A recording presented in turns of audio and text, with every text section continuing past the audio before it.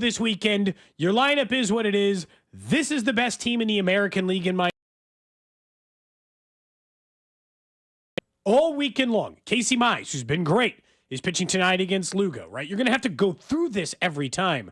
I think it says a little bit something about their mettle, and I think that this is something I've given them compliments for this year. It says something a little bit about their fortitude to hang in there and win a series against Detroit this weekend, even though I don't think they're better than Detroit right now.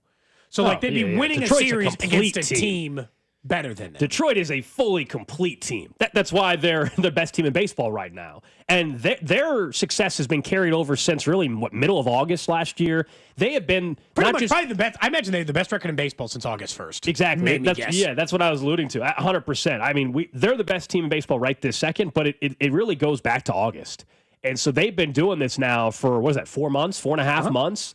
That's what's really impressive. We know they've got a manager that has experience in the postseason. I understand what happened in Houston, but still the guy also won there, and he's winning now in Detroit. And they're a complete team. And so this is a heck of a challenge for the Royals. It sets up for a great opportunity, though, to go ahead and find yourself in second place by Monday. You could be in second place in the division for those of you that are standings watching. Feeling good because you got the Tigers for 2 of those 3. And, you would still be doing that with Cole Reagan's on the IL. Seth Lugo is maybe going to pitch Saturday, Jack looks Caglianone in AAA, not at the big league level. And where we all would recognize, hey, the offense is still not where it needs to be. That's why this weekend would be massive. Now, on the flip side, the disaster is you get swept. All of a sudden, you're one game above 500. It's another winning team. I'd be ready to declare the division dead, almost. I wouldn't go that far on June 1st, but I'd put it in a 95%. You'd be on life support. Yeah, so look. The division would be at hospice. I mean, it would not be looking good, dude. I understand, and I think a majority of fans would probably be with you on that. I don't think on June 1st, unless I'm the Colorado Rockies, I can actually only say. A sweep, not like a loss in the series. I don't think you can say if you're still above 500 on June 1st that the division is over. But I hear you. I totally think a lot of people would have that same thought.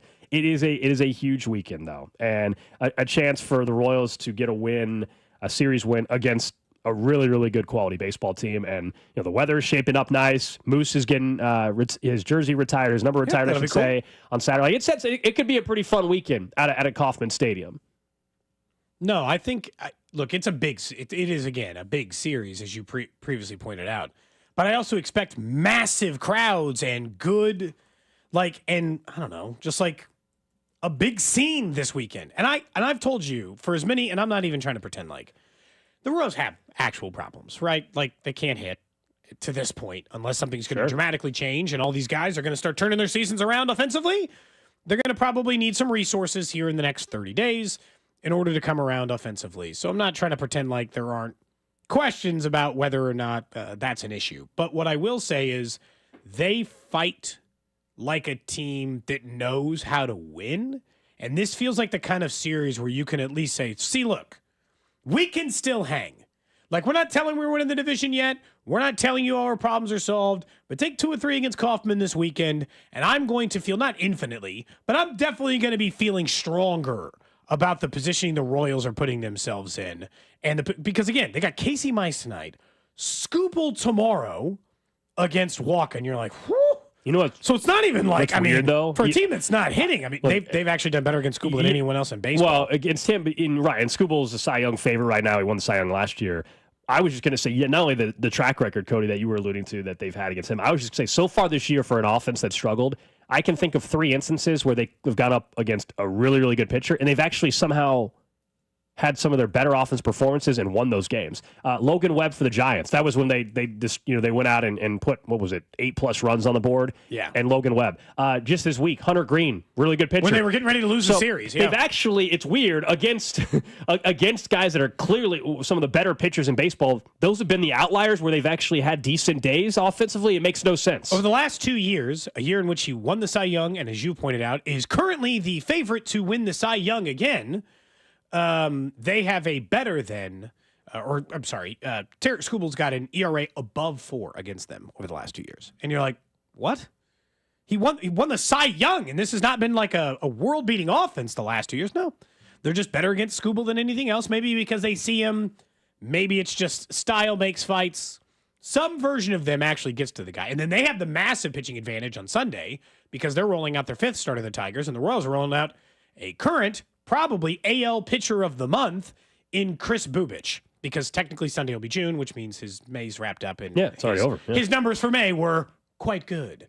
And so there's a pretty good chance he's the American League pitcher of the month, and you got him going. It just feels like I like series like this early, Gold, because you can't recreate. Baseball's so long. You can't recreate that feeling of playing in those August, September, October series a lot of times until you really get there.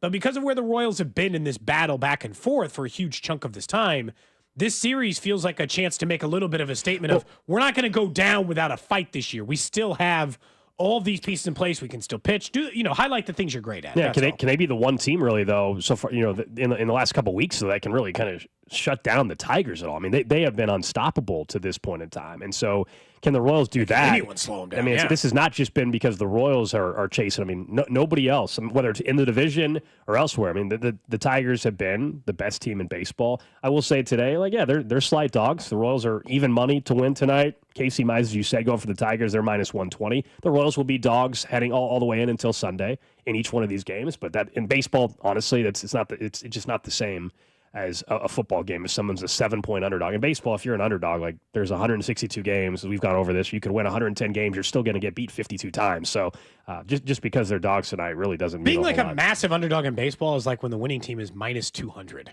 That's how close I the can give you an margins example. are. Let me see if the Rockies are playing somebody. Yes, they are. That's usually how I go to if you're looking for a massive money line differential.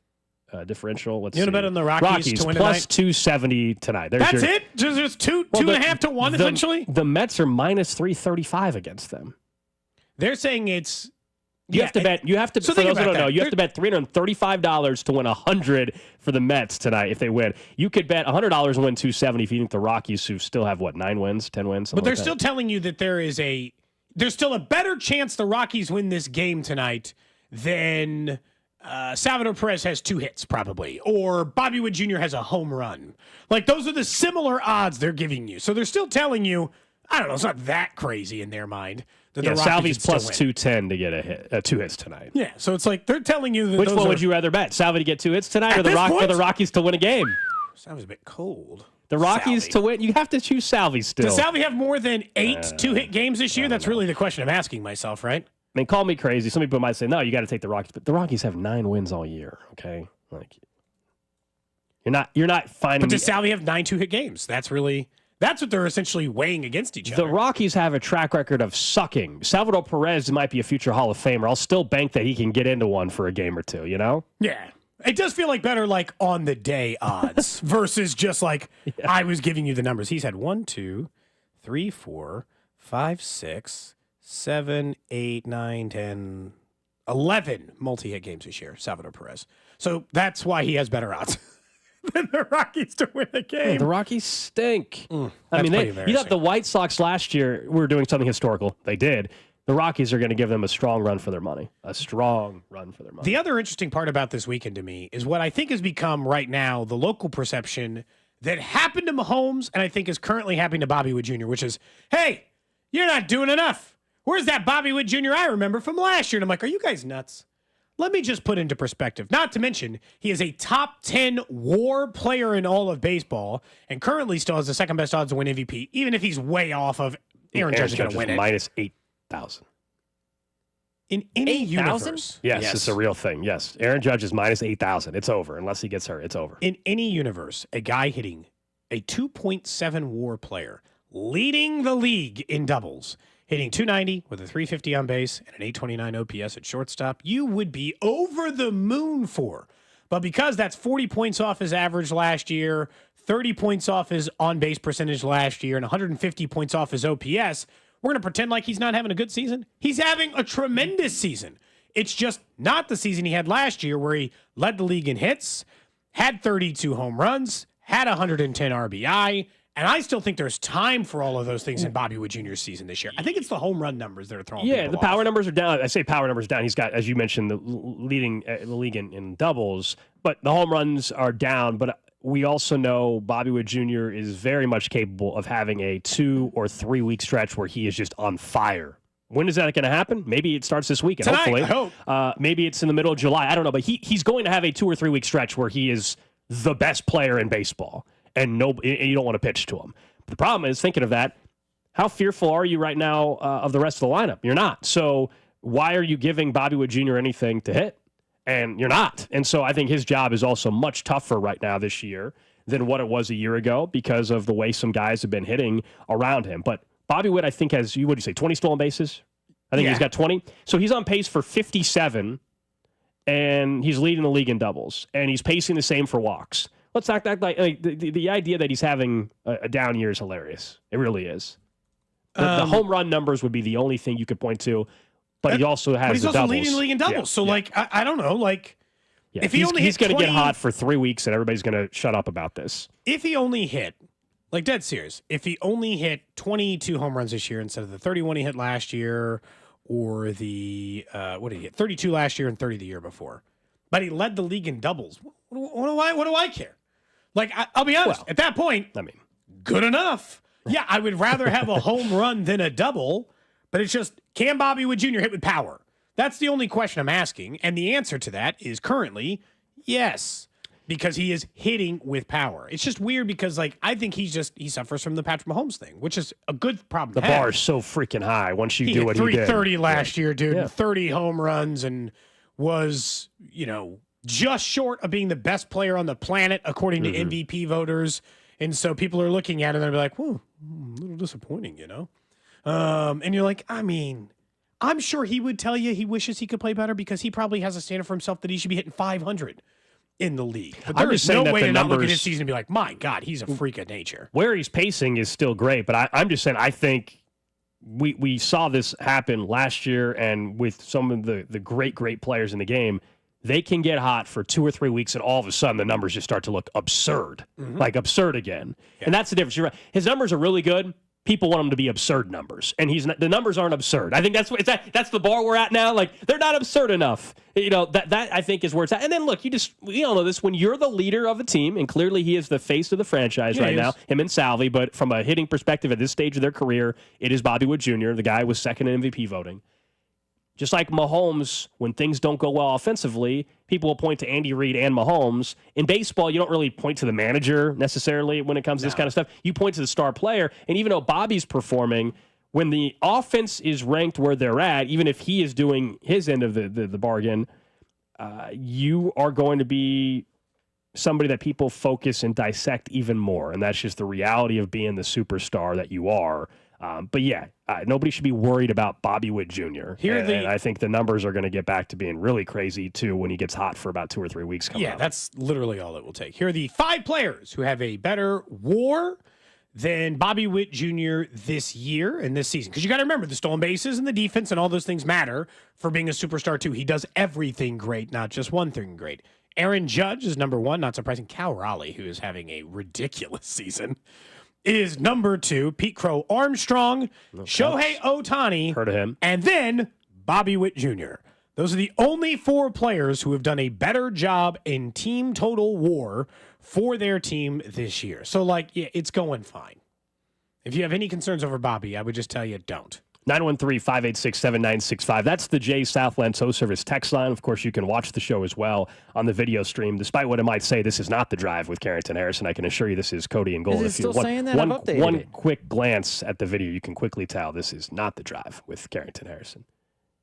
His show gets mentioned on the stream more than any other show. I don't know why it gets stuck on The Drive with Carrington. I don't know why this happens. I don't know where the technical issue relates to that is. But I refuse to figure it out. Yeah, I think it has been partially resolved now from what I can see on that good. one. Yep. All right, we're back. We're back, baby, on a Friday. Feeling good. Clearly you guys are Cody and Gold. Clearly. What gave it away? Carrington, we're 2 people, not 1. That's true. Your yellow banana shirt, Gold, also very much so stands out on the stream. Yeah, I decided, you know what? I told you guys on Monday that I had a great time this past weekend, took the nephew to Savannah Bananas, sell it at the K, and I said, hey, I got to get a shirt. And I figured they had a bunch of different ones, but I figured I had to get the yellow one. They had some toned down ones, like a white shirt that just said World Tour Bananas. I'm like, no, I feel like I got to get the classic yellow, bright shirt. I don't have many of these, Savannah Bananas. Shout out to them. I don't know if I own a yellow shirt. I don't own many. Not yeah, one? I don't own many. I also don't, I'm not a Missouri guy, so I don't get into the yellow, goldish, color scheme that often. You skip those. Yeah, I You got a skip little more. purple I got as a little well? more blue and But red. the Chiefs have a lot of yellow. Yeah, but not a lot of yellow. I mean, they have yellow. But not it's not a primary color. It's not like they're really. selling like yellow Chief shirts. I mean, So they- help they- me, if they finally make their City Connect version of the don't- NFL jerseys 4 years from now, no. and it's all yellow, I'm going to man. bury them for looking like a school bus, a taxi cab, whatever you need, whatever joke needs to mustard, whatever joke needs to fly off the board. Do not go primary yellow unless you're a team like the Savannah Bananas and you're here to entertain. Yeah. No, it works. I mean, as I said, they did a great job with everything they tied in. I mean, You said you loved it. their charity, even which is for a great cause. It's for foster families and foster children. But it's called Banana Foster. I mean, come on. Everything's perfect. Everything's perfect with what they do. You ever had Bananas Foster? I haven't. Have you? I'm sure you have. Yeah, they Drew? serve that at Webster House, yeah. What? I'm sorry. One of the desserts. Was that fancy? Oh, if I had a banana I don't know. Foster, I have- guess it is. I have not. When's the last time you even had a banana split? Their mascot's called Split. It's been a long time. It's been a while. I do like banana flavored ice cream. Banana flavored things are better than actual bananas themselves. Like there's certain You things know, like where the fruit artificial Are flavor. you talking like banana Laffy Taffy? What a Because that monstrous banana Laffy take. Taffy is awful. Awful. Yeah, miserable taffy. That artificial- it's the artificial banana's miserable. I like banana. Like I'll have a banana yogurt or like a actual banana, but the artificial flavor of the banana, for whatever reason, the Laffy Taffy is not good. Yeah. Bananas are good, but I think the artificial flavor of bananas are very. The banana Laffy Taffy might be the best one. Bro, what? The best Laffy Taffy? The green Laffy We're Taffy here on a might be Friday, also and your the- take is that right the there. banana Laffy Taffy might be the best flavor? Yes. Egregious. Egregiously Also, bad take. the apple only one one or that the, might be the worse green, is the the green apple vanilla one is one. good too. Green apple? No, I'm with you on the green apple. sorry, That's green different. apple. They have Yeah. vanilla Laffy Taffies? Ugh, gross. That sounds disgusting. That's not good either. That's what I said. That's the only one that might be worse. Yellow flavor, which is banana, is not great on the Laffy Taffy. That's all. That's all we're saying. One person on the Jeez. text line agrees with you. Says from 660, banana Laffy Taffy is the best one. A lot of people. Huh. Then the other person said, super wrong take there, Drew. Both sides of the spectrum here. The text line always offering. You can find somebody who agrees with you on the text line. Usually, yeah. You can find Even somebody. if it's one person, yes. We like to take this as a majority. As we figured out- Everybody vote. Is it a bad Laffy Taffy on the text line at 913-586-7965? Then we can count them up and decide. As we've figured over the years on the text line, way easier to find people to disagree with you than agree with you. That just is the story of life, I think. Someone, but the this text person line said, definitely what is an abhorrent opinion. Like, jeez. Somebody also said banana runts is the vocabulary? worst one. No, those good. The banana runts I is haven't had also the, the I haven't worst had the run. runts in a long time. But yeah, the banana flavor was terrible in that as well. I'm with you. Man, there's a lot of people agreeing with this. What other stuff that's banana flavored do you really eat that's not an actual, like, real banana? I mean, Runts, Laffy Taffy. What else? Though? and I'm trying, like, what I else? think ice cream, other than that, I haven't had a don't banana have- ice cream. I'll just have a banana with, like, a banana, like a I split. haven't had Yeah, a banana yeah, ice yeah. cream in a long time. I can't speak to that. What else is banana And that also flavored? feels like it has real banana in it. It's not just like banana essence of banana or whatever. Someone says banana was the color of Joe Burrow's Andrew's hair last summer. That's true. Correct. That's true. That is right. No more remnants of that. Your profile photo still is that, isn't there? Or did you The change profile, the profile's kept still that. that. I've kept it. That there hasn't been a picture that I've deemed good enough in that case. When people argue free speech, these are the kind of things we're talking about. Drew's allowed free speech. But you can get to talk crushed about it, for but it. we are allowed. It doesn't stop the consequences, Drew, of saying banana is the best Laffy Taffy Shout out to this flavor, you know? person. I agree 100% with Drew for the first time ever. Thank you. I'm glad I can be here. It is a really split. Banana Starburst? Opinion. Is that the no yellow? That's not banana I was flavored. The gonna yellow's say, not I don't- banana flavored. Correct. It's a It's lemon. lemon. Exactly. Yeah, it's not a banana flavor. I wouldn't mind trying a banana flavored Starburst and see if they can't pull that one off, though. You know, I've never seen a banana jelly bean or Starburst. I haven't had any of those. I'm not a jelly bean guy, though. I think that would have to be like a jelly like- belly. The only time I have jelly beans is like the Starburst ones around Easter. Like I don't think Okay. it's not an every time of year consumption candy, but like, it occasionally hits the rotation. So it says, good take, Drew. You don't see them selling full bags of only green, pink, and grape. You only see individual of banana There's a and whole variety, bag of Starburst called All Reds. which is the best, by the way. The They also have all Fave Reds. pinks, I Fave think. Reds. Yeah. It's Starburst, called too. Fave Reds. And the Fave Reds, The red the pink, Starburst pink, is very good. the pink Starburst is top notch. Have you guys also And the mixed, tropical orange ones. Have you guys mixed the like if you eat a red one and then you pop No. a yellow one in as well and you eat them both at No, the same I'm time? not like a 12-year-old. Oh, that is No, a I'm divine good. experience. Very good. He was probably a big suicide guy at the fountain, Oh, the mix. Yeah, I don't mix getting all the sodas together. All the sodas No, together. absolutely not. I'm not Is that not what you guys called it when you mix all No, the sodas I knew what you together? meant when we Crazy. were based on the topic, but I didn't know that's what people called that. What did everyone else call it? I thought that's what everyone called it. I don't know. I don't know. Drew, did you guys have a name for that when you mixed all the sodas together? I know what you're talking about. I don't remember what we called it, though. I don't remember. Not Kramer's just texting us to not eat candy at all. Can't all be fit Don't like eat you, candy. Kramer. You know? Jeez.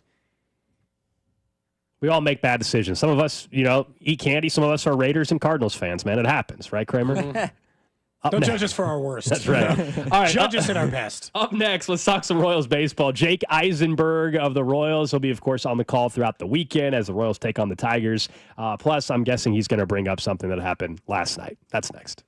What's up, Kansas City? This is Bobby Witt Jr., and you're listening to Cody and Gold, weekdays starting at 10 on 96.5 The Fan. Brought to you by Heartland Men's Health, the leader in men's sexual health. Thousands of men have been successfully treated for low T, ED, and more, all with discretion and compassion. Make your appointment at heartlandmenshealth.com. We were talking about how big of a weekend this is out at the K. Baseball season is obviously in full swing, and that means the summer heat is on its way. The guys at Climate Control have been serving KC homeowners for over 35 years, and they know how to get your cooling system ready to handle our scorching hot summer weather. Stay cool and comfortable this summer. Call Climate Control today at 816-265-2830. That's 816-265-2830, and schedule your AC system tune-up for just $59. Don't wait. Visit climatecontrolkc.com today. Climate Control, heating, cooling, and plumbing. Paid for client portrayal and endorsement. Choice of a lawyer is an important decision and should not be based solely upon advertisements. Past results afford no guarantee of future results, and every case is different and must be judged on its own merits. I got hurt in a car wreck. Give me one good reason why I should call DM Law. How about 3 great reasons you should call us? 1, it's easy. You can hire us today on your phone. 2, it's fast. We can start helping you today. 3, the results. After my wreck, DM Law got me $300,000. Mike's got this. Call me. I've got this. 816-888-7500. Mike's got this. This is Jeff for Heartland Men's Health, where our testosterone therapy can help you sleep better, improve your sex drive, give you better gains in the gym, and more. Please take a moment and listen to how we help this patient.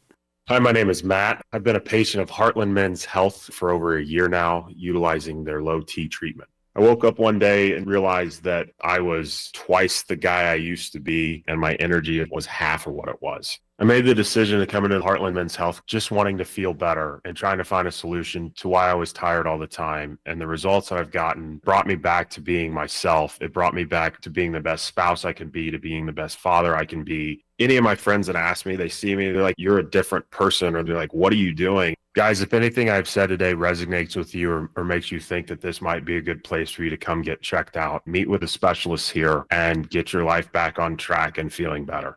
Thank you. It's true. Call 844-447-6600 or go to heartlandmenshealth.com. This is Blake Fanning with Shawnee Mission Ford, here with a huge announcement. This month, it's employee pricing for all at Shawnee Mission Ford. Let me tell you one more time. It's employee pricing for all at Shawnee Mission Ford. You pay what we pay, not 1 cent more. You heard right. We got the employee pricing for everyone on new Fords. But that's not all. When you buy from Shawnee Mission Ford, you not only get employee pricing, but you also get our lifetime powertrain warranty, along with our 1-year Select Plus protection with your new vehicle purchase. This is what makes Shawnee Mission Ford different. You get all of it. Employee pricing on a great selection of new Fords, plus lifetime powertrain warranty, along with the 1-year Select Plus protection. And Shawnee Mission Ford is still going to offer you the highest trade values in Kansas City. Do not miss employee pricing for everyone. From America, for America. Shawnee Mission Ford, where we're on a mission to save you more. Excludes 25 Super Duties, Raptor line vehicles, 25 Expeditions, and E-line. Call Aspen Lawn and Pest Control. Our iconic blue trucks and expert team get it right the first time. Award-winning full-service lawn care and pest control since 1985. Call today for a free estimate. Visit aspenlawn.com. We all hear the radio ads about the IRS. They tell you to be afraid, to be scared, and they try to frighten you into calling. I'm not here to do that. Tax Relief Advocates is different. TRA is here to tell you that if you owe money to the IRS, whether it's $5,000, $50,000, or $500,000, we have a solution. It doesn't matter if you're sitting in your car, at work, or with your kids. No matter where you are, call now. 800-575-6812. Don't lose hope. TRA can eliminate or reduce what you owe to the IRS. Generous programs are now available that can give you a fresh start. Our passion is taxes and helping individuals fix their IRS problems. We have over 1,000 five-star reviews on Google and an A+ with the Better Business Bureau. You don't need to be afraid of the IRS any longer. End your tax nightmare today by visiting us online at TRA.com or call 800-575-6812. That's 800-575-6812. Tax Relief Advocates. Real solutions for real people. Some people just know they could save hundreds on car insurance by checking Allstate first. Like, to check you have your phone first, before the cab pulls away. Hey, thanks, man. No, wait, my phone! Come back! It's my boarding pass, credit cards, phone numbers, my life! Come back! Checking first is smart. So check Allstate first for a quote that could save you hundreds. You're in good hands with Allstate. Savings vary. Subject to terms, conditions, and availability. Allstate Fire and Casualty Insurance Company and Affiliates, Northbrook, Illinois. I'm Ed Evans, CEO of Consumer Cellular. No, we're not one of the big guys. Truth is, we don't want to be. If you're over 50, Big Wireless probably has you paying for more data than you might need. You could be throwing away thousands over a lifetime. We're not here to be the biggest. We're here to bring you something we believe is better. Our plans start at just $20. You'll get the same fast nationwide coverage without the big wireless bill. Call 1-888-FREEDOM or visit consumercellular.com/facts. Plans include $5 credit for auto pay and e-billing. See site for additional facts. If you're 55 and up, T-Mobile has plans built just for you. 2 lines of unlimited for just $30 a line. That's a 45% savings compared to Verizon and AT&T. But don't just take our word for it. It's not just the savings that are great with our T-Mobile plan. There's all this value from all these other things that T-Mobile offers. T-Mobile has been such a savings for us. We love it. Switch today and get 2 free 5G phones like the Motorola Edge with Turbo Power charging that gives you power for the day in just 15 minutes. And customers 55 and up can get 2 lines of talk, text, and data for only $30 a line. Go to T-Mobile.com/55 to learn more. With 24 monthly bill credits and 2 new lines with autopay for well-qualified customers plus taxes, fees, and $35 per line connection charge. Credits end and balance due if you pay off early or cancel. Contact us plus $5 per line without autopay. Debit or bank account required. 45% off 2 lines versus AT&T Starter and Verizon Welcome. Plan benefits vary. See details at T-Mobile.com. Motorola Edge requires 68-watt charger. Charger sold separately. Actual performance will vary based on usage and configuration. You're listening to 96.5 The Fan from the Mission Plumbing, Heating, and Cooling Studios.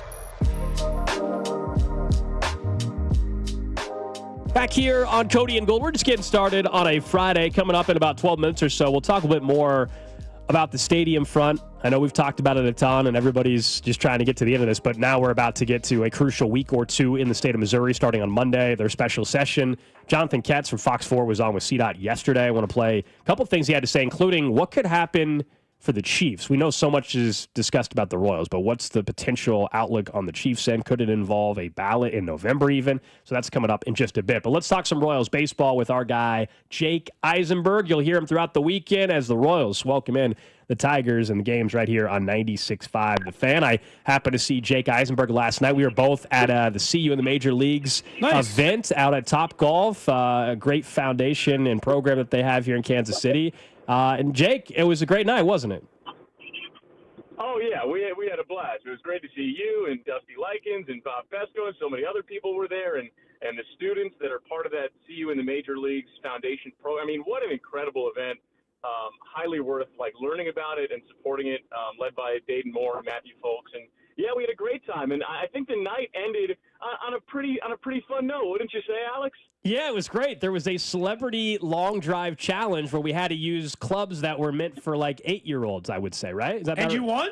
I did not win. No, so neither of us win. That honor went to Rustin Dodd of the Athletic. But I will say 2 things. I'll say first and foremost that at least, I won't speak for you, Alex, okay, as somebody who's got his name on a show, but at least for me, that word celebrity was doing a lot of heavy lifting, but it was still it was still an honor to be a part of it. But yeah, they had us all kind of line up and take a drive with a junior golf club. And I'll say one thing, there's some chirping going around, and we all want to do well, even knowing that this is kind of just a fun, random thing that no one's really supposed to be good at. And I would like to say, no one's supposed to be good at, and it's okay, Alex, that you weren't. Because you're not supposed to be. How bad was he at this, Jake? Look, the winner, just for... Go ahead. No, I'm just saying I left feeling proud that, among Alex's many talents and all the great things that he does in the world, that I left knowing that there is at least one thing in this universe that I am better than Alex at, and that is hitting a drive with a junior-sized golf club. Yeah. So look, here's the thing. The secret with this one though, Jake, is I'm actually glad it was with a junior club. I have an excuse because if it was a normal club, it still might not have been much better. So I feel like I at least had an excuse. The longest drive, for the record, they were junior clubs. Like the taller you were, I do think, and Jake can probably agree with this. The taller you were, the tougher it was. I mean, you had to really get down low and you needed to get in the knees. But you needed to get in the knees. Rustin drove it, I think, 140 with this junior club. So that was just to give you an idea. I think I drove it like 45. I don't know, Jake. What did you do? 90? I did whatever was more than you. Was yours the worst? No. The worst was actually who? I don't want to call it the wrong person. Maybe Jeffrey Chidilla. I can't remember. Let's put it this way. Alex is went a certain distance because we're on the second level of the place and like gravity are involved. Rolls a little. Come on. So it had to fall off the cliff and then roll a little bit. I don't know. I think mine went like 117 or something like that. The point is, though, it was a great time. It was a great event. Just really happy to be out there and support that program. I think the only other thing we need an opinion on you from, other than the Royals' opinions we're getting ready to get, is if artificial banana flavor is good or not. Artificial banana flavor? No, you can miss me with that. Give me the real banana. Yeah, see? Because we were saying that the banana Laffy Taffy is a terrible flavor. No. I mean, I'm not entering the Laffy Taffy world to begin with, but like artificial banana flavor, really any kind of like true artificial fruit flavor, like you can taste the artificialness of it, and I'm out on that. See, he gets it. That's the point. We're talking to Jake Eisenberg. It is a big weekend, it feels like, out at Kauffman. I know it's still May. We're about to turn the calendar to June. And I'm not saying that, oh, my gosh, the division is going to be decided this weekend necessarily. But this one does feel big considering how great the Tigers have played. Obviously, a chance to really, kind of shift the narrative and how you're feeling about the Royals based off of a couple games this weekend. Yeah, I think you're right about that. I will push back once again. Every game counts the same as all the other games. But then again, there is, a weighted sense to a lot of these in-division games, whether it's the Tigers, Twins, Guardians, even the White Sox or the Royals have coming up next week on the road trip. And anytime you face the team that you're chasing in the division, winning is imperative. And I think there is a chance this weekend to sort of shift the narrative a little bit that the Tigers are so far out in front, and it's the Tigers and everyone else that, the Royals are right in this too. And I remember when we were in Detroit earlier this season, those games did not go the way that the Royals wanted, but they did beat Tarek Skubal on Sunday to avoid the 4-game sweep. Skubal's going to pitch tomorrow night. At least that's what he's lined up for. And I think that there's a chance for the Royals to make some noise this weekend in a way that changes maybe some of the conversation around what has been, by the way, and this has been glossed over nationally, I think, the hardest division in baseball. You've got 4 teams that already have 30 wins this season in the American League Central. And as of a couple of days ago, they occupied 4 playoff spots, the division leader and then all 3 wild card spots. This is not a cakewalk, easy one-team division. This has been a gauntlet so far, and it figures to be the rest of the way. I'd have to check again, but, as of yesterday, they had faced more teams above 500 than any other team in baseball, the Royals, that being, Jake. But, it's hard because I think that they're a winning team. I had said earlier this week, I actually think this is a more talented team than last year's team at this same time last year, but they're just performing worse. But at some point, I always worry about it getting in your head about the offensive issues and the performance and the kind of pressure you're putting on the pitching staff. Because somebody earlier was like, hey, I'd like to see more out of Noah Cameron because I don't think he's had a lot of stressful innings. I'm like, what do you mean stressful innings? Every day he goes out there, he feels like he's got to go 6 scoreless. And I think the rest of the pitching staff kind of feels that way right now. Yeah, as far as the offense is concerned, first of all, I think I agree. I think this team is more talented at this point of the season than the 2024 team was at this point of the season. Both teams had similar winning records. That's worth pointing out, too. I think really the biggest difference this season, and we've talked about it, is just that the power has not quite been there the same way that it was last year. The home run ball hasn't been there. And we saw this, happen the other night against the Reds. They hit 3 solo home runs and took a 3-2 lead. And when you can take one swing and put a run on the board, that makes a big difference. And when you're the Royals and you've hit the fewest home runs in the sport, sure, some of that is the weather. Sure, some of that is the ballpark. But, when teams come to your place, they're playing in the same conditions that you are, and that's the missing ingredient right now the missing ingredient is that nobody on this team, if I'm not mistaken, I don't think has 10 home runs yet, unless Vinny eclipsed the 10 home run mark while I wasn't paying attention. And that's been something that the Royals would love to have a little bit more of. Certainly from Bobby, from Salvi, from Vinny. Those were your three biggest home run hitters last year, and that hasn't happened quite yet. Cody mentioned Noah Cameron. He's obviously been incredible, and it's kind of created a good problem to have with Lugo coming back from the IR or IL, I should say. Cole Reagan's maybe coming back soon as well. What do you think ultimately happens there? He's pitching well enough, clearly, to not get sent down, but also there's a bit of a numbers crunch here. Yeah, man, what a great problem to have, right? And I think that's like what every team's dream is that the pitcher that you're relying on to be your number 6 depth starter comes up when need be and pitches to a degree where you're like, maybe this guy should stick around. And I think Noah Cameron has absolutely made the case that he should stick around. And I'll echo something that I heard Vern talking about the other night, and he was echoing something that Ned Yost used to say all the time, that baseball has a way of making these decisions for you before you have to really worry about them. And for whatever reason, that feels like it's going to be the case where something will happen here or there, and that'll determine ultimately what the Royals' rotation looks like going forward. It's also worth, looking into the fact that the Royals have a bunch of off days coming up in the month of June. I think the Royals are off every Monday in the month of June, which is a neat kind of quirk in the schedule this year. And so the Royals have a chance to get some guys an extra day, reset the rotation. It remains to be seen, with Seth Lugo and Cole Reagan. Seth Lugo's coming off the injured list tonight. At least that's the plan. Hopefully he comes back and hits the ground running. Hopefully Cole Reagan's, assuming he makes a rehab start this weekend and then comes back during the road trip, hopefully he hits the ground running too. That's not necessarily a foregone conclusion because you never really know what's going to happen.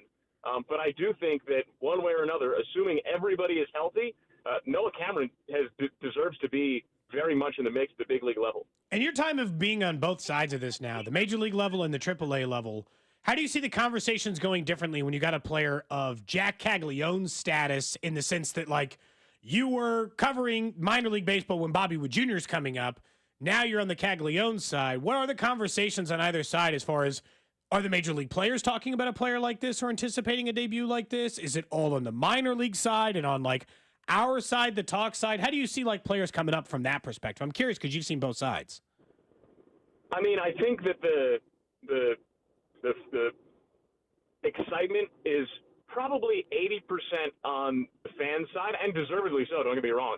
I think that the players in the clubhouse are talking about Jack Caglianone probably a little bit internally and also supporting him. Like Jack said when he got to Omaha the other day, he got texts from Bobby and Vinny immediately. Like, they are reaching down to the organization and to the players in the organization and helping support them in the way that they were supported or hoped they were supported when it was their turn to come up. I think that speaks just to the level of camaraderie and the level of connectiveness that the organization has top to bottom. But I think the players are also talking about Jack Caglianone when they're asked about Jack Caglianone. Sure. John Ray made his major league debut the other day, and Jeff Passan happened to be in town, and he was writing about Caglianone. I'm sure you guys read the article, but, like, Ray's quoted in the article talking about Jack Caglianone because he's, played with him and was asked about him as any, major league player could be asked about him. As far as what I see from both sides of it, yeah, I remember when Bobby Witt Jr. made his AAA debut, and there was a lot of clamor of, hey, when's he coming up to the big leagues? When's he coming up to the big leagues? And the truth was, I think we had a pretty good understanding at that point in the 2021 season that Bobby was going to be in AAA through the end of the year, that there was not necessarily a situation that made sense for Bobby to make his major league debut toward the tail end of 2021. I know there was talk that year of him making the team out of spring training, and then we remembered, oh, this is a high school draft pick who hasn't played one full season of affiliated professional baseball, that is still learning how to be a human being in addition to being a superstar baseball player. And I think you look back and you say, you know what, that level, that year of development in AA and AAA, man, has that panned out to an incredible degree. And I think it's similar with Jack Caglianone. The big difference is that Cags came out of a big-time college program that has a lot of resources and a lot of high-level experience. But still, that gap between college pitching and college performance and professional performance, AA and AAA, that is a monstrous chasm of performance and level that Cags is learning about now that he's gotten to the AAA level. If the gap between AA and AAA is like the gap between Earth and Mars, the gap between AAA and the big leagues is basically Mars to Neptune. That's what we're talking about in terms of pitchability and the way that guys get attacked as hitters. And so there's a ton of value in developing as a hitter at the AAA level right now, seeing pitchers for a second time, figuring out how to make those adjustments. Also working defensively, too. I know Rusty Kuntz has been in town working with Jack in the outfield. He continues to play first base as well. That's also a massive element to this. And I fully believe that the Royals are poised and ready to bring up Jack Caglianone when they believe that he can not only contribute to this Royals team, but contribute to this Royals team for years to come and hit the ground running. And JJ has said that you don't necessarily want to bring a guy up to be a quote-unquote savior. You want to bring him up to gel within the team and help elevate a team that is already on the rise.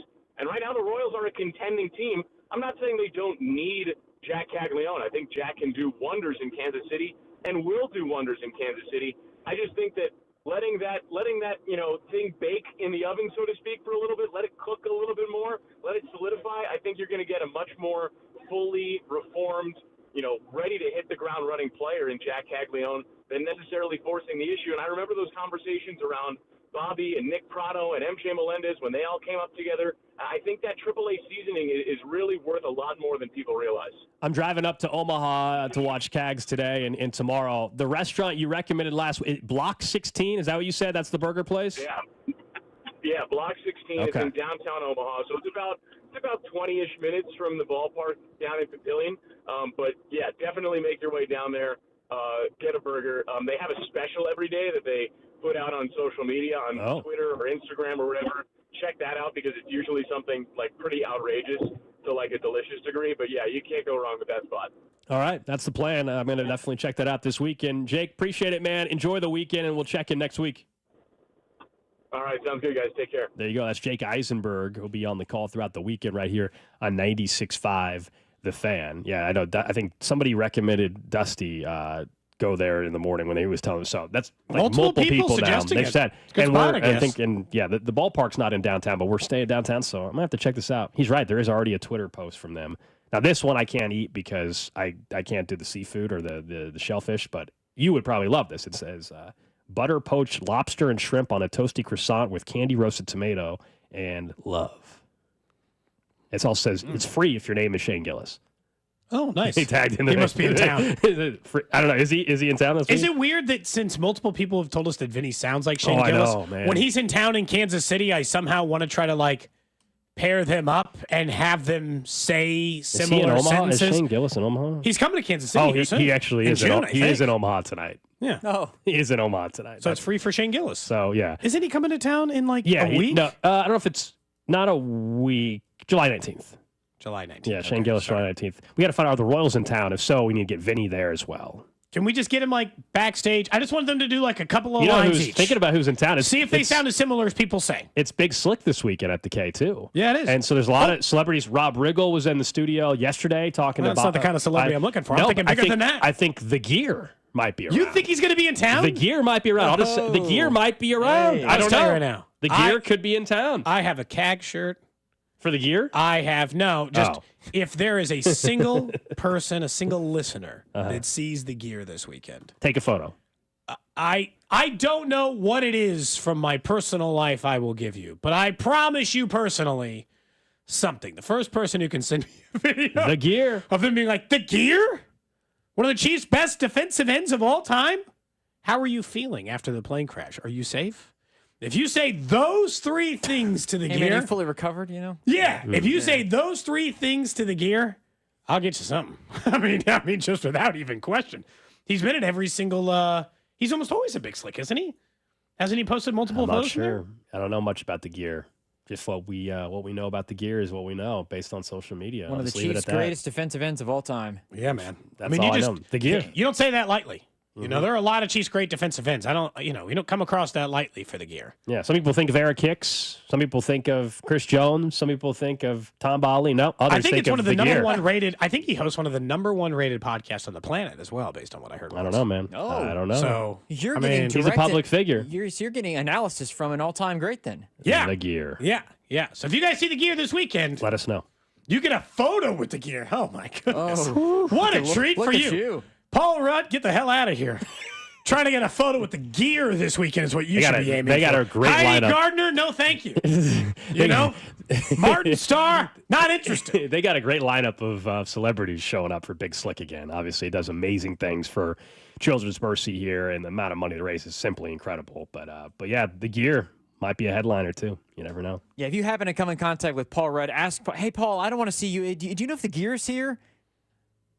I start asking celebrities if they know where the gear is. Our listeners that have been with us for a bit know the You imagine gear. if I went this weekend to Big Slick and I just I took my credential and I went down there and then I got a video of me asking Adam Scott if he's seen the gear. I'd be like, what? I'm never going to be allowed back ever again. This is like a truly remarkable event we do in Kansas City. Yeah. With a ton of super awesome celebrities that come and help, and it's like a Kansas City-based thing, and it's all very cool, and it's run by the Kansas City people, and I just like the idea that incredible work. I'm asking Travis Kelce if he knows about one of the Chiefs' best defensive ends. gear. Johnny Knoxville. These are all the people who are really going to be there this week. Yeah. Oh, the but lineup. also the gear. We It think would will conceivably be be hilarious if you asked Travis Kelce if he knows where Chiefs all-time great Troy, One of the best pass rushers of his era. The gear. That's what it said. When did he play again? In the 90s? With air kicks, you know. No, that's right. That's right. I don't remember when he suggested he played, but I think it was that same time period because we looked up we looked up the numbers. Mm-hmm. Boy, it was really something. Hey, Drew, before we get to some candidates in the NFL who are cutting trade candidates, can I ask you? I've given you a hard time about the Pacers, and I've yet to see a photo of you in Pacers gear at a Pacers game. So my parents don't have me at a Pacers game, unfortunately. They do have me in Pacers gear when I was a little kid. I got my Jalen Rose pinstripe jersey on. But if you were in any other dicier gear, and dicier. dude, It gets dicier and dicier, It doesn't becomes it? less believable by the second You guys that are Drew sad. was actually a Pacers fan. You guys are Can I sad. ask you what the hell's wrong with everyone else in Indianapolis? This is the second time in a calendar year I have had to ask you about Greg Doyle, who covers sports in Indianapolis. The first one, if you guys don't remember, you're like, boy, that name sounds kind of familiar. It's when he had this interaction with Caitlin Clark. Hi, Caitlin. Greg Doyle, Indy Star. Real quick, let me do this. You like that? He's doing the I hard like that you're here. I like that you're here. I do that at my family after every game, so. Okay, it's well, pretty let's cool. start doing it to me, and we'll get along just fine. So, Okay, so generally horrible. Yeah. He then, yesterday, after the Pacers lost the game, the Knicks kept the series alive, made it 3-2. Unfortunately. Made it a little bit interesting on that end.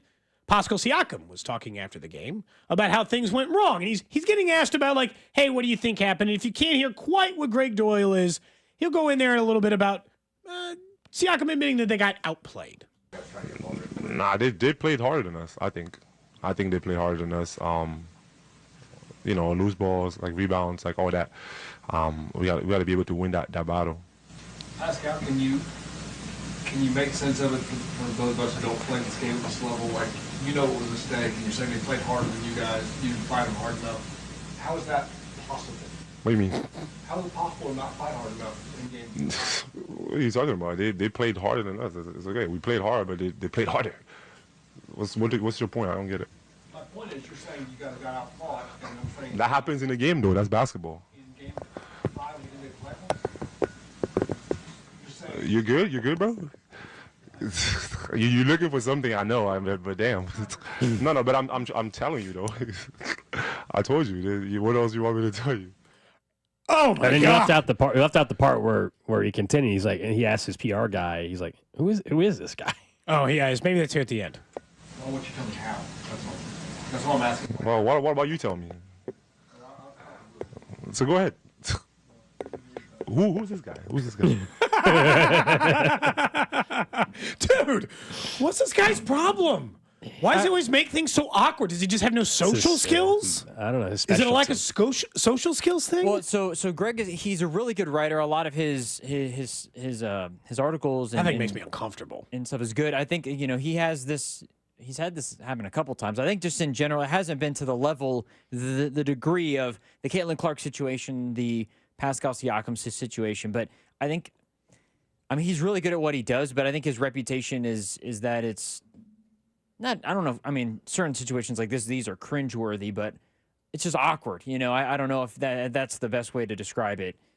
I've met him one time. He was nice. Didn't he briefly get banned from covering the Fever? He got suspended for a little bit. You think he'll get suspended from covering the Pacers the rest of the postseason? Or they're just going to let this one live? No, but he shouldn't get suspended for this. He didn't ask anything he's not allowed to ask. It's just so, like, is he genuinely does not understand how the sport works? I guess that's the other part of the question. I think he But really- how do you get out plays? Like, sometimes people, like, fight harder for a rebound. I think Especially he- when they're down 3-1 in the series in which they face elimination, and we don't. Well, like what Pascal said, I think he wanted Pascal to say, he wanted him to give him something, and Pascal's answer wasn't good enough for Greg, so he asked, but how? Like, tell me how. And it just, you can only ask a player, I feel like, so many times the same question before they're like, man, I just told you, like, you get outplayed. This one in general, like, I don't like awkward yet. This one is. I don't think this one's as bad. This one's not as like. at all. This one I don't have as big of a problem with. It's like, you know what I mean? Like He the is reporter getting was pushing buried, the though, on player, social and media well, again. yeah, because of Again. the Caitlin Clark thing Yes. before, where that was obviously ridiculous.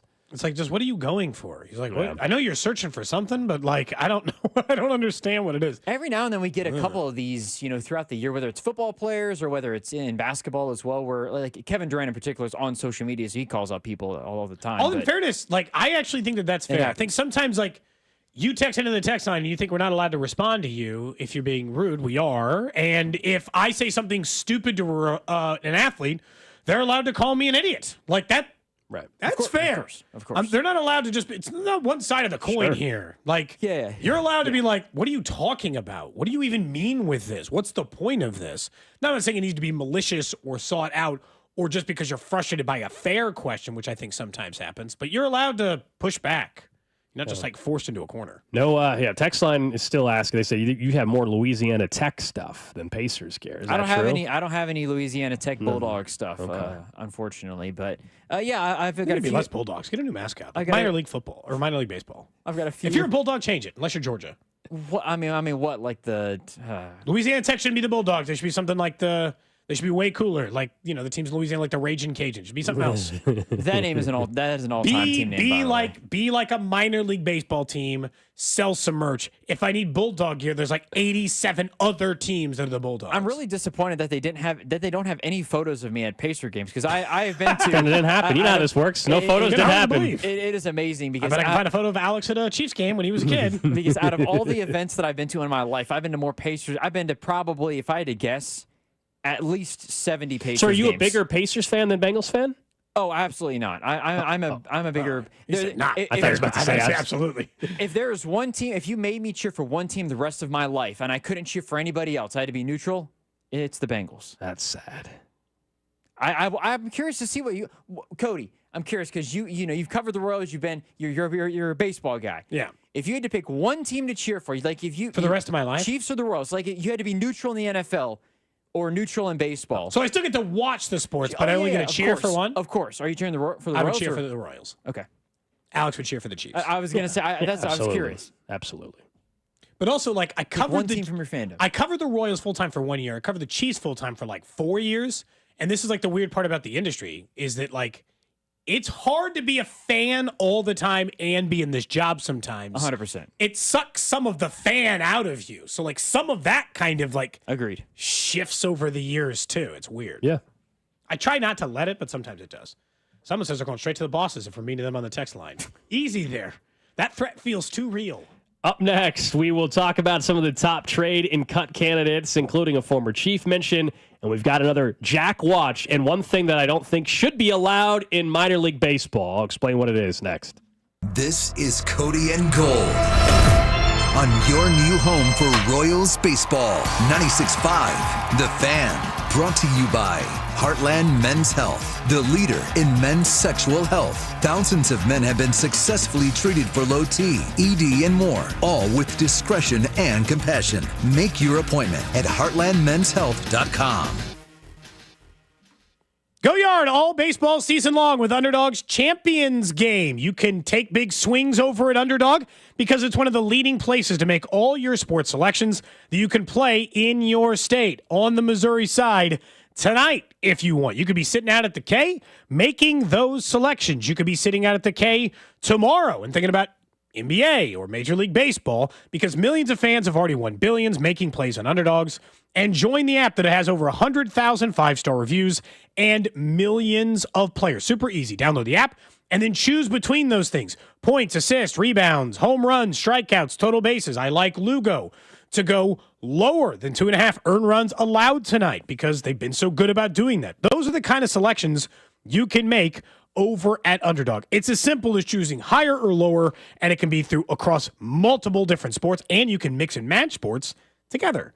Once your entry feels good, you can play with as little as $1 over at Underdog. Download the Underdog app, sign up using promo code TAPP, T-A-P-P, to unlock a special offer for up to $1,000 in bonus cash when you make your first deposit. That's promo code TAPP. Must be 18 plus and present in a state where Underdog Fantasy operates. Terms apply. Consider your play. Call 1-800-GAMBLER or visit www.ncpgambling.org. Our daughter Jessie loves playing detective. A clue. But since we discovered she has sensitive skin, we've been playing detective too. We thought the problem was our puppy. But it was actually our old detergent. Aha. So we switched to Tide Free and Gentle. Tide Free and Gentle provides an excellent Tide clean, and it doesn't leave behind irritating residues like dyes or perfumes, so it's gentle on your skin. Case closed. If it's got to be clean, it's got to be Tide Free and Gentle. I'm Piera Palazzolo, VP of Digital Marketing for the American Management Association, a company focused on the management training skills needed to enhance the careers of business professionals. We did our research when it came to the best companies for website development and chose AmericanEagle.com. And we couldn't be happier. AmericanEagle.com worked closely with us to understand the front and back end requirements needed to launch an e-commerce website that could handle the complexities of running thousands of seminars nationwide. Our robust new website and improved SEO saw immediate increases in site traffic and web revenue. If you're in need of managerial effectiveness and success, visit our website at amanet.org. If you're in need of a website that provides an unparalleled consumer experience, I highly recommend AmericanEagle.com. Transform your business today. Dial 877-WEBNOW1 for a free digital consultation with AmericanEagle.com. Reiselman Nissan, the king of midsize SUVs, has the ride you've been waiting for. Shop the best selection of Rogues and Kicks in Kansas City with payments starting at just $399 a month. Plus, every day, Reiselman salutes our first responders and heroes with special discounts. With over 160 new Nissans on the lot, your perfect ride is waiting. Visit ReiselmanNissan.com today and experience royal treatment at Reiselman Nissan. Every customer, every time. Reiselman Nissan. Not all vehicles may apply. See dealer or check ReiselmanNissan.com for all details. The DQ Sauced and Tossed Chicken Strip Baskets have more flavor than your taste buds know what to do with. We start with all white meat, breaded, seasoned, and fried to crunchy perfection. Next, we double down and toss them in honey barbecue or new buffalo sauce. Serve them up with DQ fries, Texas toast, and house-made Hidden Valley Ranch, and you've got flavor on flavor on flavor. Get the Sauced and Tossed Chicken Strip Basket in honey barbecue or new buffalo right now at DQ. Happy tastes good. Participation may vary. I went hands-free. I went hands-free. I went hands-free. I went hands-free with Skechers Slip-ins. Join the millions of people who are celebrating going hands-free with Skechers Slip-ins. Footwear you just step into and they're on. It's crazy how something as simple as a pair of shoes have made my life better. After trying Skechers Slip-ins, I want all my shoes to have this technology. See what everybody can't stop talking about. Go hands-free with Skechers Slip-ins at a Skechers store, Skechers.com, or wherever stylish footwear is sold. Life insurance. Why are you putting it off? Can't afford it? Too much hassle? Think you don't need it? There's lots of excuses for putting off life insurance. But if you weren't there, who would pay the mortgage and other bills? With Ethos, you could be covered in 10 minutes and boom, family protected. Ethos, fast and easy online term life insurance. Up to $2 million in coverage with no medical exam. Some policies as low as $1 a day. Answer a few health questions and get your free quote at ethos.com/radio. That's ethos.com/radio. Some people just know they could save hundreds on car insurance by checking Allstate first. Like, to check you have your phone first, before the cab pulls away. Hey, thanks, man. No, wait, my phone! Come back! It's my boarding pass, credit cards, phone numbers, my life! Come back! Checking first is smart. So check Allstate first for a quote that could save you hundreds. You're in good hands with Allstate. Savings vary. Subject to terms, conditions, and availability. Allstate Fire and Casualty Insurance Company and Affiliates, Northbrook, Illinois. I'm Ed Evans, CEO of Consumer Cellular. No, we're not one of the big guys. Truth is, we don't want to be. If you're over 50, Big Wireless probably has you paying for more data than you might need. You could be throwing away thousands over a lifetime. We're not here to be the biggest. We're here to bring you something we believe is better. Our plans start at just $20. You'll get the same fast nationwide coverage without the big wireless bill. Call 1-888-FREEDOM or visit consumercellular.com/facts. Plans include $5 credit for auto pay and e-billing. See site for additional facts. Subscribe to the 249 Miles of College Football podcast with new episodes released on Wednesdays. Listen on the Odyssey app or wherever you get your podcasts. KFNZ FM and AM, HD1 and HD2, Kansas City, an Odyssey sports station. We'll get to an update on Jack down in Omaha, or up in Omaha, I should say. Coming up in about 8 minutes or so. Also, the trash of the day, 16 minutes away. Has to do with some hikers and what they did. I'll leave it at that. Sounds vague. Yeah, all right. Hikers. That's all you need to know for now when it comes to the trash. When was the last time you went on a hike? Like a true hike? Probably when you went to the Grand Canyon. Did you guys hike a little there? Yeah, that would be it. Absolutely. Yeah, I would say. Now remember. Hike, I don't know if hike to me has to be going up a certain amount of elevation. You would agree? Or no? I guess it might. No? Well, Because I think it would then be, if it was not that, I think it would qualify under urban hike, which is a phrase that very much exists. So I actually kind of agree with you. My point being is we I do took think you should be going buses. up. My point is we took buses to the trail. That's how the Grand Canyon West Rim thing worked, West Rim tour. And then you are walking along the paved whatever. Like we're not really going up and down and up and down. So I don't call it a hike, but like true hike would have been when I was in Boise. Like I actually went up, like parked in a parking lot way below and hiked up to the top of this like peak or whatever. Like that. Sure. That'd probably be the last true hike.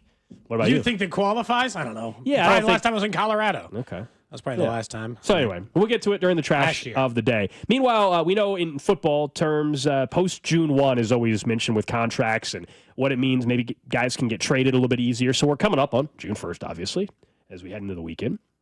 And the folks over at CBS were going through a couple names that could be traded, right? All 32 teams, you're allowed to carry up to 90 players on their offseason roster, but there's also some shuffling that usually takes place. And post June 1, many player contracts are structured that, you can become expendable, basically, after June 1 in that particular offseason. That means usually there's some veterans.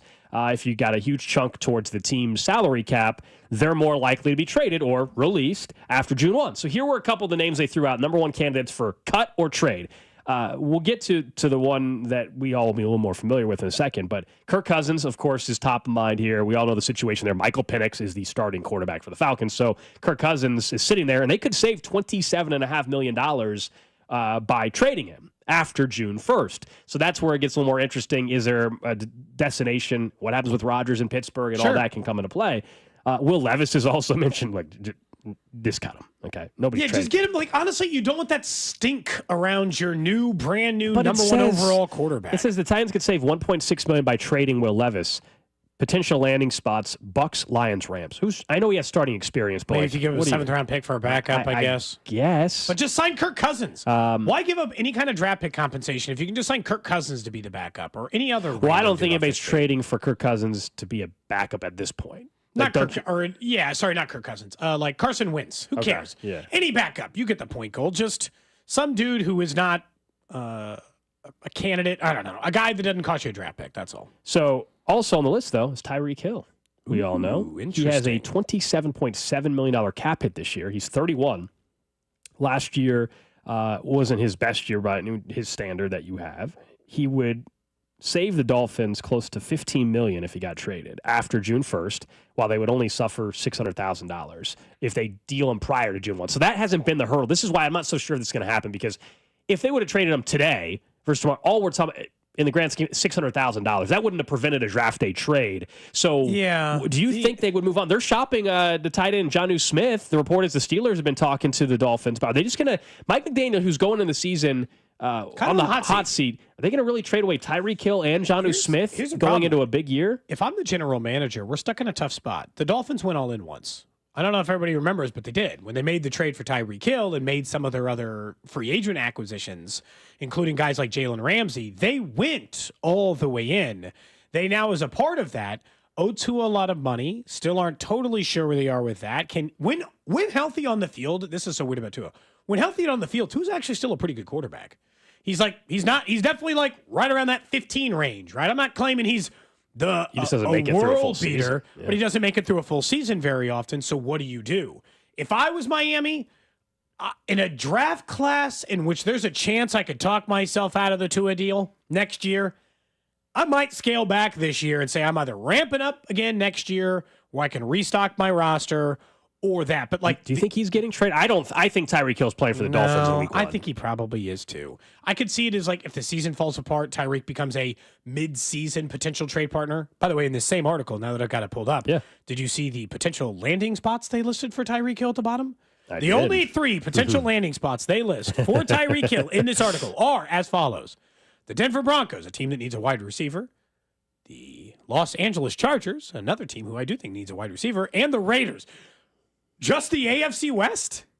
He's going to try to go stick it back to the Chiefs after all these years? It'd be fun from just a storyline and conversation all season. I loved Trent McDuffie stripping him in that game. That moment. In Germany, yeah. Yeah, that moment. They got Tyreek more than he's gotten them in the back and forth. And obviously the Chiefs do not regret the trade because it eventually led to players like George Karlaftis or the ability to trade up for Tyreek Hill, etc. If you're wondering, any of the other names mentioned, the Chiefs were never mentioned as a landing spot for any of these players, whether obviously Kirk Cousins, but you don't think Jalen Ramsey's logical? No, Antonio Gibson wasn't listed as a landing spot. Their backfield's full. Jair Alexander, not listed.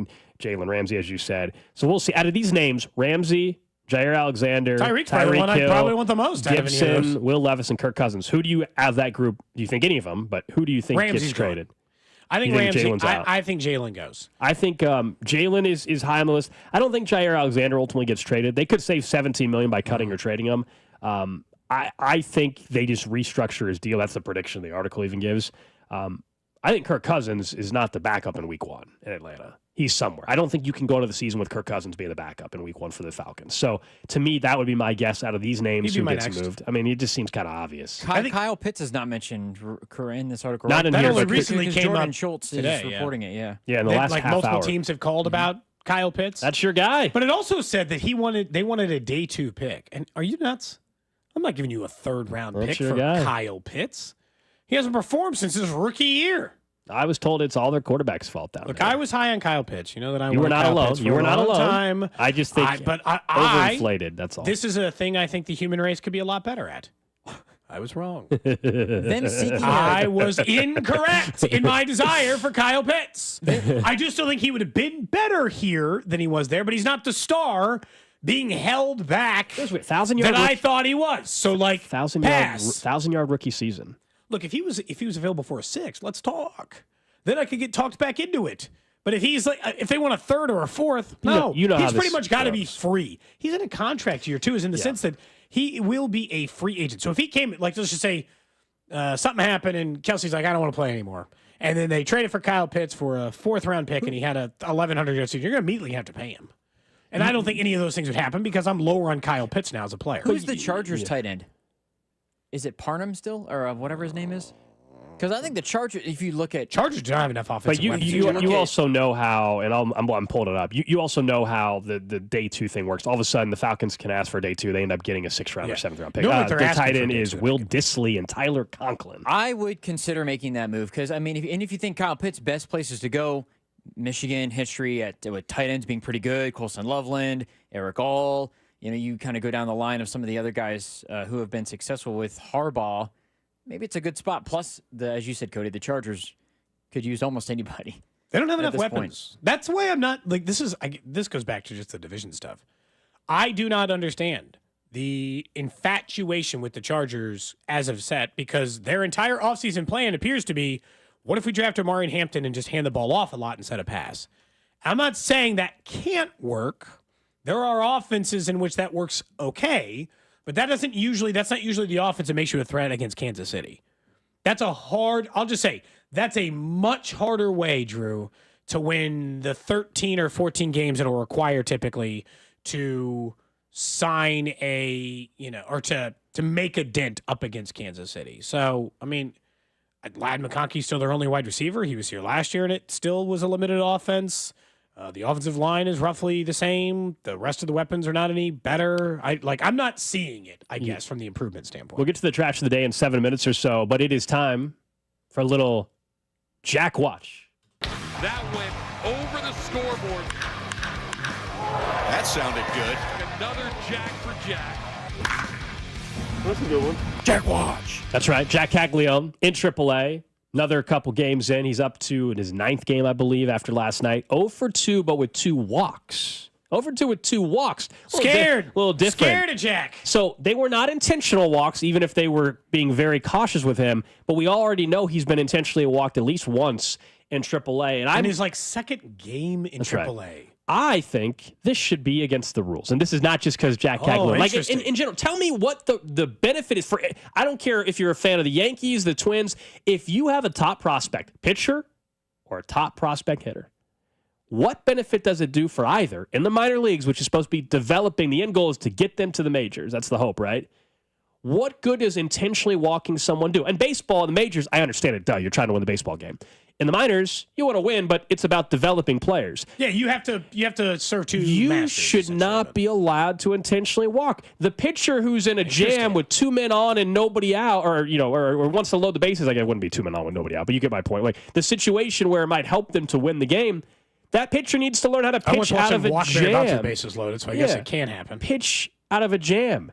Obviously, for the hitter, you want them to have an opportunity to face said pitcher. That pitcher that intentionally walks Jack Caglianone or anybody else, that's not helping him out at all. So I actually think it should be against the rules. In minor league baseball, no intentional walks whatsoever. Because if it does continue to happen where he's getting walked a lot, and last night they were not intentional. I think one of them, he actually was a really nice plate appearance. Then you almost have to call him up at that point because he's not getting opportunities. We're not there yet. It's something to watch, but intentional walks in minor league baseball are the dumbest thing. I honestly don't even like when they pitch around him because he'll continue to get walks, and this is why his on base percentage has been so good. So in a hitless night, right back on the other side, on a hitless night on the other side, he's still got a 389 on base percentage this year in minor league baseball and a 394 on base percentage, 366 on base percentage in Omaha right now. So he has, by all accounts, been getting on base quite a bit because teams are afraid to pitch to him. And I will say, Gold, that absent I kind of agree with, let's just not intentionally walk ever. And he's only been intentionally walked a few times this year. If he starts getting 2 walks a game, then there's no point. You know why? Because there is not a single advantage to him getting 8 at-bats, 10 at-bats a week in AAA. How the hell is he supposed to develop if half the time he's walking? And I get it. He needs to learn to not chase, or because I'm fine with if he just draws a walk. Stuff, just drawing a walk is fine. I'm just saying, but not if they're just you know what I'm saying, not even unintentional, intentional walk. Yeah. Hey man, put 4 on the outside of the zone. Don't give him anything to hit. He's a chase guy. Let's see if he chases. Yeah, it's a small advantage, but he's got to actually swing the bat sometimes. Yeah, I would love to know from somebody that has been at the minor league level, whether it's a player or whether it's a coach or even in a front office position, their take on the idea of the intentional walk in minor league baseball.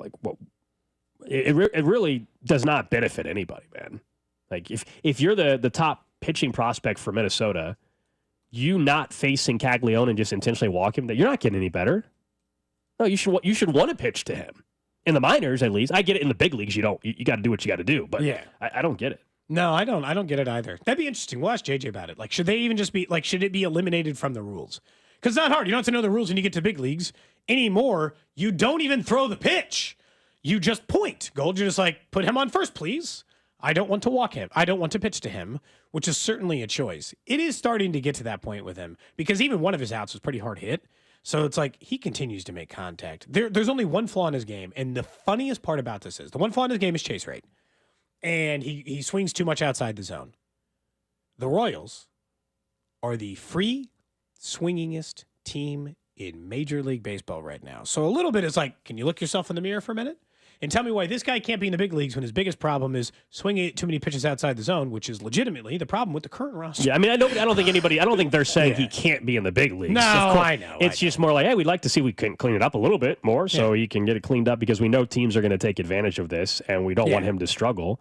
if possible. And by the way, he will struggle at some point in his career. Okay, You think? I think so. I actually think he's just going to hit 450 forever. Yeah, I think he will have a rough stretch. It'd be awesome if it wasn't right away, because that would just continue to fuel the flames. Is Dusty throwing out the first pitch tonight in Omaha or tomorrow? Tomorrow, yeah. So we both got asked to throw out the first pitch. I did not agree. You declined. I declined. But that's tomorrow night, because we're going to tonight and tomorrow. But Missed opportunity. Tonight, they got much more important people throwing out the first pitch than Dusty. Tonight is first responders night in Omaha.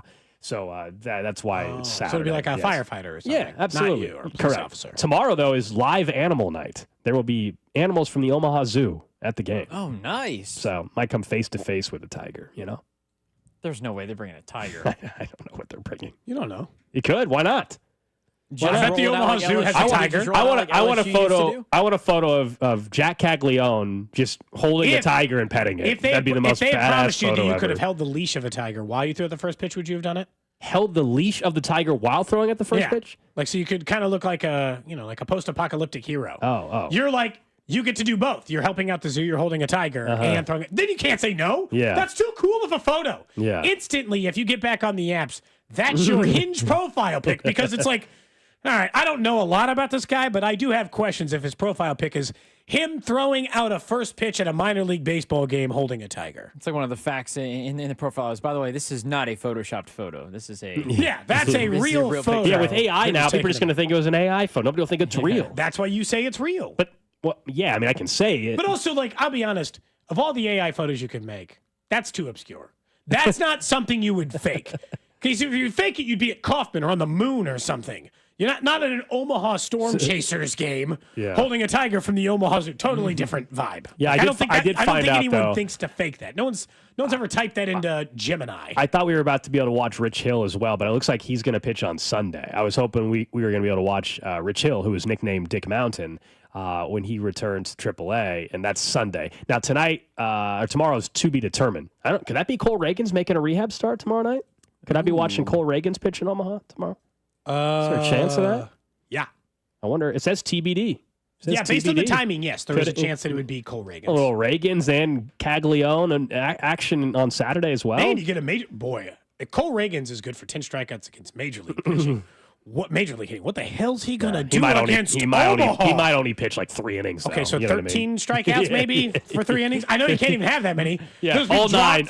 Strike out all 9. Yeah, an immaculate 3 innings. That'd be great. He'll have 27 strikes, 9 strikeouts, 3 immaculate innings, and they'll be like, you know what? We're probably fine. Let's go ahead and get him back up to the big leagues. He seems like he's doing okay. Yep, just 9 pitches. Very simple, Cody. 9 pitches, 9 strike. Or I guess it can't be 9. Can't be 9 pitches, but if we're going for the strikeouts, but you get the point. 27 pitches, 9 strikeouts, 3 innings of work. There you go. Yes. No hits. Mm-hmm. Dude, Cole Reagan strikes out a lot of guys. You start getting him against AAA talent. I imagine he would. You would think actually cook a little bit. Yeah. Trash of the day. All right, this one takes us, I said, to some hikers. We were talking about that earlier. And in particular, I think the region, Cascade Mountains. Okay? Cascade Mountain. May 24th. They lost a party member while under the influence of something we now know. At the time, we didn't. Okay. Forest ranger responded to a call for reportedly a deceased hiker. 2 hikers had called 911 to report the third member of their hiking party had died. When the hikers encountered the rangers, the pair also advised that they were lost. There was also a steward there that determined the hikers were in altered mental state. The third member of their party called and was not injured. The ranger escorted the 2 hikers who had ingested hallucinogenic mushrooms to a waiting ambulance at the New York Police Unit.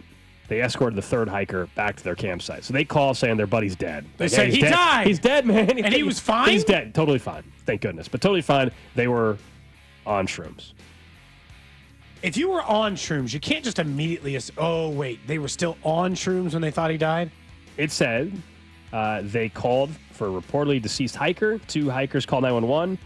Reported their hiker friend had died. Can you get fined for that, They were determined the hikers were in an altered mental state. They had ingested hallucinogenic mushrooms. So you and I take mushrooms, and then we collectively decide because we're on mushrooms, think Drew's dead? I mean... God, that feels like you're getting in a lot of trouble for that. Because I'm imagining you can be fined for false reporting to 911. But I didn't think I was false reporting. Yeah, they thought it was a real thing. I definitely thought the guy had died. Like, did they eat these mushrooms just on the hike, or do they bring them with them, or were they truly like wild mushrooms? They just brought a bunch of them. They definitely just took shrooms. Before? Or right there? They probably just, in my experience of knowing people who have taken mushrooms, they love hikes of getting in the middle of woods and camping out and taking shrooms. Very common activity, in my opinion, based on the people I have known and heard who like to ingest those. The good news is their friend is most alive. of this activity would align. They probably played some Grateful Dead while they were up there and then got confused. Their friend's alive, though, so that's the great thing. You know, that is good news. Plus, that is a great friend story for the rest of time. We thought you were dead, man. We called 911. Thought you were dead. What was their reaction when they found out he was alive? They're probably, he's alive. Well, they were probably still. Yeah, they probably were still. Normally, in those moments, that's pretty sobering at that time. You know, you start going to the police station and calling the cops. That usually you start sobering up a little bit. You know, you start feeling a little more worried about your buddy who you thought might have died. Have you ever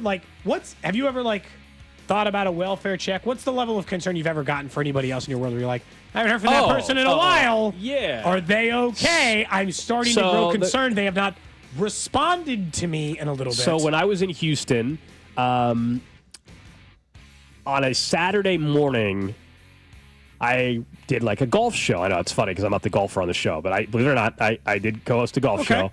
And that show was over by 9. But I was out late the night before, so I went back to just take a nap at my apartment. And I woke up to 5 phone calls, not for checking on me, it turns out, from our boss at the time down there, who was like, hey, where is, I'll leave the person's name out of it, where is so-and-so? We'll just call him Steve for the purposes where of is this conversation. Steve? Where's Steve? He was supposed to be on his show. I don't know. They're like, we know you, you hang out with him all the time. We figured you guys went out last night. Where is he at? And I go, I don't know. I got a hold of him. Nobody can get a hold of him.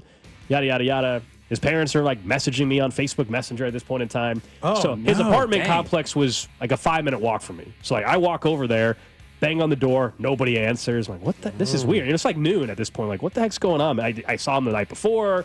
All this, everybody. At that He didn't point, say he was going to miss the show. So at that point, I start freaking out too a little bit, right? Everybody's asking me to go. I'm like, he's not answering. Parents are his asking. phone's all this. Yeah. So then I go to the front desk of the apartment, and they're like, yeah, you have to call. We're not allowed to just open the door yet. You have to call. So his parents are like, yeah, go ahead and do it. They tell me to call 911. So I call 911. I'm like, hey, this is the story. They're like, all right, we'll send someone on the way.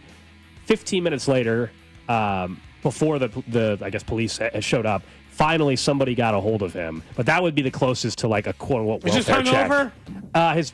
His phone. Clearly, he must have been so because he slept in, but also his phone was dead. Yeah, but he missed the beginning of his show. He was supposed to be on the radio at the time. I'm not going to mention his name, but yeah. That's tough. I missed one show. You know, when I was a part-timer here. Really? I overslept on a show I was producing for Josh Vernier when he was doing the fantasy football show. I went out to a golf course the day before, had a little fun, but left my phone on the course. I was like, oh, unbelievable. I was like, I'll go back in the morning and I'll go get it. So I knew my phone was on the course, but I knew I didn't have my phone. But my wife drove me out there and I was like, because we were going to go somewhere after. Sure. I get to my phone and the number of missed calls from Vern. And I was like, I'm supposed to run the board. So did you call ass back to the station? So I hauled back and I'm like, hey, we can go. There's no show behind us. I'm still happy to do the hour. We'll get the show in. It's an hour. At that time, he did an hour-long fantasy show. We did 20 minutes and we left. I got there for the last 20 minutes. We're what a waste of time. What a waste of time for everybody. That is the trash of the day. Up next, it is the Chiefs Red Half Hour. Something that Patrick Mahomes said yesterday when he was speaking on this station about Rashee Rice and what it tells us about the expectation for him at the beginning portion of 2025 and what he said about Travis Kelce's mentality. That's next here on Cody and Gold. What's up, Kansas City? This is Vinny Pasquantino, and you're listening to Cody and Gold, weekdays starting at 10 on 96.5 The Fan. Brought to you by Heartland Men's Health, the leader in men's sexual health. Thousands of men have been successfully treated for low T, ED, and more, all with discretion and compassion. Make your appointment at heartlandmenshealth.com. This is going to be one of those weekends you can't get a hold of me because I'm going to spend all weekend long on my deck. My mini decks. It's supposed to be gorgeous outside. And if you've been staring at an empty part of your yard, you've been staring at a deck that's falling apart, why not let All Weather Decks build your dream deck? The right deck at the right price, serving the entire Kansas City metro area, and a 24-time award winner of Angie's List Super Service Award. They'll give you a free estimate. Take a look at it. You can go to their showroom and see all the great stuff. Doesn't matter if you want wood. Doesn't matter if you want composite. Doesn't matter if you want a screen porch. They can handle any kind of project you are looking for. So if you've got questions, take a look. allweatherdecks.net. Ask me on social media. I'll tell you about what the process was like, how they walked me through the different options, how they give me this big list of like, hey, do you want this selection, this option, this option? You got to kind of personalize it to your dream deck. That's what it's all about. allweatherdecks.net or 913-206-1974. In the moments that matter most, you show up. You protect, you serve, you heal, you care. Now, let Reiselman Nissan show up for you with our Hero Appreciation Program. Kansas City's heroes get special discounts every single day. Choose from over 160 new Nissans with Kicks, Sentras, and Altimas starting as low as $399 a month, because honoring you is our privilege. Visit ReiselmanNissan.com. Every customer, every time. Reiselman Nissan. Not all vehicles may apply. See dealer or check ReiselmanNissan.com for all details. Diabetes, high blood pressure, anxiety meds, everyone's on them. If you're a 50-year-old male, maybe a bit porky, and you may even have type 2 diabetes, $1 million of term insurance may only cost you about $200 a month. Call Term Provider. Speak with Big Lou at 800-700-6898. Big Lou will find a term life policy for you even if you have type 2 diabetes, are overweight, or have high blood pressure. Term Provider has helped thousands of people like you who think they can't afford term life insurance. To buy $1 million of affordable term life for you, all you need to do is call Big Lou at 800-700-6898. Lou will make sure the scales are tipped in your favor. Call 800-700-6898. Big Lou will answer your call and work to fit you into a term life policy that you can afford. Remember, Big Lou's like you. He's on meds too. Call 800-700-6898 or biglou.com. At Shane Company, we know getting engaged is a big decision. But once you know, you know. That's the way our customers feel when they choose a Shane Company engagement ring. They walk into a warm welcome and walk out with their dream ring, knowing they got it right. For almost 100 years, we've been offering personalized shopping experiences. And we're in it way past the honeymoon, with a free lifetime warranty that includes the center stone, cleanings, repairs, and resizing for life. Shop with us at shaneco.com or at your neighborhood store. Shane Company, your friend and jeweler. Need to sell your house in Kansas City but not sure what the best option is? Selling a home, especially when dealing with foreclosure, divorce, job relocation, or an inherited property, can feel overwhelming. That's why I don't just make offers. I help homeowners understand all their options so they can make the right choice with no pressure and no obligation. I'm Rex, a local homebuyer and resident right here in Kansas City. Whether you're looking for a fast cash sale or just want to explore your choices, I'll walk you through the pros and cons of selling to me or listing with an agent. If selling directly is your best move, I'll offer you a fair cash price and a closing timeline that fits your needs in as little as 7 days or on your schedule. No repairs, no commissions, no hidden fees. Just a transparent, hassle-free process so you know exactly what to expect. Let's talk. Call 816-330-6000 or visit rexbuyskc.com for a free, no-pressure consultation. Rex Buys KC, helping homeowners make informed decisions with confidence. At Casey's, we're too nice to say no. So when someone asked for a free frozen drink, we said sure. Then they said every Friday all summer, and well, now we're giving away free medium frozen drinks every Friday. Free Frozen Fridays with Casey's Rewards. It's not crazy, it's Casey's. See store for details. The success you've already had matters at University of Maryland Global Campus because we're a school for real life. An accredited state university, UMGC lets you earn up to 90 credits toward a bachelor's for prior learning, life, and work experience, or transfer up to 12 credits toward a master's. We offer affordable tuition and online and hybrid courses. No application fee if you apply by May 30th. Learn more at umgc.edu. Certified to operate in Virginia by Chev. I'm Bob Burke, founder and chairman of Burke America Parts Group, a family of brands that includes RepairClinic.com, an appliance and HVAC parts solution company that's grown into an international brand. Before AmericanEagle.com, we partially launched a new technology platform developed by another firm. American Eagle helped take our technology to a whole new level with digital marketing, software development, and business insights into our key markets, appliances, HVAC, and outdoor power equipment, and did so both on time and on budget. AmericanEagle.com has the resources, experience, and talent needed to produce solutions. Our new technology platform, developed by AmericanEagle.com, has produced tremendous results with higher traffic, conversion, engagement, and online revenue. If you have any home repairs you need to take care of, check us out at RepairClinic.com. If you need a world-class website or technology project, then I would highly recommend AmericanEagle.com. Call AmericanEagle.com at 773-NETWORK. That's AmericanEagle.com, 773-NETWORK.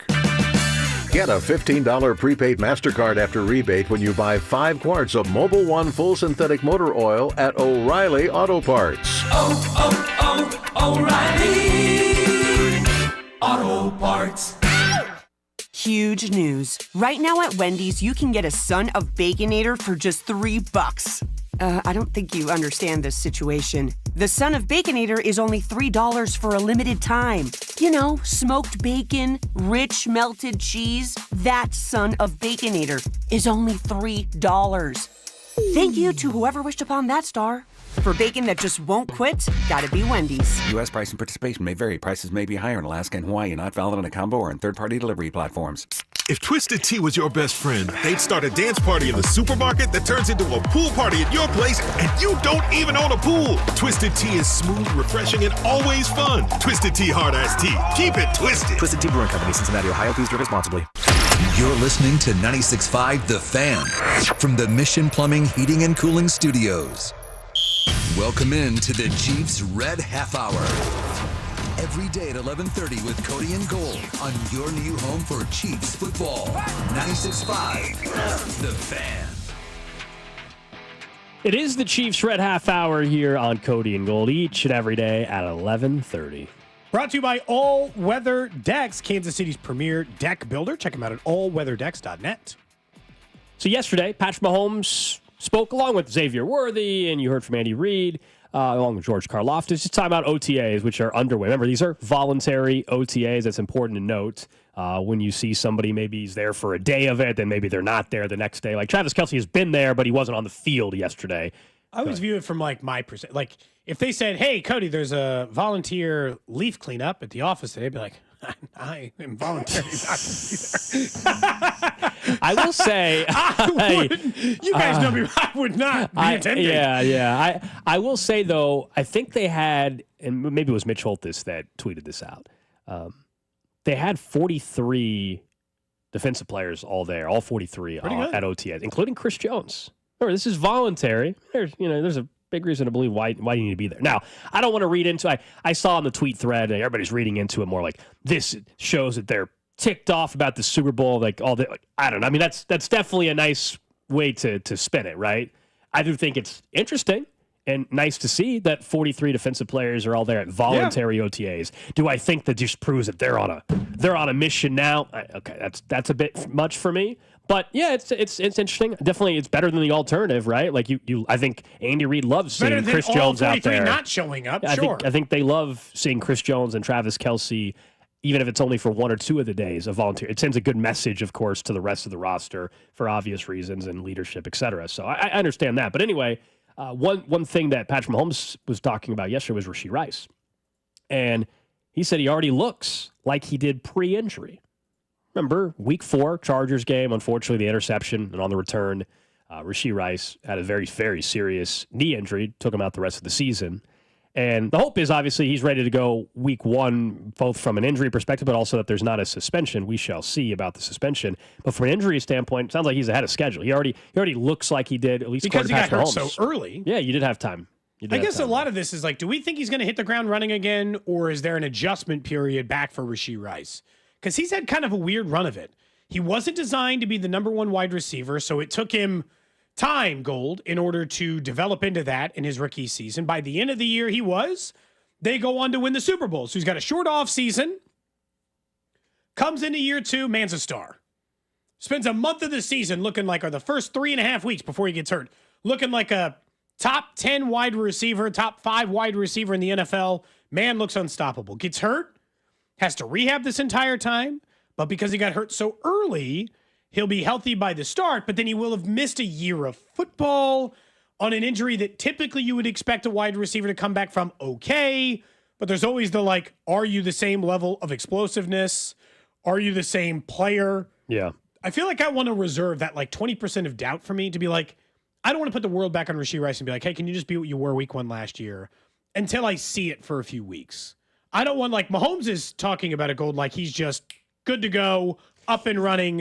Yeah. And I feel like I want to give him the grace I feel like he should get to have 4 to 6 weeks into the regular season to, like, be back where he was last year, frankly. Yeah, there's a chance, no doubt. I mean, when you're coming off a knee injury, that it takes some time. I do think we're not talking about somebody coming off a knee injury at the end of their college career, and then you're trying to learn the system. Also, get your body right. He knows the system. He knows the role they wanted him to have. He knows how effective he was in that role before the injury. Yeah. So I would like to think that should allow him to have a quicker start. But none of us deep down know, what that is like to come back from an injury like that and immediately just go out there and play like nothing happened. Now, Mahomes saying this on yesterday, May 29th, is obviously a great sign about where he continues to go, because I still think he is the focus of this offensive passing attack. It will not be Travis Kelce. He's obviously going to play a huge role, but I think we saw last year what Rashee Rice was pacing for and in his exact role in the offense. And I think that's going to be part of the plan. It's why they ran it back with the same, virtually the same wide receiver room with Worthy, Brown, and Rice. They believed in those 3 guys giving them a deadly passing attack. We just never saw it. Yeah. And we never even got close to seeing in training camp, we all remember play after play was down the field to Worthy and to Rice, play after play. How many total weeks did we get? 3? For Worthy? It wasn't even full Worthy, health, though. for 2/3. Because Hollywood was Worthy and Hollywood, what did we get? 3 weeks? Just the 3 playoff games? Yeah, I mean, I was thinking about having Rice and Worthy on the field. That was only up until halfway through the Chargers game. And then Brown was hurt in the Jags preseason. So we got 2/3 for 3 games, but it wasn't even like a developed Xavier Worthy. And then we got 3 games at the end of the year, pretty much all in the postseason of Worthy and Hollywood. So we got 6 games of 2/3 of their intended plan. How many points per game do you think they scored in the playoffs last year? You remember? I'm just curious how it worked with 2/3 of it. Was the offense 20? Was the Chiefs' offense better in the first 3 weeks than it was the rest of the way? I guess that's part of where my basis of how was your plan working when you had most of the plan together? Because I would say that missing Hollywood Brown last year, in my opinion, was the smallest piece of the. I mean, they scored 23, 32, and 22 in the playoffs. The first 3 weeks of the season, 27, 26, 22. Okay, so better probably than they were in a points per game. In the Super Bowl, 22 points. But not significantly better. And I guess actually in a lot of ways more concerning that they only scored 20 cents against Cincinnati, because Cincinnati was letting up 60 to anybody at some point last year. I think, too, and again, it's Patrick Mahomes, and based on what we talked about yesterday, you can only read so much into what he says, but he was quoted yesterday saying Rashee had no limitations when he went through with him in Dallas. So he feels like Rashee's all the way back in terms of comfortable, recovered. He'll be full go if he's available and not suspended in week 1, by the sounds of it, at least. Is it unreasonable to assume that at this point this team should be 28, 29 points per game next year? I can't say that yet until I know if they have actually fixed the left tackle issue and the problems that also presents. I can't say that yet. 28, 29 is that's like the 6th best offense. I know, but that's I didn't put him at 33 like Detroit last year. Sure. No, but I think I can't answer that until I see who the left tackle is, and does that left tackle look like he's the real deal? Not to mention, still even at left guard, Caglianone or Kingsley. I'm not as worried about, frankly, what the wide receiver room, if they're healthy week 1 and all available week 1, Worthy, Rice, and Hollywood. Like, I'm excited to see all 3 on the field together, but I'm not I actually do believe that works. If they're all 3 healthy and nobody's suspended and they're ready to go week 1, I think they're good there. But to fully execute the offense the way I think they planned on it before the injuries and everything, left tackle has to be much better. They don't have to get all-pro left tackle play. I hope eventually one day maybe they get that. That'd be awesome. But that's not what anybody's asking for. Can you get above average? Would be amazing. Left tackle play, average left guard play, and that's a huge difference for what Patrick Mahomes and the offense can do. I guess the question is, what do you think was the bigger deterrent for the offense last season in their ability to score just points? Bad left tackle play, or the fact that they had no wide receivers except for Xavier Worthy? I think it was more the wide receiver thing, to be honest. I kind of do, too. I think Patrick Mahomes has been in a Super Bowl with a different left tackle every single time. He's had 5 different left tackles in 5 different Super Bowls. Sure. So like at this point, the man can play with an average left tackle or below average left tackle. He's done that a couple of times. Now, he's lost the Super Bowls in which the left tackle play is abysmal in the actual game. So I'm saying you just need average But to they won above 15 average. games. There's a difference. Like, are you getting like bottom 5 left tackle play, or are you getting 15th left tackle play? That's a big gap. Clearly, Huge. Well, yeah, huge gap. Oh man, but they were still winning the games. It's so funny with Kingsley. They won both the games that Kingsley was getting his ass kicked. They did Against, just to point out, a Cincinnati team who they held to 25, Terrible defense. who scored 30 points a game last year. Terrible defense. I'm talking about what their defense The was able Chiefs' to do. defense came through. No, but like in those I moments. thought you were saying I like, just meant like they how still won the game. The Chiefs' offensive line, they couldn't stop Trey Hendrickson, but like that defense stunk otherwise. Yeah, and still got to 26 somehow. Just not a bad number to get to in most games, and beat the Ravens. So it's like I don't like. And the Ravens weren't as good defensively last year as they were. No, they before. weren't, but they weren't bad either. They Yeah, weren't Cincy. yeah. I don't want to lump them in with that, but it's like I do really wonder whether or not I don't know, man. I think it was more the wide receivers because it's 2 years in a row that I've watched the offense kind of fail.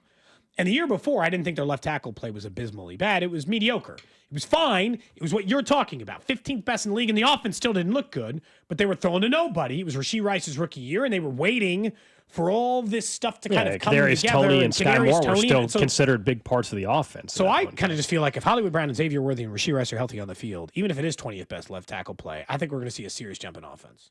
Now, if it's like 10th, that's when I start entertaining I expect him to be a 30-point per game offense. Sure. Like, I don't know if that'll hold, but like that's when my expectation starts changing a little bit, at least based on where they were before. Is there any part of you, by the way? I did hear this from Patrick Mahomes yesterday, so I want to ask a question maybe after it. Patrick Mahomes was asked about Travis Kelce, getting him in the building, seeing how he's feeling. A lot of people feel like this is his ride into the sunset season, even though that's not what Travis Kelce has said publicly. This is what Mahomes said. If it's the last ride, you would never know. I mean, the way he's talking about football, the way he's talking about working and trying to be even better this year than he was last year. I mean, he's not. It doesn't seem like a guy that it's his last ride. Like he's tired of the job. I mean, he's in here, he's working, and I know his body feels good. I think it feels better than even last year before going into last season. Just because I think he's motivated to go out there and have an even better year than he had this last. You can tell, and everybody's been in a job when somebody's checked out. They're looking at other jobs. They're trying to quit. For sure. They're going through like they want to still do the job because it's a cool job, but they're not really interested in like all the cursory stuff that goes with it. I told you yesterday, or 2 days ago, my Taylor Swift theory based on that. But let's just talk about this for a second. Him and Mahomes are very close. Mahomes is saying if it is his last ride, he's not saying that, which means he's not saying it out loud to Patrick yet, which means I don't think he's just like decided no matter what yet. This is his last year. Yeah, I don't think he's going on a farewell tour publicly. Yeah. He's not going to get a gift basket at every road game, He's like they do in obviously baseball, Derek Jeter and others, Yeah, game of canoe Your guy, or whatever. you know? That's another reason not to like him. Doing the farewell tour. Getting canoes from teams and stuff or whatever. I don't remember what the Royals gave him. But the point is that when you look at this, I still think there's like a 25% chance he's here for more than this year. The real question is whether or not there's a number that makes sense if he says he wants to come back to the Chiefs and Travis Kelce. I think the contract becomes a bigger issue because I think they've worked their money around in a way that they're preparing to take Travis Kelce off their books. And if he wants to come back, then you got to get into a contract business they haven't gotten into, void years and a million other things. I'm just not 100% sure he's done after this I'm not 100% sure. I don't know if I'm at, you said 20% is where you were, 25%? Yeah. I think it's like a 10% chance. I mean, I think the way the offseason has gone, also just knowing how old he will be at the end of the season. That's the biggest thing. I mean, and yes, the contract thing. And I truly deep down believe he will only play for the Chiefs. So like I'm convinced like if the contract thing doesn't work, I also think he would just retire too. Like he's not going to play 1 year somewhere else and end his career not in the Chiefs uniform. I just that is not where this is ending in my opinion. So there are players that it ends that way. I am totally with you on the Travis Kelce front. I would be I'd be kind of stunned if he was the kind of player who ended up somewhere else. So I do think this is it. Or maybe they come up with, but I think this is pretty clearly depending on assuming he and the Chiefs are once again in the spot we think they're going to be in as one of the best teams of the AFC and all that. Are they back in the Super Bowl? Does he go get to a Super Bowl again and win a ring? Is it a year in which they haven't had in 7 years, which is they don't make it to an AFC title game? Is it some of that could factor in? But I think if he has like an 850, 900-yard season, They get to another AFC title game. Maybe they win it. Maybe they don't. Like I think it's done at that point. It'd be fun to give Travis gifts, all the way through his final season. He could just go to like L.A. and they do all this stuff. I looked it up, by the way. The Royals gave Derek Jeter $10,000 to his charity, as did multiple teams. All right. Real question with the gifts he got, because now I'm looking through the gifts that he got. Derek Jeter. Do you think these are displayed anywhere? Or do you think he just bought a storage unit and they're just sitting in there? I mean, the White Sox how many gave him were a bench. monetary? Okay, so 3 teams gave him a donation to his charity. We obviously just know where those went. Now this is an article that ranked them. Okay. He was given a bench made of bases and bats and balls, and it says Derek Jeter, the New York Yankees from the Chicago White Sox. Mm-hmm. He has a pinstripe guitar Okay. from somebody. He has an actual number from Wrigley. Now that I assume he kept, like one of the hang numbers, the hang tag numbers, the number 2 from Wrigley. I'm assuming that you can find a way to display that. Okay. It depends. Does he have? But the cowboy boots, what's he doing with those? The pinstripe cowboy boots with the 2 on them. What do you even if you're Derek Jeter, your house is too nice to be displaying cowboy boots, Yankee pinstripe cowboy boots, right? Or do you just build the world's biggest trophy room and all this stuff goes in it? That's the question. I don't know. Does he, out of the multiple properties he has, does he have one where the whole, the basement is just full? You rotate it like you're a museum? Is the basement that? Or if you got multiple properties, you can space some of this stuff out. Otherwise, it's in storage, or maybe he gifted it to somebody else or other family members or something too. I would guess the latter of what you just said, Gold. I feel like he's a lot of what he got. He probably has no purpose. There's no purpose. What's the best gift on the list, you think? Other than the donation to his charity. The Reds are at 10 with a Barry Larkin and Concepcion signed jersey, so they didn't even give him Yankee Wait, stuff. they just gave him a Reds jersey? What? They're signed and stuff. Okay, all right. Let's see. Let me keep. Is there anything that's wow, that's someone pretty gave him a cool pinstripe surfboard. Is Derek Jeter a going out personalized surfing? 10,000 personalized wine bottle and more stuff for his. He got a canoe and a Don Zimmer jersey. Hold on, I'm going. The canoe is interesting. Explain that. Would you think he's out there canoeing? No. You think that's the Red Sox gave him the same thing, like the green number things, but it said From the Green respect, Monster. but with the 2. That's cool. So it's in the style of the Green Monsters, obviously custom made, but they did that. Hold on. Now I'm down to number 1. Someone wants to know if it's from the text line. Someone says no airplane or anything. Nobody gifted him a jet or anything like that. No, number 1 was from the New York Yankees on this list. What did they get? He got a massage therapy machine. I'm sure that was expensive. Framed patches. A massage therapy machine. Wait, you go into this machine and it acts like it's giving you a massage? Probably like a hyperbaric chamber. He probably uses that on a regular basis. Okay. Yeah, maybe Sean should have gotten that. Framed patches from 14 All-Star games. 10-day trip to Tuscany. Inscribed Waterford crystal.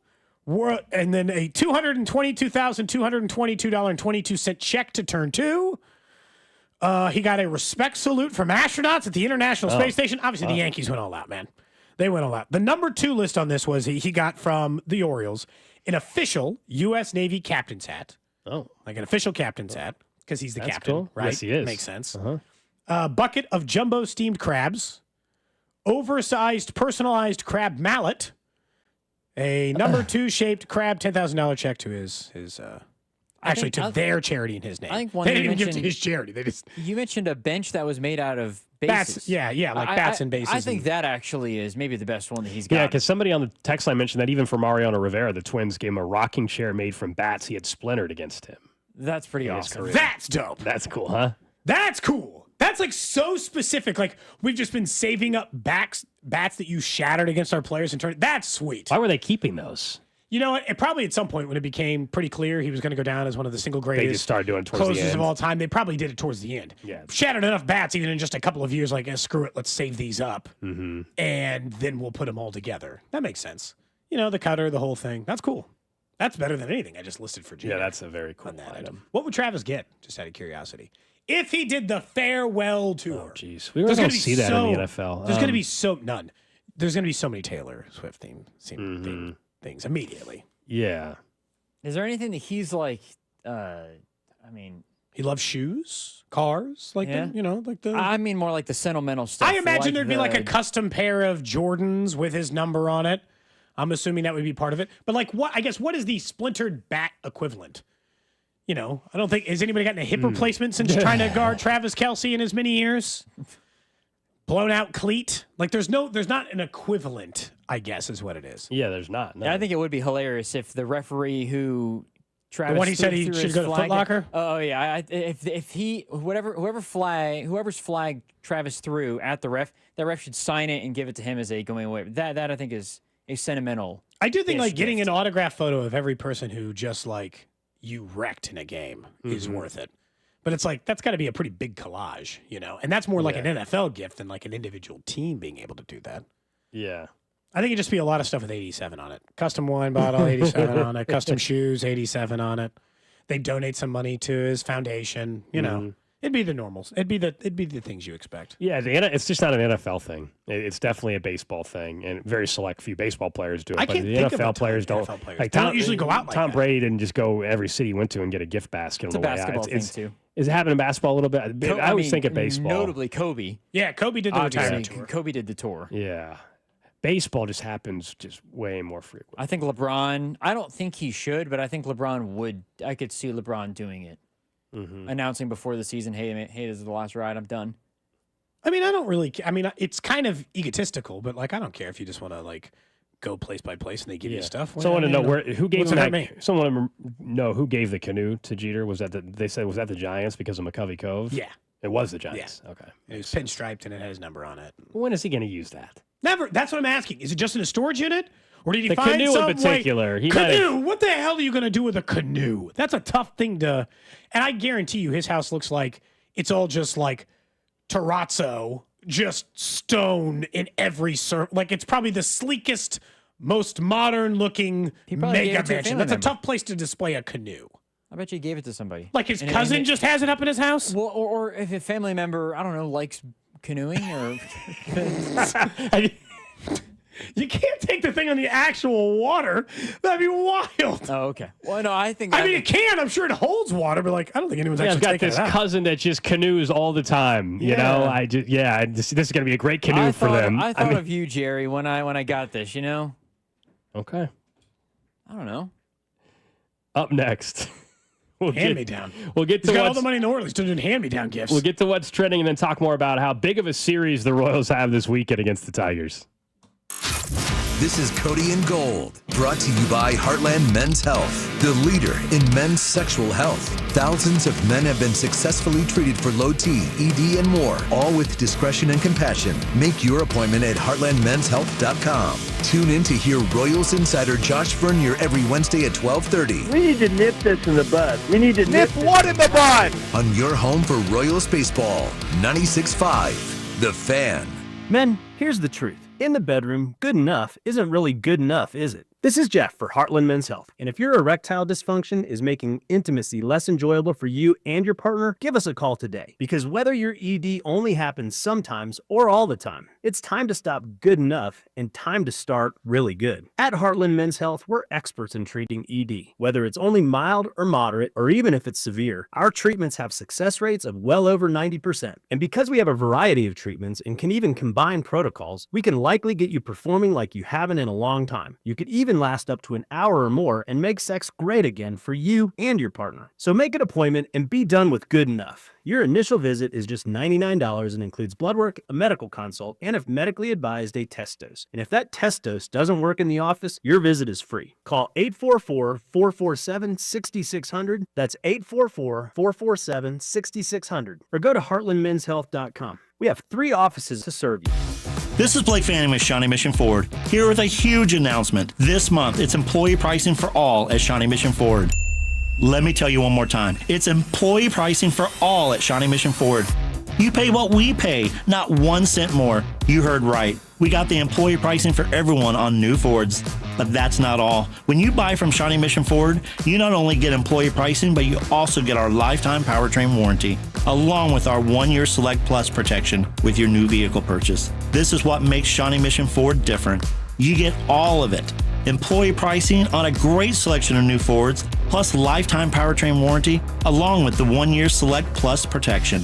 And Shawnee Mission Ford is still going to offer you the highest trade values in Kansas City.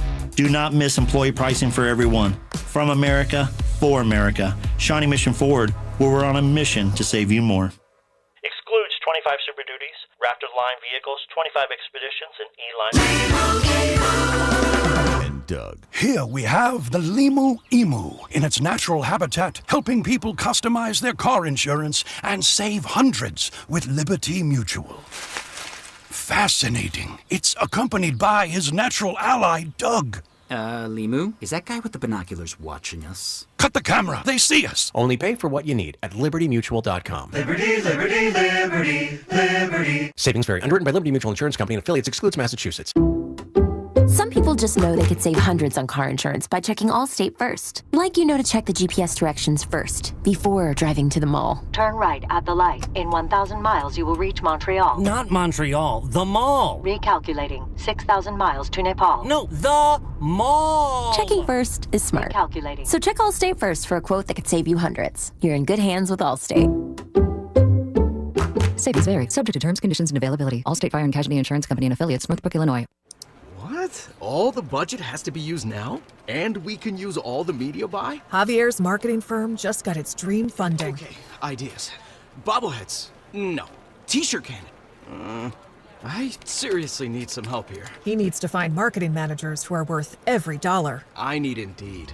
Indeed you do. Sponsoring a job on Indeed gives it a visibility boost so you can hire faster. Redeem your $75 credit at Indeed.com/credit. Terms and conditions apply.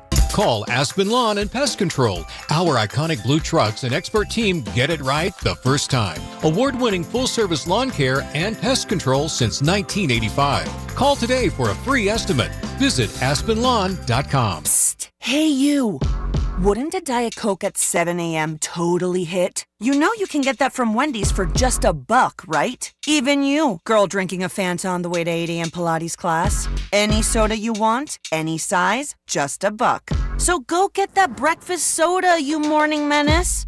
But maybe hurry, 'cause it's only during breakfast. Morning soda? Gotta be Wendy's. Limited time only at participating U.S. Wendy's during breakfast hours. Exclusions apply. Not valid in a combo. Prices may be higher in Hawaii. Another checkup? Why are so many people getting new puppies? Dr. Kim's veterinary office is littered with cuteness. We are booked solid for weeks, but who can say no to a puppy, right? Oh, good boy. She needs to find extra vet techs to get those pups some extra love. I need Indeed. Indeed you do. When you sponsor a job on Indeed, candidates can find it easier, so you can hire easier. Redeem your $75 credit at Indeed.com/credit. Terms and conditions apply. Huge news. Right now at Wendy's, you can get a Son of Baconator for just $3. I don't think you understand this situation. The Son of Baconator is only $3 for a limited time. You know, smoked bacon, rich melted cheese. That Son of Baconator is only $3. Thank you to whoever wished upon that star. For bacon that just won't quit, gotta be Wendy's. U.S. price and participation may vary. Prices may be higher in Alaska and Hawaii. Not valid on a combo or on third-party delivery platforms. Get a $15 prepaid MasterCard after rebate when you buy 5 quarts of Mobil 1 full synthetic motor oil at O'Reilly Auto Parts. O'Reilly Auto Parts. Huge news. Right now at Wendy's, you can get a Son of Baconator for just $3. I don't think you understand this situation. The Son of Baconator is only $3 for a limited time. You know, smoked bacon, rich melted cheese. That Son of Baconator is only $3. Thank you to whoever wished upon that star. For bacon that just won't quit, gotta be Wendy's. U.S. price and participation may vary. Prices may be higher in Alaska and Hawaii. Not valid on a combo or on third-party delivery platforms. If Twisted Tea was your best friend, they'd start a dance party in the supermarket that turns into a pool party at your place, and you don't even own a pool. Twisted Tea is smooth, refreshing, and always fun. Twisted Tea Hard Iced Tea. Keep it twisted. Twisted Tea Brewing Company, Cincinnati, Ohio. Please drink responsibly. What's up, KC? This is Lucas Ursig on your way home from the ballpark. Make sure to listen to Vern's post-game show right here on 96.5 The Fan. KFNC FM and AM, HD1 and HD2 Kansas City, an Odyssey sports station. What's trending? What's trending here on Cody and Gold is presented by Baker University, where graduates earn higher salaries and land jobs faster than any other university in Kansas. Apply today at bakeru.edu. The Royals have a big series coming up tonight Against the Tigers, Seth Lugo coming off the IL. Will be nice to see him back in the rotation.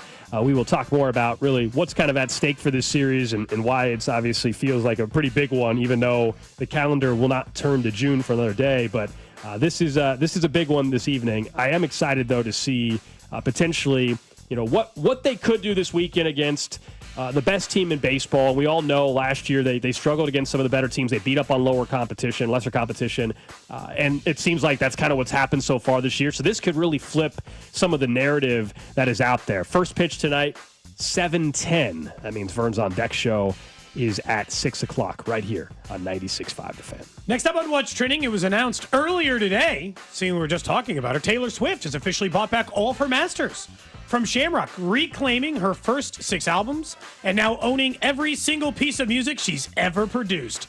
If you didn't ever follow that story, Scooter Braun snatched it underneath her. That's why she started making all those Taylor versions, which was in a genius way to play your own music and own it and still profit off it.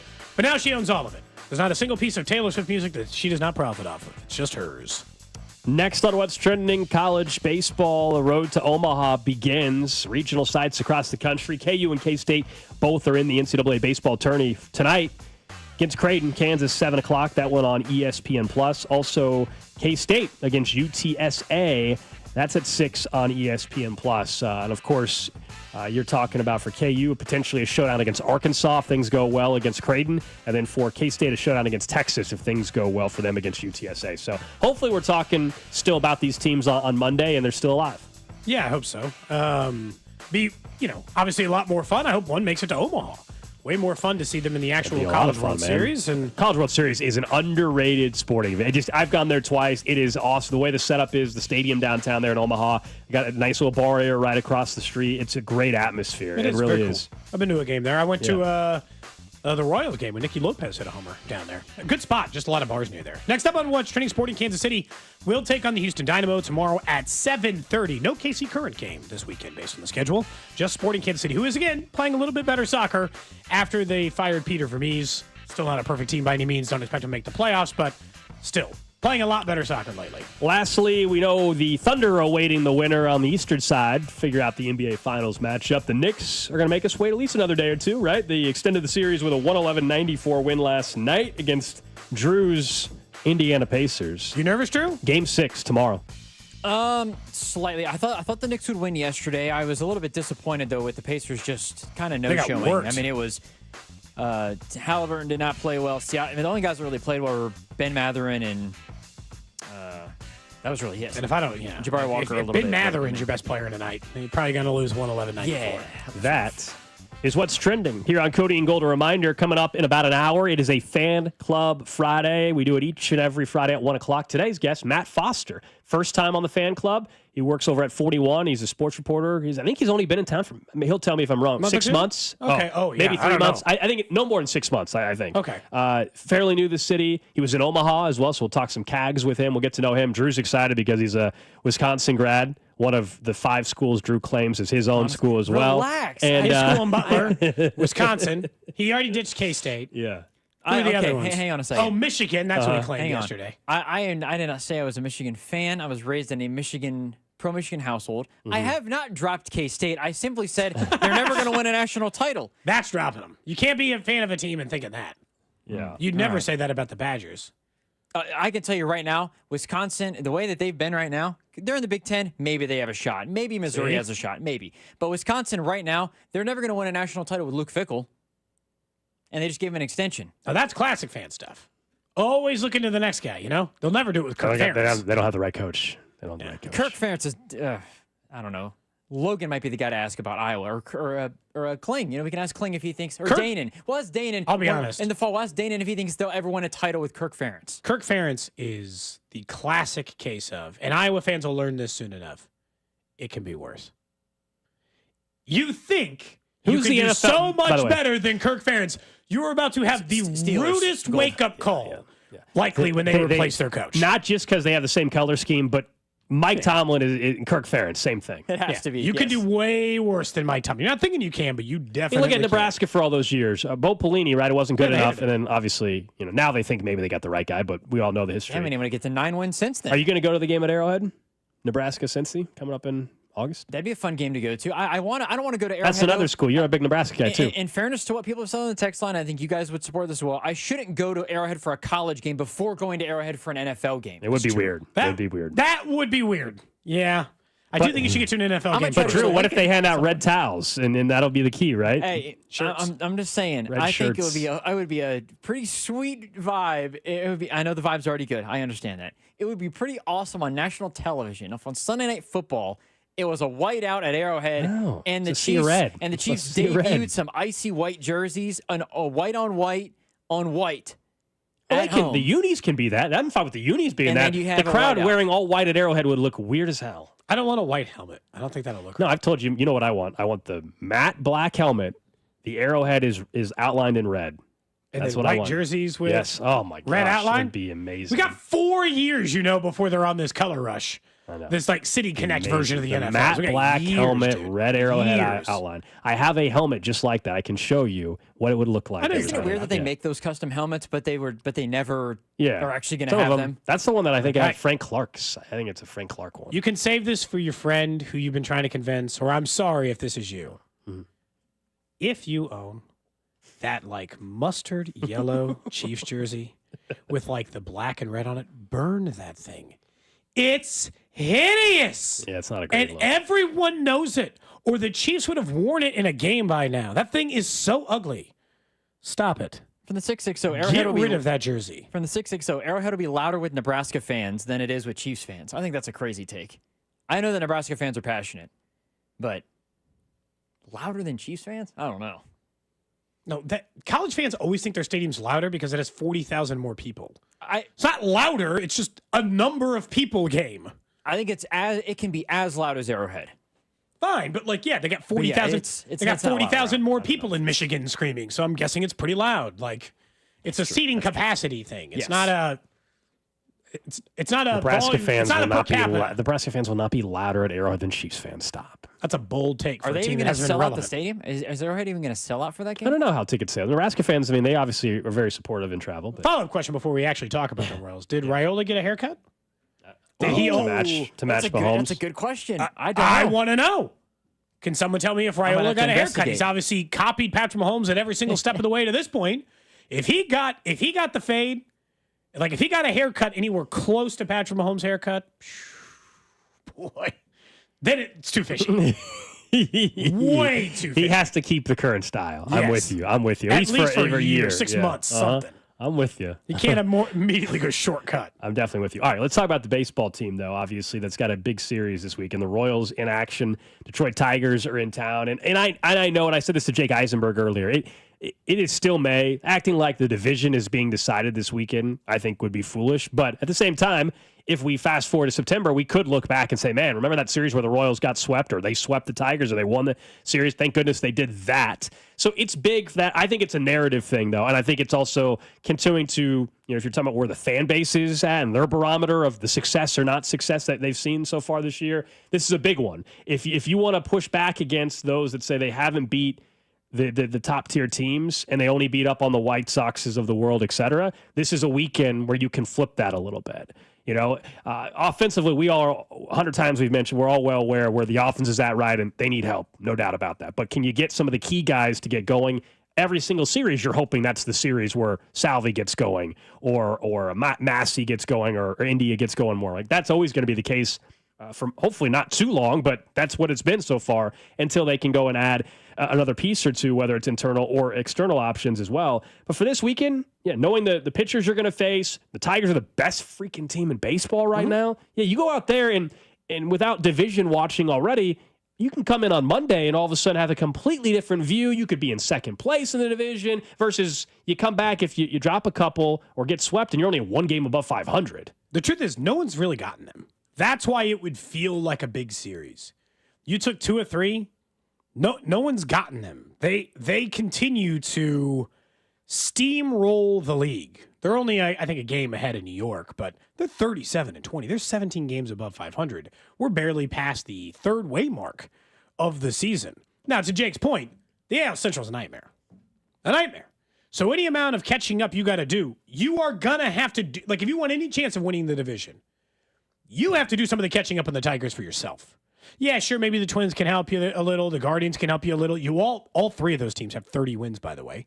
So it's not to say those teams can't assist you, Gold. They can. They can also get some of the wins. But you're not going to just catch up with the Tigers by not helping. Like, you're going to have to do some of that work. And because of this pecking order part of the first wild card, there's a pretty good chance the way it sits right now that if you do make the postseason, you're going to end up facing Cleveland or Minnesota in one of those games based on the way it's been going so far. The fact that they hold 4 of the 7 playoff spots right now. But this feels like a big series of just, do you want to feel good about yourself again? They've won 4 games in a row. They are the second best run differential team in the league. They are worse on the road. They're only 16-12, so a chance to get them. You have a massive pitching advantage in the third game of the series. So steal one of these first 2, get the game on Sunday, and then wake up Monday morning, for an off day, mind you, and feel really good about where you're headed again. This is the biggest series of the year. We agree on that? To this point, no doubt, yeah. I'm not saying it'll stay. It won't. And they have more wins than anybody else in baseball, the Detroit Tigers do. So that adds to it. You know, it's shaping up. Weather-wise, should be a great weekend. Moose has got the retirement thing going on Saturday. So you talk about crowds. And I know, unfortunately, I think Carrington even tweeted out the numbers at one point. Unfortunately, whenever there's been some of the biggest crowds of the season this year and over the last year or two, sometimes those have not been the best series for them. I don't know, if there's any correlation or not, but it's been a reality, unfortunately. Sometimes when they've had bigger crowds, it's been a little bit of a letdown, right? There's been all this talk about a series and then the performance. Ultimately, we can talk about stadiums all day long. We could talk about, promotions all day long. Ultimately, getting people to keep coming back to the ballpark, it's simple. Winning baseball games. Mm-hmm. That is the simplest way to put it. Of course, there's all these other things you can do. But if someone is planning on going to a game once a year and they go and they have a great time and the team wins, obviously you're more likely to go back out. And the Tigers already took 3 or 4 against them earlier this year. So, you got to start making up a little bit of ground. In the last 2 months, they've lost 3 total series. That's it. And all in May, that, just the Astros series and one, okay. Someone got them. And then they lost a Brewers series in the middle of last month. And then they've lost a single series in May to the Guardians about a week ago when they lost 3 or 4 against them. And the Guardians helped you kind of keep more ground where you were so that you could do that. But they just swept the Giants. They won the last game against the Guardians, so they're right back being hot again. So they lost 3 out of 4. Now they've won 4 games in a row. And so they're a really, really, really difficult bunch. And part of it is the reason why I told you I think they're the best team in the league. They are complete. The Tigers are not in desperate need of anything. They can pitch. They can pitch out of their bullpen. They can hit. They can score. They play pretty good defense. The question I would have with them, the only question I would have with them, because I agree they're a complete team, would be, does Javier Baez keep this up? He's having a resurgence this season. Now, he's not the reason why but still, they have a bunch of things. He's playing outside his normal ability. They got a bunch of guys that are having great seasons. The only thing, what's scary is this is not a team that's just doing this since April. Go back to last August, obviously September, when they got on that heater. This has been a team that's played some of the best baseball, period, for the last 4 months of baseball, right? Going back to last year. Yeah. That's what, this is not a fluky thing. They've been doing this now for over 4 months if you go back to last year. I'm trying to remember, because they looked like they were done, as I'm sure you remember. Even in the song in August or September when I did the song for the Royals about how they're still going to make the postseason, I said the Tigers are done then, and they still made the postseason and made some noise in the postseason because of, I guess, just how good they were for the rest of the way. Without looking, my guess is that they're on 105 win pace from September of last year through the first 3 months of this year. That's what makes it feel sustainable, is that it's split over 2 years and they're playing good baseball. Last September, they played 17-8 baseball. They were 17-11 in August. It's a pretty good ratio. Yeah, and they're 17 above whatever right now. So yeah, 34-19 or whatever. That'll get you a long way. Yeah, look, they won 6 of their last 10 out. They're 21-8 at home are the Tigers. On the road, they're 16-12, which that's obviously for a road record is not bad at all. But there's better road records in baseball. If you're trying to find something that's been different, and as you pointed out, against the Cy Young Award winner and the Cy Young favorite this year in Skubal, they're good against they've had success over 2 years in a row. So we'll see. It is a big series. Obviously, I just think it changed the entire mood of the fan base on Monday. It can swing in a big way. If they get swept, it's a completely different conversation. It's going to start feeling like the division hopes are dead, and you got to start looking at the standings for. It's not, and I understand the Tigers. I will not be calling it dead on Monday, but I totally think. I don't think it's an outrageously early claim if we're 65 games into the season and they just got swept by the team 10 games ahead of them. Yeah, I just think if your team is above 500 and it's in that case, I guess what would that be like June 3rd, June 2nd, I guess it'd be on Monday. I don't think any team can say they're out of the division, but you would not be alone. I'll tell you that. People will agree with you probably more than they would agree with me on that. Can I dispel one thing that I think has been echoed because of last year, but I don't believe it to be true this year, which is because they can't beat good teams, the Royals. Last year, that was actually factually correct. We had a 162-game schedule. They were significantly worse against teams with a winning record than with teams with a losing record. The Royals this year are 30-27. No team in Major League Baseball has faced more teams above 500, played more games against teams above 500 than the Royals. And they have a winning record. So it's hard for me to be like, they can't beat good teams just because they lost 2 out of 3 in this last series when they won 2 out of 3 out of the previous series. It's I think they're around 500 against good teams, which makes sense. It's also why I believe they are 500. They're struggling to be way better than those teams in those situations, but I don't think that they're worse than those teams. The rest of the way, they have the or 6 bad against good teams because of how good the division is. Yeah, the rest of the way, they have the 6th toughest schedule in all baseball. They have the Tigers 9 times, 3 this weekend, but 9 times total still to go. The Phillies 3 times, Yankees 3 more times, Cubs, Dodgers, Mets.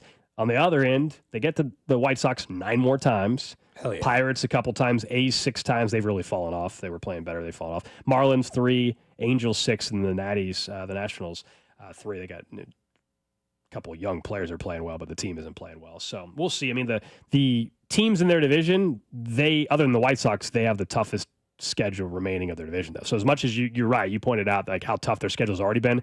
Unfortunately, you go and look. Cleveland's got the 24th toughest. The Tigers Cleveland have the 24th, and they play in this Tigers division too. 27th toughest. So versus where the Royals, other than the White Sox have the toughest schedule remaining in all baseball. Good luck to them. The Rockies have the 4th toughest. Hey, good news is they won't be picking. Well, they wouldn't pick first anyway because it's a lottery now. But they're not going to be the worst team in baseball. That is the Colorado Rockies, and that's before they traded. They're one up in the White Sox. Last year, the White Sox made history, and the Rockies said, "Oh, we can do that too. We can do better. Anything you can do, I can do better." That's what they decided. The Rockies are so bad. It's embarrassing. Like it I'm just looking at the teams because I'm curious. All right, Baltimore stinks. So they were 4-2 against them. Makes sense. White Sox stink. 4-0 against them so far this year. Makes sense. Rockies, they stink. 3-0 against them. You're like, yeah, okay. They beat up the bad teams. But if you look at the winning teams, Boston, winning record, they're 1-2. Okay. They lost a game, but it was a close series. The Cleveland Guardians, 2-4. The Detroit Tigers, 1-3. So that one's bad, right? Because we told you they lost 3 out of 4. Maybe they can remedy that this week and win 2 out of 3, and then we're having a different conversation. 3-3 against the Astros, 4-3 against Minnesota, a winning team, 2-1 against the Giants, 1-2 against the Cardinals, 0-3 against the Yankees. Yeah. There are teams that get them. There are teams that have certainly got them, but they're not like, I don't know, they're not miserable against winning teams. They're a 500 baseball team against winning teams, essentially. And then any of the games they're getting, or like a couple of games below 500. I was saying, because they're basically a 500 baseball team against everybody. I mean, they're only 3 up right now. Yeah, there are a couple of games below 500 against winning teams, and there are a couple of games above 500 against losing teams, essentially. Maybe it's 3 or 4 games, but it's not significant. You guys mentioned the Rockies. Did you guys see that they posted a photo from the flight of the Northern Lights on their way to New York? No, it's spotted on our flight to New York, and the comments, as you can imagine, are, wow. I thought AAA teams travel by bus. Oh, jeez. How about you spot a win? Damn. I hate to break it to you, that's not a glimmer of hope. That's a tough place to be on a social media manager, because the best one they posted this entire run was it's a gorgeous when picture. They got beat 27-0 or whatever it was a couple of weeks ago, Drew, when they just got a football score against a bad and a good team. They got beat like 24-1 or whatever it was. Their entire final game score post was just the screenshot of the Bill Belichick Jordan interview that said, "We're not talking about this." That's it. That was their whole final score post on the matter. Like, yes. Yeah, it's weird. Like they have 2 of the top 30 prospects in all of baseball. One of them got called up and stunk and is hurt, and the other one hasn't been called up yet. But they're just a complete disaster. And yeah, as people are saying, like we thought the White Sox pace was horrendous last year. The Rockies, I understand they're in the NL West, right, where you're dealing with some unbelievable teams, but come on now, they are 9-47, and it's May 30th. 9-47. It's impressive. 3-25 on the road, 6-22 at home. Slightly better at home, home team. Home cooking, On a positive end, we look at the Royals pitching and their success. Obviously, last year they had 2 pitchers finish in the top 4 Cy Young. This year, the way it's trending, it looks like Chris Bubic could be a top 3, top 4 finisher. So they could have 3 different Cy Young. Top 4, I should say, Cy Young pitcher in a calendar year and in 2 baseball seasons. Brian Sweeney is one of those guys. If you're anybody else in baseball, that's standing out. People are noticing that. Yeah, you have to make sure. I don't know. It's going to cost you some money. You have to make sure you lock him up and get something done. Do we even know, like with players like this, we don't even know their contracts? No, but we just don't. There's a history. Salary, pay him whatever. But there's a history in baseball where, especially in smaller market teams, where somebody on their staff, the Dodgers or the Yankees or whatever will come and poach them. Like, yeah, we'll pay an extra $1 million, and they go and wow, they're doing something with their pitching staff there. Brian Sweeney, wow, he's got 3 guys that might finish top 4 in Cy Young in 2 years. Brian Sweeney was poached from a different organization because he was having success this. Saying, so look, yes, it's easy to poach. You can't retain everybody, right? Like there's certainly if somebody offers him a managerial position, okay, well, yeah, you're not keeping him for that. But if it's they're offering a $750,000 raise, you got to do what you got to do to keep this guy. I agree. The track record is far too good right now, especially because you're pitching in standard for what pitching typically costs is still cheap. I know that sounds crazy, but their highest paid player in the pitching department is Seth Lugo or Michael Wacha, who are making between $15 and $18 million a year. Yeah. Okay, a little bit. Reagans makes nothing. Bubic makes nothing. Cameron makes nothing. Most of the guys, the rest of the guys on the staff are not costing you some small fortune. They got controllable guys like Urseg, who are important to their roster. They're not paying a tremendous amount of money to. They are paying a decent amount of Estevez. But there's times in which an organization, especially when you're talking about that $2 million, let's just say, I don't know what. Let's just say someone offered Sweeney a $750,000 raise. Give him a $2 million raise. What the hell does that buy you in baseball anyway, Gold? $2 million is like when you go pick up Chris Owings off of the free agency get way more list out of the development. Spending $2 million on that versus you're not going to a $2 million pitcher. Way more. Yeah, no, I'm with what you. are you getting back in return for that $2 million typically? A utility outfielder who maybe plays 60 games for you and contributes what? Not what I can put on paper for a guy like Brian Sweeney right now, not based on where the pitching development has been going. Hell, Noah Cameron gets to be another one of his success stories at the moment. Like over on YouTube earlier in the chat, someone was like, I kind of want to see Noah Cameron face some adversity before I kind of make a determination on him. And I made the same point I would with Brian Sweeney's guys right now. Every single pitcher in this staff right now feels pressure. And you're like, but how? Even if they're pitching great, how do they feel pressure?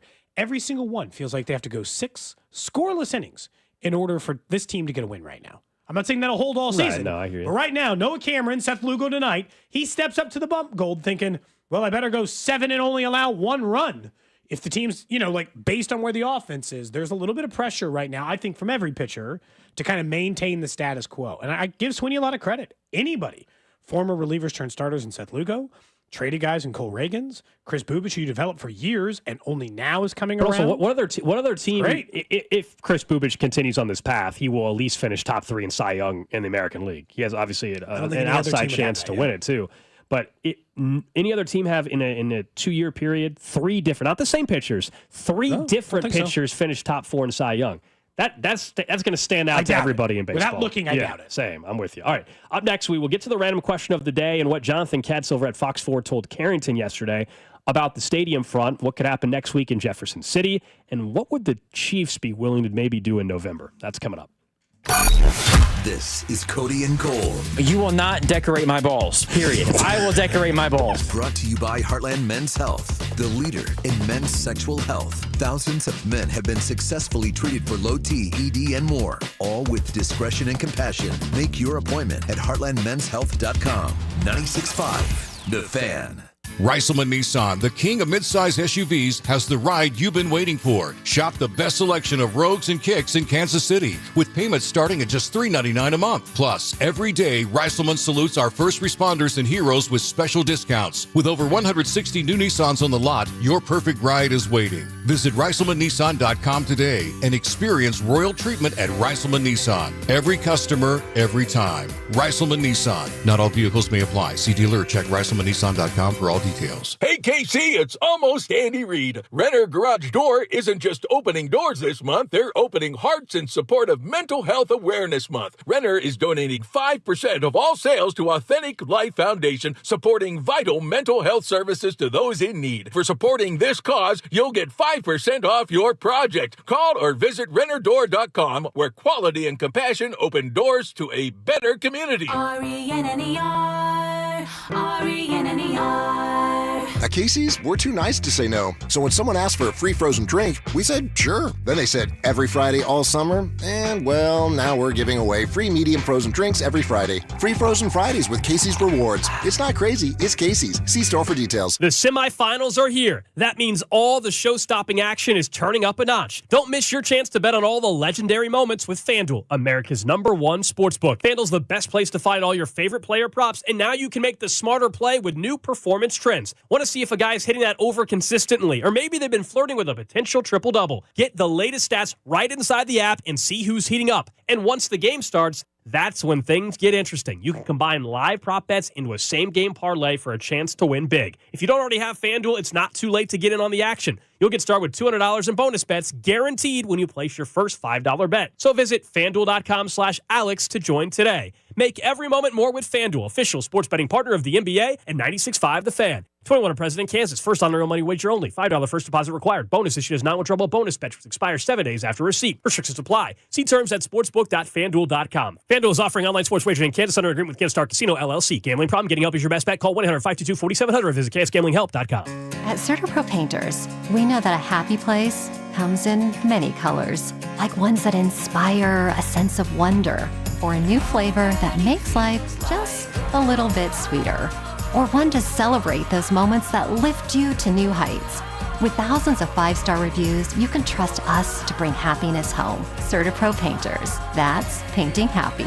Each CertaPro Painters business is independently owned and operated. Contractor license and registration information is available at CertaPro.com. Do you think astronauts fight over elbow room? Probably. Because advanced tech doesn't always mean more space. Until now. Introducing the Hyundai Ioniq 9, a 3-row electric SUV with over 300 miles of range, ultra-fast charging capability, and lots of space. The all-new Hyundai Ioniq 9. Space in an EV. Visit HyundaiUSA.com or call 562-314-4603 for more details. Ioniq 9 is available in extremely limited quantities at select dealers in select states only. EPA estimated range based on fully charged battery. For comparison purposes only. Actual range will vary based on several factors. Thy ticket, Lady Jennifer of Coolidge. Well, many thanks, good sir. Here'th my Discover card. They accept Discover at Renaissance fairs? Yeah, they do here. Discover is accepted at the places I love to shop. Getteth with the times. With the times? You're playing the lute. Yeah, and it sounds pretty good, right? Discover is accepted at 99% of places that take credit cards nationwide. Based on the February 2024 Nielsen report. Check engine or ABS light on? Take the guesswork out of your warning lights with O'Reilly Veriscan. It's free. Ask for O'Reilly Veriscan. O'Reilly Auto Parts. Still getting around to that fix on your car? You got this. On eBay, you'll find millions of parts guaranteed to fit. Doesn't matter if it's a major engine repair or your first time swapping your windshield wipers. eBay has that part you need, ready to click perfectly into place for changes big and small. Loud or quiet, find all the parts you need at prices you'll love. Guaranteed to fit every time. But you already know that. eBay. Things, people, love. Eligible items only. Exclusions apply. In a world parched for excitement, Twisted Tea's your refreshing thrill ride of flavor. The hard iced tea that's smooth, made with real brewed tea and 5% alcohol. Twisted Tea. Keep it twisted. Twisted Tea Brewing Company, Cincinnati, Ohio. Please drink responsibly. One of life's greatest mysteries has finally been solved. Who let the dogs out? Spruce, spruce, spruce. It's Spruce, the new hard-working, worry-free weed and grass killer that's safe for use around people and pets. When used as directed, spray the leaves for visible results in just 1 hour and dead weeds in just 1 day. You spray, they play. Weeds die by the next day. Find Spruce wherever weed killers are sold. Everyone has a fave Wendy's Frosty flavor. And when you're choosing from chocolate or vanilla, it's not that hard. But now, there's all new Frosty Swirls and Frosty Fusions. So try picking your fave from Oreo Brownie Fusion, Pop-Tarts Strawberry Fusion, Strawberry Swirl, Brownie Batter Swirl, Caramel Swirl, and Caramel Crunch Fusion. Not so easy now, huh? For a fresh way to Frosty, gotta be Wendy's. Open till midnight or later. At participating U.S. Wendy's. Hours may vary by location. Oreo is a trademark of Mondelez International Group. Pop-Tarts is a trademark of Kellogg North America Co., LLC. Used with permission. You're listening to 96.5 The Fan from the Mission Plumbing, Heating, and Cooling Studios. 30 minutes away from a Fan Club Friday. We're trying something new today, drink-wise. So I discovered this over the weekend. I didn't know this was a thing, and I guess it's been in Oklahoma for a little bit, but Quick Trip has their own beer. Okay. They partner with the brewery in Tulsa, which is where they're based out of. And so I was at a buddy's house this past weekend for Memorial Day weekend. I didn't have the beer yet because I purposely wanted to wait till we get on the air. Like, yeah, it just got announced for the Kansas City area, and like some places were already selling out of it. I'm like, and it's called Quittin' Time. Okay. And we got them in the fridge. I got 3 cans. So when Matt Foster comes in as well. So no beer for Drew? Well, I knew he didn't want it. Oh, am I wrong? Like I know he wouldn't want it. I appreciate you for. I knew. We have other stuff. We got some stuff. You can have a buzzball. But we're going to try this Quick Trip's beer. Okay. In the 1 o'clock hour today. Very few things I do not support about Quick Trip. Their business model. I'm a fan of the way they do their checkout every system, morning, their line. Every morning. Big fan. So no complaints on that end. Interested to try their beer. Since a huge chunk of your drive, you and Dusty Likens are driving up together to Omaha. Yeah, right after the show. Huge chunk of your drive will be on the Missouri side. Are you going to have a road beer? It is might as well keep it going. I'm not the one driving. So. That's what I'm asking. Yeah, I can keep it going. I didn't know if you were going to. Yeah. You are allowed, as the passenger, I want to be very clear here on the Missouri side. As the passenger, Dusty, Gold is allowed to have a beer. How long of a drive is it? 3 hours? GPS says 245, 250. Okay. Will obviously be a little bit quicker than that. Everybody has done a road trip before. I'm not. That's according to. He thought I was crazy for saying 245. I'm like, you do what you got to do. How fast he driving? I don't know. But I'm like a 7 over on the highway. I think he was 9 pretty. Over. Maybe on a longer road trip, we'll see. Cruise control, I would assume. Of course, I felt he was pretty. I felt like he was safe. I rode with him to Springfield when we did the road trip. So he's driving up. Yeah, he's driving up to Omaha. We're going up there, and we'll watch Cags today and tomorrow, and then drive back Sunday morning. And I guess I'll have to try this burger place that Eisenberg suggested. Block 16? Yeah, Block 16. I think it was the name. Yeah, I think that's right. And by the way, I think our guest Drew is already here early, so whenever you get a chance, I just saw the text. And normally I would have told you off air, but I just got it. So Matt's a little Somebody says it's been around. Where have you guys been? I think Gold said it just came to the Kansas City area. So if you lived in Texas or something, maybe you've had access. It's not been in Kansas, but or Kansas City. It's been in Tulsa for a while, and they've brought it. My understanding is they brought it back. There's a whole story behind it, but my understanding it's also like an older style beer as well. So I don't. What's that mean? I think it's more like a comp would be like a Coors Banquet, like a banquet. I like a banquet beer. Yeah. Okay, so I get. It sounds like I'm in like Quittin' Time. I have not. Yeah, someone says they made this stuff 50 years ago. They stopped making it. Yeah, that's exactly that's what I have heard. Yeah, but it hasn't been available in Kansas City for a very long time. Okay, and that's the style they're trying to mimic. But we'll try it. I'll be honest. Like typically, not a banquet beer guy, so we'll find out. We'll find out. We're about to find out. Mm-hmm. From the 913, headed to Omaha now. Got my CAG shirt on. Are you gonna wear the CAG shirts both nights? I'm planning on it. Yeah, I like it. I'm planning on it. Yeah, I'm planning on doing that. I think we kind of have to. You can wear a different shirt during the day. You can wear a different shirt at night. I mean, I'm wearing a different shirt right now. For the game itself, I think the CAG shirt is appropriate. I hope he gives you guys another home run. Just at least one for one of the 2 games. Hope so. Either tonight or tomorrow. I got to hold Dusty back. We're going to be we've got nice seats for the game, and he's going to be a little too close. Someone is already warm. I got to keep Dusty a nice distance away. Okay. As much as possible. It'll be a good time. Let's talk about where not the Omaha Storm Chasers play, as people like Warner Park over there in Papillion. And they've got a downtown stadium that Creighton in the College World Series. That the people also like in Omaha. Schwab. Royals don't like their stadium anymore, and they don't want to be there anymore. And you're like, why are we talking about this again? Because there's two things happening that are important. I'm going to play some clips from Jonathan Katz here in just a minute, a reporter over at Fox 4 who was on Carrington's shows yesterday. But just so you all know, before we get to next week and this thing really explodes, turns out the Missouri legislature, which we've talked about before, doesn't get along great, Gold. So right back to where we are is they're already fighting before they even get there. One side of the aisle did not like the way the session ended. The other side doesn't like this other. So things that have nothing to do with the stadium deal are already problems. And in fairness, bigger issues, in my opinion, probably on that side. And because of all of that, there's caucuses and nonsense and fighting. And I'm not so sure this is going to be this is not a slam dunk next week. No. It's not a slam dunk. I would call it, is long shot too strong? Would you call it less than 50%? Because I would. Yeah, I mean, look, the hurdles that they have had, acting like nobody's ever been able to compromise, would be incorrect. Now, they have had a ton of issues finding compromise, and the way things ended in the Missouri legislature's regular session has complicated matters, I should say. So we'll see. I'm skeptical as well. I think the way it was trending towards the end of last session wouldn't give you much optimism with it, but we'll see. They have starting Monday and then until the 13th to get a stadium bill done. And remember, that's one of many things. There's other things that they are going to be addressed. It's not just the stadium bill is what we're all talking about. There are other important issues. Some other issues could help them get the stadium bill done, right? The whole compromise. If they can agree on some of the other stuff, right. But can they do that? So we'll see how it plays out. You mentioned, though, Jonathan Katz was on with Carrington yesterday. Katz has been doing a great job covering this stuff for multiple years now, right, over at Fox 4 when it comes to stadium. He mentioned the Chiefs side of it because I think that's really interesting. So much of the focus is the Royals and obviously their future plans, where the Royals have flat out said they're not playing at Kauffman after 2030 or whatever, unless they have to extend the lease for a couple years. Yeah, but they made it pretty clear that their long-term plan is not there. Yes, but the Chiefs, they're still not as much out there for them in terms of discussion publicly, and could their options result in renovation? Could it result in a new stadium on the Kansas side? Right, that's all in play. But out of all the teams that would be maybe willing between the two to go to a ballot again, the Chiefs would be the only one I would think you'd even test it. And this is what Ket said about the Chiefs, maybe looking at November.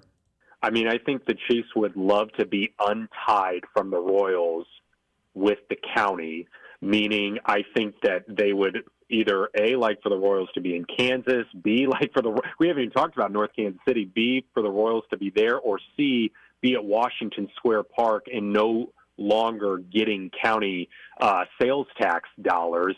And something that I have heard, which may be interesting, I mean, I'm wondering if the Chiefs would be willing to be on a November ballot in Jackson County by themselves. I think that's something else that I would love to confirm here soon. So that's something that Katz was throwing out yesterday with Carrington.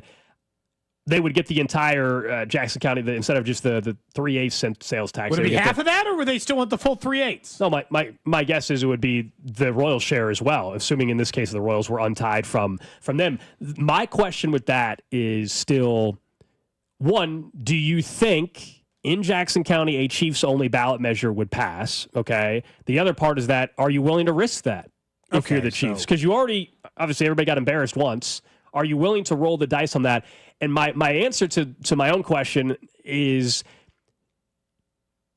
if the Royals had already left in this hypothetical for Kansas, let's say in 2 weeks they announced they're going to Kansas. Would the appetite for the November ballot be higher for the Chiefs? Sure. Because if you are a Jackson County resident, and you guys can text it and let us know, 913-586-7965. I'd be fascinated to hear your thoughts on this. If you already in this point had known, and before you vote in November, that the Royals were going to Kansas, and therefore you only had one team left, would you feel more obligated, I guess, I don't know if that's the right word, to vote for the Chiefs only, even if maybe it still wasn't what you completely agreed with, knowing that if you don't vote for that, then both are gone? I will say, 16 points is a huge difference to make up. In order for that to pass, first, I think it's kind of rich for the Chiefs to be like, once we're untethered from the Royals on this thing, then we'll really be free and clear. Your plan sucked. It was the way worst part of the two parts of the plan. The renovation fell flat. You're just talking about the renderings for the renovation. Yes. Now, in fairness, I do think that the Chiefs have worked on other renderings and have other potential plans I'm guessing that they got a different plan to keep Arrowhead together. Ideally, that is cooler than the last concrete sidewalk so we don't get hit in traffic. Ideally. And that's fine. Like, sometimes plans fall short. So let's say they get a 3-4 point bump from being separate from the Royals. Maybe they really do think it's a thing. I don't think that makes a lot of sense, but let's just say they get a 3-4 point bump. And then they get another 3 or 4 points in order to just have a better renovation plan, one that people have a bigger appetite for, one that makes more sense for everybody, that they like more. Then you still, Gold, have to make up 8 to 10 points on just we're the only team left and the other one left. And what we don't know, and this is where I think it's tough. I don't know what the appetite's going to look like for it. Well, we don't have the answer to, and I'm sure they've obviously got more data on what took place last April and everything than we do, but just how much, and there's not a simple, clear-cut answer, how much was it people didn't want the downtown stadium that was attached to that before? How much was it the location, right, and all the issues that were existing in the crossroads and the last-minute changes and things like that? How much it was just the flat-out, hey, I don't want to vote for this because billionaires can pay for it themselves? Like, that's I don't know what percentage led to the 16-point no vote, and that's what people involved there would have to obviously determine. Because you're right. You're saying like, is this a 4-point bump or whatever? I have no idea. If a lot of it was just simply they didn't want to do it for the Royals and they didn't like the location, well, then that alleviates that concern. If it was simply, they just wanted the Royals to move. If the Royals are moving anyway, then maybe that's worth a couple of points. If the difference was strictly the public money aspect, well, that's still a hard hurdle. And like someone said, you're actually not making up 16 points. You're making up 8. Yeah, okay. But like, again, I was just giving an example of like how much, because like they didn't lose, man. They got worked. Yeah. Like this was whatever the Thunder did in Game 5 in their series. This was a beatdown, blowout, right? This was not a close decision. They had won by a pretty sizable margin. It had come down to not much, at least in that department. And so I still wonder. But a lot of this, I told you, I think both would like to be in Missouri. It seems to me now it's shifting more towards the Royals maybe feeling like Kansas is going to end up being the option. And I'm sure they've talked about the Battery, and the Battery is in a suburb. So it's not that they can't see that vision. But to be clear, that would be a shift off of what they wanted. They said from jump, no downtown or near downtown. That ain't near downtown. That's not downtown. So like it would be a shift, which sometimes you do, reality shift. Well, look, the reality also would be in that idea that they had with downtown baseball, and we'll see what ultimately happens. I don't think at this point it would be that they've decided they don't want that anymore. It would be that it's not feasible because you can't get the financing for it. I really wonder if the Chiefs, if they end up on it, would it pass? Like, that's still the thing. It's like I just have such a hard time understanding. And a reminder, on Kansas side, it doesn't require a public vote or anything. It's all set. It's all set and ready to go. Obviously, it's not as simple as that, but they don't have to vote. Let's just put that I borderline think, like, next week we're going to end up talking about this some more because next week there's going to be a lot of fighting. We got 2 weeks of it, Cody. 2 weeks of it. Public fighting over the next couple of weeks in the Missouri. Yeah, there's going to be 2 weeks of it. That special session's going to be ugly. Yeah, I'm guessing we'll check in with either Jonathan Ketz or anybody else that's going to be in Jefferson City over the next 2 weeks, basically covering this and also other important issues. But for our conversation, just the stadium bill. But I think some of the other issues could play a role in whether or not the stadium bill gets done. Real quick, just some NFL news. Just wanted to pass it on. We'll get to the random question in just a second. Adam Schefter just tweeted out a few minutes ago. Sources: 49ers and Eagles working to finalize a trade that will send edge rusher Bryce Huff to the 49ers for a mid-round pick. The trade would be processed after June 1st. Both sides working to make it happen. Huff already has reworked his contract to help facilitate the trade. Huff would be reunited with his old defensive coordinator, Robert Saleh, who, of course, was the former head coach of the Jets. Okay. Just a little NFL trade action possibly going on today. The Eagles, they might have done the least amount in free agency out of most of the top 6 to 8 contenders. Maybe not the least, but like they're at the bottom of the list. And now trading away another defensive lineman's interesting. They must like what they got in the draft, that's for sure. Random question. For you, Gold. For you, Drew. Over on the text line, 913-586-7965. You can, of course, hit us up. YouTube, Twitter, Twitch, Facebook. Live in the video stream, you can see Gold wearing his Savannah Banana shirt. That's right.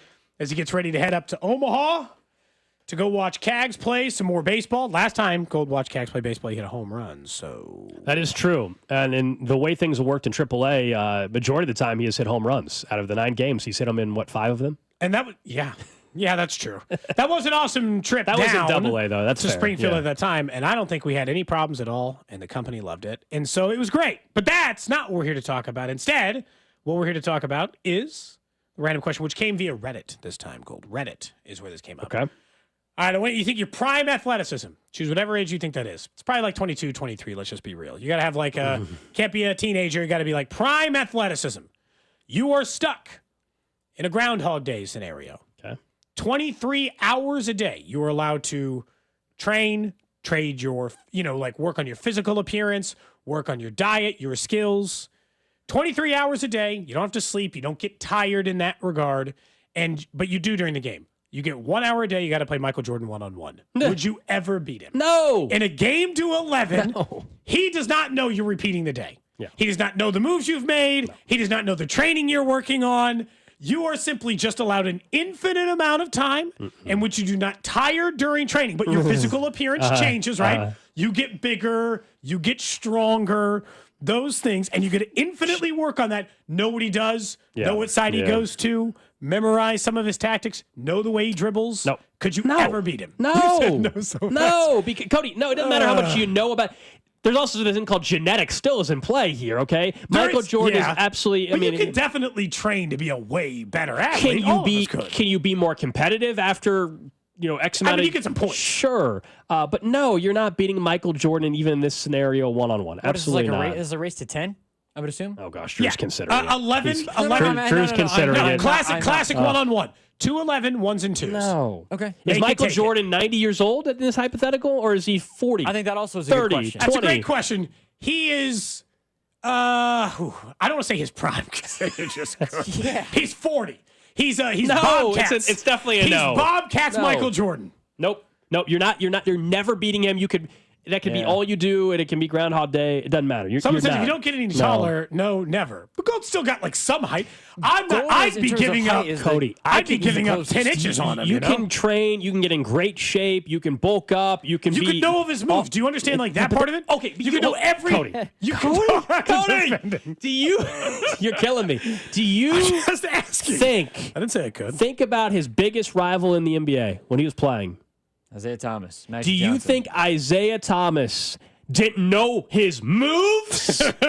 you think they didn't know? It didn't matter. So no, it's a no, man. It's definitely a no. Yeah, I don't think any of us could do that. Not a single one of us? No. Not with unlimited training? I think that in 24 hours a day? Nope. I think because genetics is a powerful thing. Yeah, Gold is right. It would be the genetics that would because ultimately Gold, as much as Gold could train, and he has the height to compete with here's the thing I think you're forgetting about I have is the height to compete more than you and I probably do, Cody. I think 23 hours a day. Is a thing. At some point, Gold is the one thing I think Gold can train himself for in this make it take it scenario. Or I can train myself, or you can, Drew. Is by the end of this, 24. And look, I'm not saying it's not going to take hundreds of years or something. I'm not saying you're going to do it overnight. By the end of this training, 23 hours a day, and at the end of the day, this 1 hour, I got to play Michael Jordan.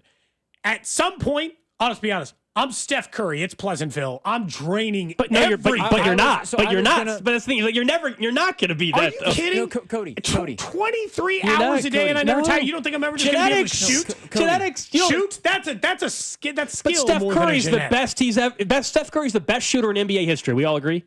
Yes. You're not becoming him because also genetics. Not from any of the other. His dad also played it. Del Curry. There's a but reason in this why case, his dad doesn't matter. He's playing. I get 23 hours a day every day for eternity. But the sad reality in life, there's a lot of people that work their ass off to be the best at something, and there's sometimes the guy that works less is just better than you because he's just better than you. The problem that you would have, and I think that I would have, is blocking that in your face. I think the 816. Oh, I'd be hitting some rainbow shots. Mine would have to be high arcing. I was going to say the 816 is right in this situation where For Gold, it would actually be a lot easier for him to. I think Gold. Height advantage. He'd have the best chance. I think you and Rob would actually have the best chance because if you training enough to get your jump shot, you don't even have to be Steph Curry.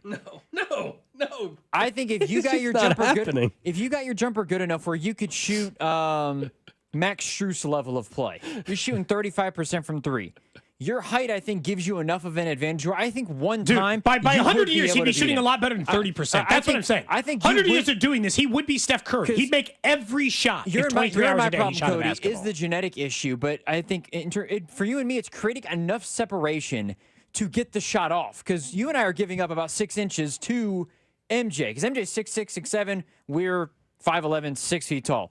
A lot more difficult than if you're 6'3". Oh, I think it'd be way easier at Alex's. He'd have a better chance. Good of a shooter. Look, it's a mild chance. I'm not saying that there's any realistic possibility. And I think it would take borderline forever, right? I mean, it would take hundreds and hundreds of years. But I'm just telling you right now, your genetic ability is not so bad. My genetic ability is not so bad. I think it is, though. I think it is. That if I took 10 million shots from three, that I would not hit that percentage of shots at an incredibly high level. And at this thing, I said you can have all the training you want. Yeah. Del Curry himself, Steph can come in and train your ass every day to shoot that damn thing if you want. I don't care how you get the training. Shooting is definitely more of a skill-based thing than it is. It's a mechanics. Yeah. Shooting, because for me, I think I how have many years in this? Even though I 200. Guess, yes, that's the other thing. So the answer is no, then, because you're not going to. By the way, part of this hypothetical, you're not allowed. We're not saying now you found the what's the you can't live to be 200 years old now. No, I said that you stay the same age. Yeah. It's Groundhog Day. You never get any older. You're 24-year-old Alex Gold. We're all talking about you're talking about it from an offensive angle. What about the whole part where you have to stop them? I said it's make it take it. You got to get the ball first. Okay. I'll say this. You better get the ball first. Agreed. Man. Agreed. Because the defensive part's going to be. He's going to back you down. Do you think I can strip steal him once if for 200 years I've been playing him? No, Cody, I don't. 200 years? I can't get one strip? No. How many years would it take Drew to break 100 at Augusta? 0. 0 years? No, come on, stop it. I'd break 100. How long would it take? Hey, hold on. If you gave me a year from right now, I'd break it in less than a year. How long would it take you to win the Masters? I can't wait to hear this. I'm probably never winning the Masters. I'm probably never winning. Probably never winning. If you gave me that same time frame, he says probably. He said probably. Probably. There's a little bit of doubt still. Probably. Well, yeah, because I think golf is very much like a jump shot. And in fact, it's a mechanics thing. You don't have to be genetically athletic to play golf and play it pretty damn well. Yeah, I think if you had Butch Harmon teaching you for 100 years, Gold, you'd eventually be, you'd think pretty good at golf. I don't think if you had that much time, I still don't think you would beat Michael Jordan. I think you'd come pretty damn close. I think you could do it. Because all it would take, Cody, is for MJ to have his worst day and for you to have your best day. And that if part. you have in 200 years, I think that you're right. You're right. You know what? You know what? You're right. MJ could have the flu and everything, and you'd still be screwed. You're exactly. Yeah, we figured it out. If he has the flu, there's just no way. There's just no way if MJ had the flu that you're gonna. No, it's not even the flu. MJ would have to miss his first shot, and you would have to be on another level of. I do agree with that. Someone said you'd have a way better chance of winning the Masters. You'd get if you started both at the same time, you'd win the Masters faster. Yeah, I agree. All right, up next, Matt Foster from 41 is going to join us for the first time on this show. Little Fan Club Friday. We're also trying Quick Trip's new beer. That's next. Watch Cody and Gold on YouTube by subscribing to the 96.5 YouTube channel. Cody and Gold is brought to you by Heartland Men's Health, the leader in men's sexual health. Thousands of men have been successfully treated for low T, ED, and more, all with discretion and compassion. Make your appointment at heartlandmenshealth.com. If Twisted Tea Hard Iced Tea was your best friend, it would be the kind of friend that starts an impromptu dance party in the supermarket aisle that turns into an all-day pool party rager at your place, and you don't even own a pool. Twisted Tea Hard Iced Tea turns any day into a legendary adventure. It's smooth and refreshing real iced tea with just the right kick of alcohol. Twisted Tea Hard Iced Tea. Keep it twisted. Twisted Tea Brewing Company, Cincinnati, Ohio. Please drink responsibly. It is First Inning Friday on FanDuel, where every week FanDuel is hooking all customers up with a special offer you can use on early game MLB action. Put your baseball knowledge to the test from the very first swing with no runs and yes runs. First inning bets. Will anyone score in the game's first inning? Check each team's season stats right there on the FanDuel app, and you can then make the call. In fact, every first inning Friday, you can expect a special reward like a profit boost, no sweat bet, or more. So make sure to come back every single week. Maybe you think the Royals are going to get on the board first tonight in this series, in the very first inning. That'd be nice, right? Well, just visit FanDuel.com/Alex. America's #1 sportsbook is FanDuel, where you can make every moment more. Must be 21 and older in Kansas and present. Restrictions apply. See terms at sportsbook.fanduel.com. FanDuel is offering online sports wagering in Kansas under agreement with Kansas Star Casino, LLC. Gambling problem? Getting help is your best bet. Call 1-800-522-4700 or visit ksgamblinghelp.com. Men, is good enough really what you want with your sex life? This is Jeff for Heartland Men's Health, and if erectile dysfunction is making a bad bedroom experience for you and your partner, you should call us because you want your intimacy to be fantastic, both for you and the one you love. At Heartland Men's Health, our treatments have success rates of well over 90%. And because we're a medical practice focused on men's sexual health, we can offer many treatment options and even combine treatments to find the right one for you. Which means if you're like most of our patients, we can likely get you performing like you haven't in years. So make an appointment and make a change from good enough to really good. Your initial visit is just $99 and includes blood work, a medical consult, and if medically advised, a test dose. And if that test dose doesn't work in the office, your visit is free. Call 844-447-6600. That's 844-447-6600. Or go to heartlandmenshealth.com. We have 3 offices to serve you. Heartland Men's Health, a Promenic restorative health practice. This is Blake Fanning with Shawnee Mission Ford, here with a huge announcement. This month, it's employee pricing for all at Shawnee Mission Ford. Let me tell you one more time. It's employee pricing for all at Shawnee Mission Ford. You pay what we pay, not 1 cent more. You heard right. We got the employee pricing for everyone on new Fords.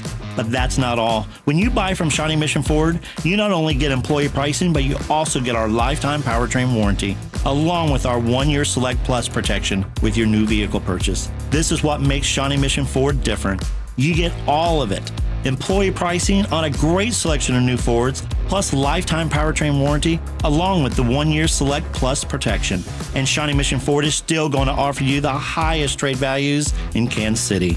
Do not miss employee pricing for everyone. From America, for America. Shawnee Mission Ford, where we're on a mission to save you more. Excludes 25 Super Duties, Raptor line vehicles, 25 Expeditions, and E-line vehicles. Baseball season is in full swing, and that means the summer heat is coming. The guys at Climate Control have been serving KC homeowners for over 35 years and know how to get your cooling system ready to handle our scorching hot summer weather. Stay cool and comfortable this summer. Call Climate Control today at 816-265-2830 and schedule your AC system tune-up for just $59. Don't wait. Visit ClimateControlKC.com today. Climate Control Heating, Cooling, and Plumbing. Psst. Hey, you. Wouldn't a Diet Coke at 7 a.m. totally hit? You know you can get that from Wendy's for just $1, right? Even you, girl drinking a Fanta on the way to 8 a.m. Pilates class. Any soda you want, any size, just $1. So go get that breakfast soda, you morning menace. But maybe hurry, because it's only during breakfast.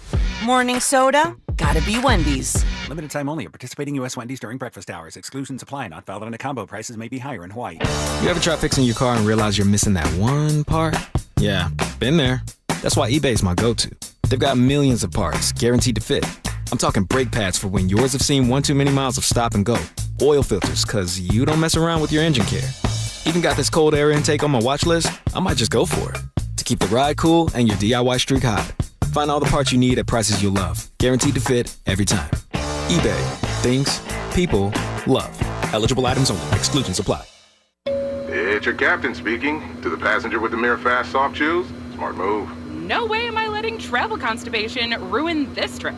Can't blame you. Mirror Fast works fast, but without the harsh side effects. Since I'm such a smart traveler, can I move to first class? No. Close the curtain, Carol. From the makers of Miralax, new Mirafast soft chews work naturally with your body in as little as 30 minutes to give you a comfortable go on the go. Find Mirafast today at your local retailer. Use as directed for occasional constipation. Contains magnesium hydroxide. Check engine or ABS light on? Take the guesswork out of your warning lights with O'Reilly Veriscan. It's free. Ask for O'Reilly Veriscan. O'Reilly Auto Parts. Still getting around to that fix on your car? You got this. On eBay, you'll find millions of parts guaranteed to fit. Doesn't matter if it's a major engine repair or your first time swapping your windshield wipers. eBay has that part you need, ready to click perfectly into place for changes big and small. Loud or quiet, find all the parts you need at prices you'll love. Guaranteed to fit every time. But you already know that. eBay. Things, people, love. Eligible items only. Exclusions apply. In a world parched for excitement, Twisted Tea's your refreshing thrill ride of flavor. The hard iced tea that's smooth, made with real brewed tea and 5% alcohol. Twisted Tea. Keep it twisted. Twisted Tea Brewing Company, Cincinnati, Ohio. Please drink responsibly. You're listening to the all-new 96.5 The Fan, your home for Kansas City sports. KFNZ FM and AM, HD1 and HD2 Kansas City, an Odyssey sports station. All right, 1 o'clock hour here on Cody and Gold. It is a Fan Club Friday. We do this each and every Friday in the 1 o'clock hour as we get set for the weekend. Maybe we'll get back into that random question of the day. Yeah, so we'll get to the beer in a second. We've got, for the first time, though, in Fan Club, we got Matt Foster from 41. What's going on, man? Hey guys, happy Friday. Yeah, it's good to have you in studio. I was talking to you during the break. I thought it was like 6 months. You said you've been in town now for 8 months. 8 months, yeah. It kind of sneaks up on you.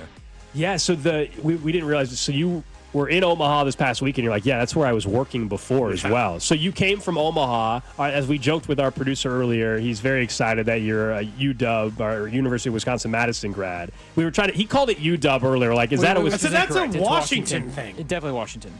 Well, now they're in the same conference, so it's like, you got to go. Then you really can't say UW. And it's like, just say Wisconsin. It's like in the SEC now, you have Texas and you have Tennessee, and both claim to be UT. True.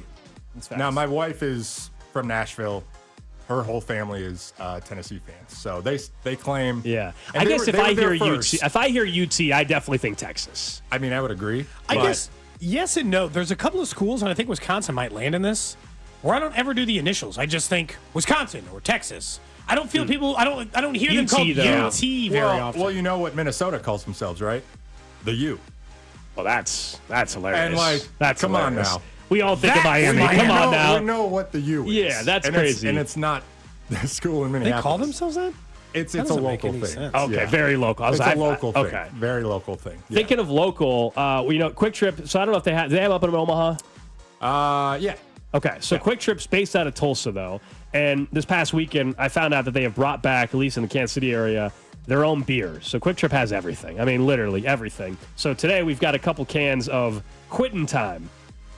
4.3% alcohol. Somebody said they had this like 50 years ago, and they brought it back. You already cracked yours open. I did. I was told this is like an old-style beer. It's not like a lager. It's not a Pilsner. You've already taken a sip. Yeah, it's fine. What's wrong with it? It's perfectly... See, this didn't even take... Someone said, if you don't like the banquet beer, you won't like this. I don't feel like this is like banquet. This is closer to like a... Like, it's almost more like a Newcastle or brown ale or something. I don't know. Man, I don't know. Yeah, it's better than I'll be honest, it's better than I thought it was going to be. You weren't sure what to expect? I didn't have high hopes for gas station beer. My friends that gave me these cans on Friday, because they bought it because it just came out over Memorial Day weekend, they're like, yeah, it's like banquet beer. You're probably not going to like it. People were tweeting at me saying, actually, I think it's pretty good. This is Quick Trip's beer, and it's also some local brewery they partnered up with. What's it called? Marshall Brewing, Tulsa, Oklahoma. So I don't know if you're a beer guy or not. I don't know. Are you on the health kick? No beer for you? Well, I still got more work to do later today, so this might be saved for Quittin' Time. Okay, there you go. Okay, that's fair. You know, we all have to work on Friday, but sometimes we're later on Friday. So this is actually my Monday. Yeah, it's real backwards. Oh, so I don't dread Fridays, but I don't look forward to Fridays the same way as everyone else does. Okay. So your off days are Wednesday and Thursday. Yeah. Great for getting errands done. True. Appointments, anything like that, grocery shopping, far less busy. Anything else, Social life, it's, a little harder. A little more difficult probably on that end. That's when sports happens. On the weekend. So wait, what do you got to do this weekend then? There's not a lot. I guess go to the Kaufman tonight? Well, yep, Kaufman tonight. Moose's ceremony tomorrow. Yeah, sure. Mick is out of town, so I am on the anchor desk on Sunday for Sound Off and Monday as well. I don't know what else we have going on Monday and Tuesday. I might end up switching my off Just days Cags next Watch. week. We call it just Jack Watch. We do it every day on this show. Just tell everybody what happened with Cags and everything. Think you're good. Honestly, it's not the worst strategy. It's what people want to hear about now, probably more than ever at this point. And, I caught up with a lot of old media pals while I was up there, and I was trying to explain to them, like, Cags fever is so real in Kansas City. It's one of the big topics. And when there's no Chiefs updates, there's nothing new to talk about on that end, and the Royals offense is struggling as much as it is. People want to know when Jack Caglianone is going to be playing in a Royals uniform in Kauffman Stadium. You're obviously pretty tall, pretty big. Jack Caglianone probably would make you look a little small. So I'm 6'4", about 215. Okay, he's about 6'4", 6'5", 250. And he is all of that. But he is it's not a tubby 250. He is that's muscle. His legs are like tree trunks. Oh, yeah. So there's a photo of so we went down to Springfield when they were playing the Cardinals affiliate. And we were ripping open a couple packs of cards. He's really into sports cards. And there's a photo of Cody.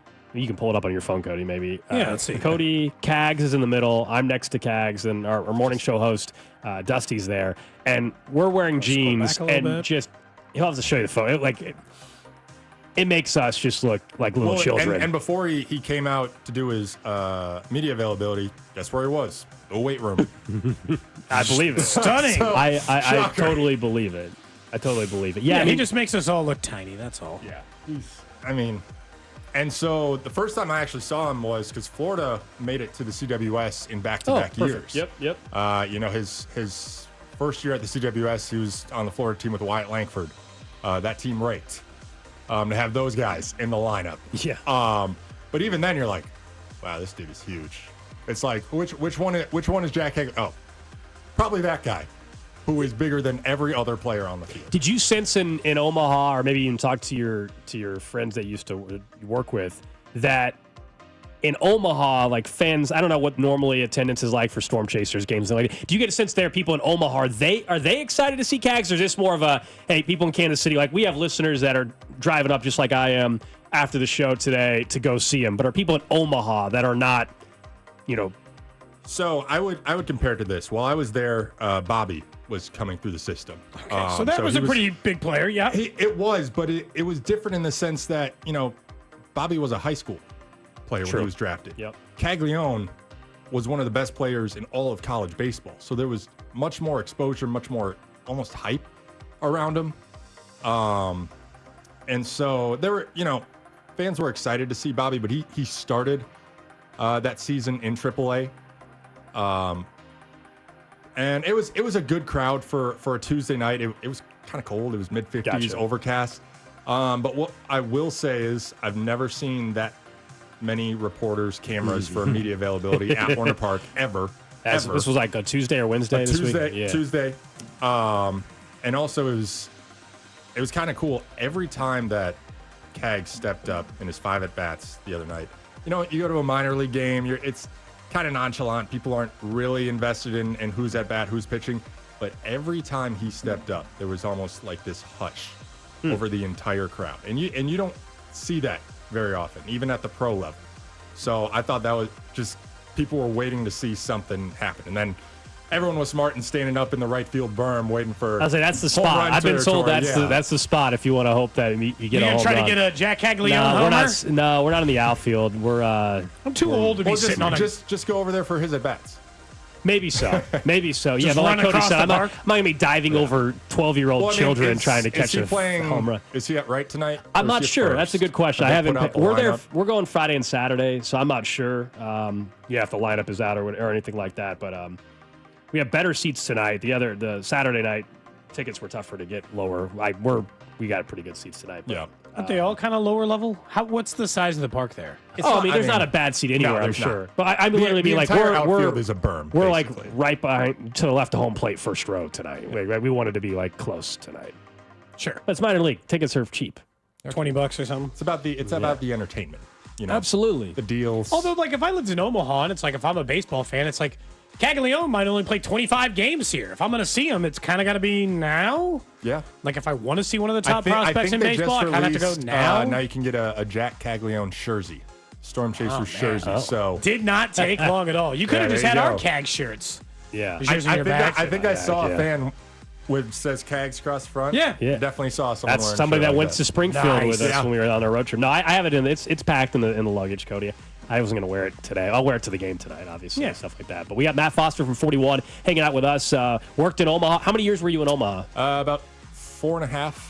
How do you roughly. like Kansas City? You said you've been here about 8 months. Good, yeah. He's still using Google Maps to get everywhere, but other than that, who cares? People shame you in that. Like, what do I need to own a paper map anymore? No, it's not map shame. wherever you need to go. I can't remember. I don't think I've ever lived in a city this big.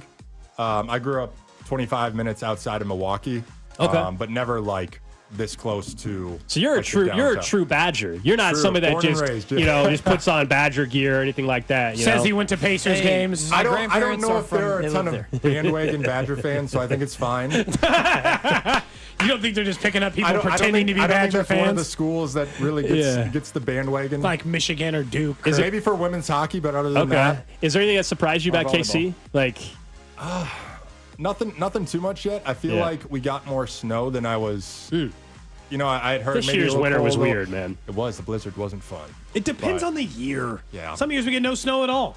Yeah. Also, if you grew up in Milwaukee, you're I know. used So to snow. You went to Wisconsin. I don't think we're like throwing you off. But I mean, a blizzard was not fun. The foot of snow in like 12 hours. We didn't even come into work. We just called it a day. I still had to. Did you have to do the ride along? Yeah. On the sports station, they kick you off the sports coverage, and you got to go be the guy next to the ride along guy. Thankfully, I live in the Plaza area, and our station is in Close, East Plaza. yeah. So it was like I could make it into work, and thankfully there weren't. I mean, people weren't really on the roads, and if you were, it was probably only because you really had to be, and if you didn't, then what were you doing on the roads? Yeah. So I was able to make it, but there wasn't a ton going on other than that. I feel like Cody was saying sometimes I feel like the sports guy gets stuck. You got to go out to MoDOT and just hang there by the salt trucks and explain what they're doing today. Yeah, that's what it is. Put the news hat on for the day. It feels like that's when they just like you're not getting whatever 2.5 minutes they normally give you. You're not getting 2.5 minutes today. So if they're cutting it down, they might as well I'm trying to remember what date that was because it was on a Sunday that we had that storm. I think that's right. Who did the Chiefs play that day? Must have been on the road. That was remember because the Chiefs were late getting out on Saturday. Oh, trying to go to Denver. We chose trying to go to Denver. So early January. Pittsburgh? No, we said Denver. We think. I think it was trying to get a flight to Denver, or maybe I'm off. Was it Maybe Christmas? I think Denver was getting snow. Dang it! That was a different storm. Okay. Man, Either way, one together. No, I hear you. All right, well, I'll ask you this. So you said your wife. So where did you guys meet at? Madison? No, she's from Nashville. So my first market out of school was Bowling Green, Kentucky. Okay. Western Kentucky University, home of the Hilltoppers. Big Red Blob is their mascot. Great mascot. Yeah, it's a great mascot. Big Red. It's great. Stands out. I can recognize it. Yeah. It is a nice little place, but it's about an hour north of Nashville. And ended meeting her down there. She was a bedside nurse then, and then took a job at the ABC station in Omaha, and she followed me there, and nice. Rest is history. Did you get married in Omaha then? No, we actually I started at 41, end of September, basically October 1st. My wife and I got married in Phoenix, October 27th. So that's a moved crazy to Kansas couple City, weeks. Started a new job, moved into a new place. Fly to Arizona. Drove to Arizona. Drove. That's way worse. Why'd you drive? The first half of we had to bring our dog.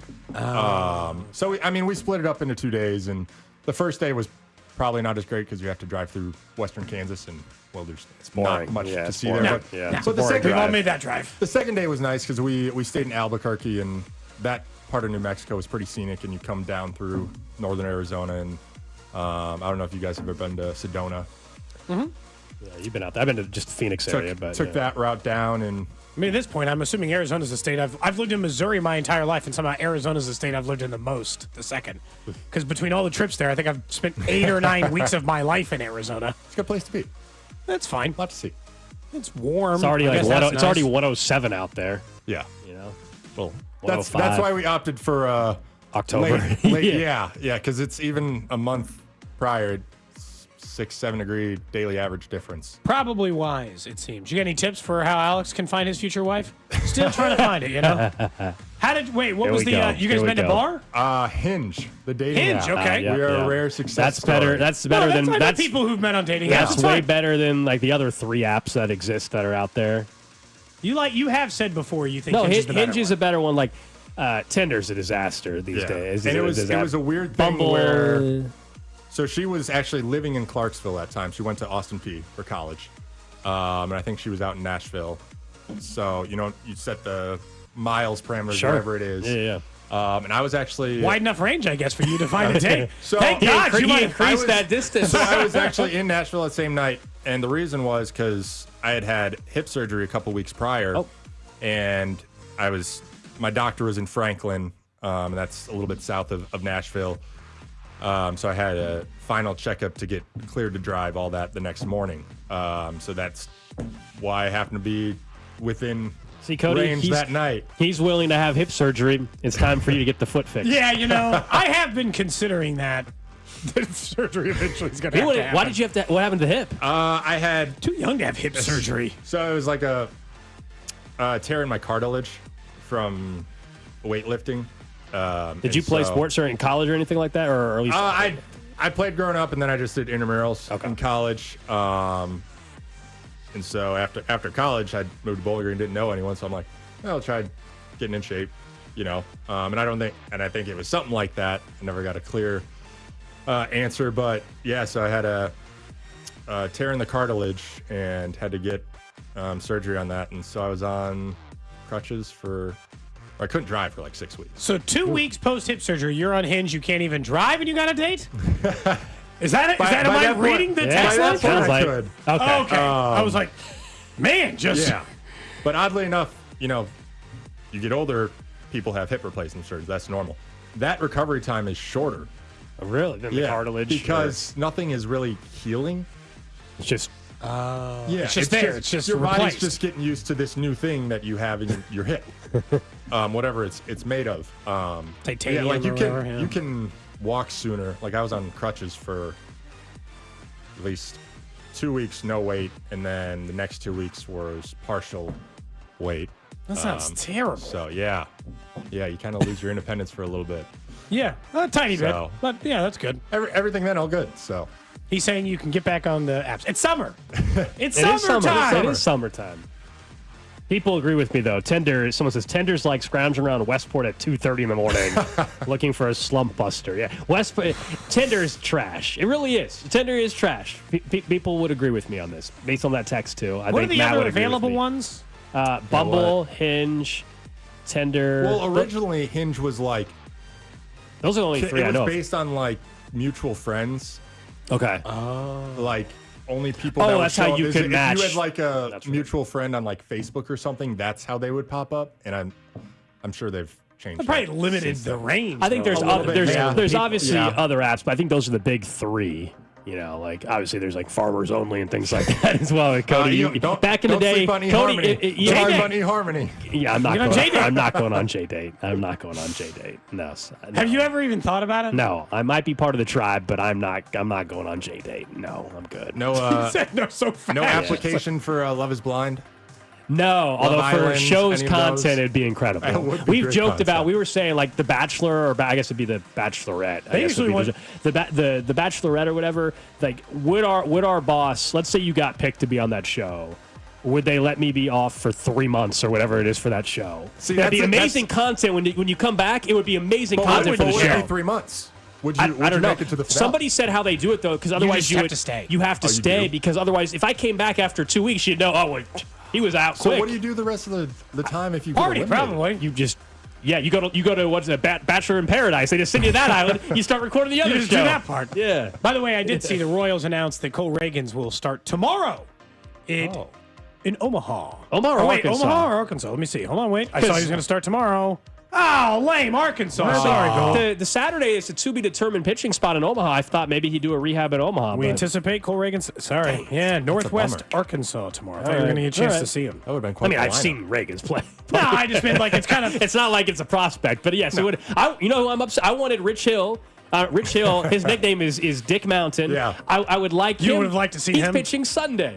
Oh, Missing out. Okay.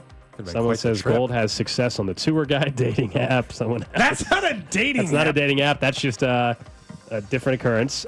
Someone else says... Someone says their Vietnamese friend cleans up on J date. Oh, good What? for them. That is a Good for weirdly them. specific sentence. That's the text we're There's getting. just no way I think that person's making it up. It's too specific. That's very specific. Like, it doesn't feel in like a- something they were just making up for the point of sending in the text. It seems like very specific. So I heard. Yeah. I didn't know. Old college buddy told me about it. That's all. Yeah. It's not one you've mentioned before on the dating app circle. Someone says, Hinge, you met your wife on a dating app, right? Tinder, wasn't Yeah, it? that was Tinder. That was that was different timing like of 10 Tinder. years ago. That wasn't when Tinder That's when I was became a in very college in 2017. Yeah, that's different. That's a while little bit ago. different. Yeah, that's like that. You That guys, is that first date was at Applebee's, right? That's right. That's How long still has Tinder been around? Like, when was that first launched? 20. I mean, it was around in 20 when I was in college. So, like 13, at the end of college. So at least 16. 2013, at least. What a game changer for college students, dating apps. Yeah, I mean, heck, Uber wasn't even in Lawrence when I graduated college. 2012 is when Tinder launched. Seriously, Drew, you think I'm kidding? You had to take That's a taxi still, or just the There's Safe walk. Ride thing or whatever it was in Lawrence. There was no Uber yet in Lawrence. Yeah. But they had the Safe Ride thing. That was huge at campus. They still If get you- show. I would walk from. That's where if you had a friend who has a car, they come Oh, in for sure. clutch. Or you would just walk. You'd walk from Mass Street all the way back up. Sophomore year or whatever. You just walk all the way up there. You didn't care. It was 2 a.m. and you were Walking 19 2 years miles old. after the bar is very different than walking 2 miles any other time exactly. of day. Yeah. Time flies by. Very totally different, especially 19 or 20 years old. Oh. Like at this age, I'm like, I'll just take on the world. If I can't afford the Uber, then I'm just not going to do this. I'm out. Like getting a cab. Where should I go, real quick? Where should I go in Omaha? Someone recommended a place called Block 16. Yep. That must be the spot. Is that like the best burger place or something in Omaha? It's just unique. Like Okay. some of the, they have, pretty sure they have kind of unique fries. Their crab rangoon fries are really good. They have a poutine burrito. Oh, man, they got all kinds of funky stuff. Crab rangoon fry. How's that done? Well, it's like the crab rangoon filling, but layered over top of fries. Oh, with sweet okay. chili sauce Got and the it, green got it, onions. got it. Okay. Really good. Makes sense. Normally they have a different special. That's what Jake every Eisenberg day. was on and told us that. So it kind of depends. We looked it up on their Twitter account. They already said what the special was today. or something. It was some sort of a shrimp-based dish, right? Yeah, they changed it up. Just a nice local place. Let's see. We're about to get a drink. Like we're gonna be in Old Market area. Two single guys in the old market area looking to hit the town. La Colono Lounge is like a lounge tiki bar. Okay. All right. They've got some interesting drinks there.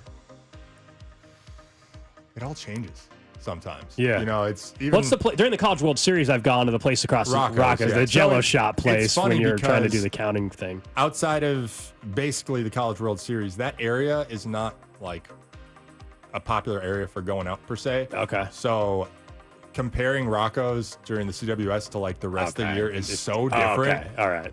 And even just how much the Jello shot thing has changed their business over the years. Oh, of the it's a CWS. huge deal. They dedicate one room, which is can be used for like private parties, whatever. Yeah. Solely for Jello shots. It's good. They have. I was amazed that they have these giant machines that are constantly making the Jello shots, like these trays of Jello shots. Do they get them custom made? It's a company that makes these. I don't know how expensive the machine is, but they're not like doing it like you would just in college when you're putting in your fridge in your dorm room. Yeah, I mean they have like trays, and then they have again in this Jello shot room, they have these coolers that solely have Jello shots, and they're trays of like 20. Yeah. So people will literally just buy trays, and they're like $5 I think per Jello shot, and they might not even take them all and just end up passing them out. I bought some on behalf of LSU a couple years ago or something. Why LSU? Because there was some other. Because I didn't care who won the College World Series. Oh, yeah, sure. If KU's there, obviously Well, then in it's different. LSU, the owner of Raising Cane's is an LSU alum, and he bought like 6,000, and they just gave them out. It's just like they're They paid just want the for it, count. They just want the start- count. Yeah, That's yeah. cool. So, and obviously the SEC schools take over. Schools like Stanford never do well because they just don't have fans that go to it.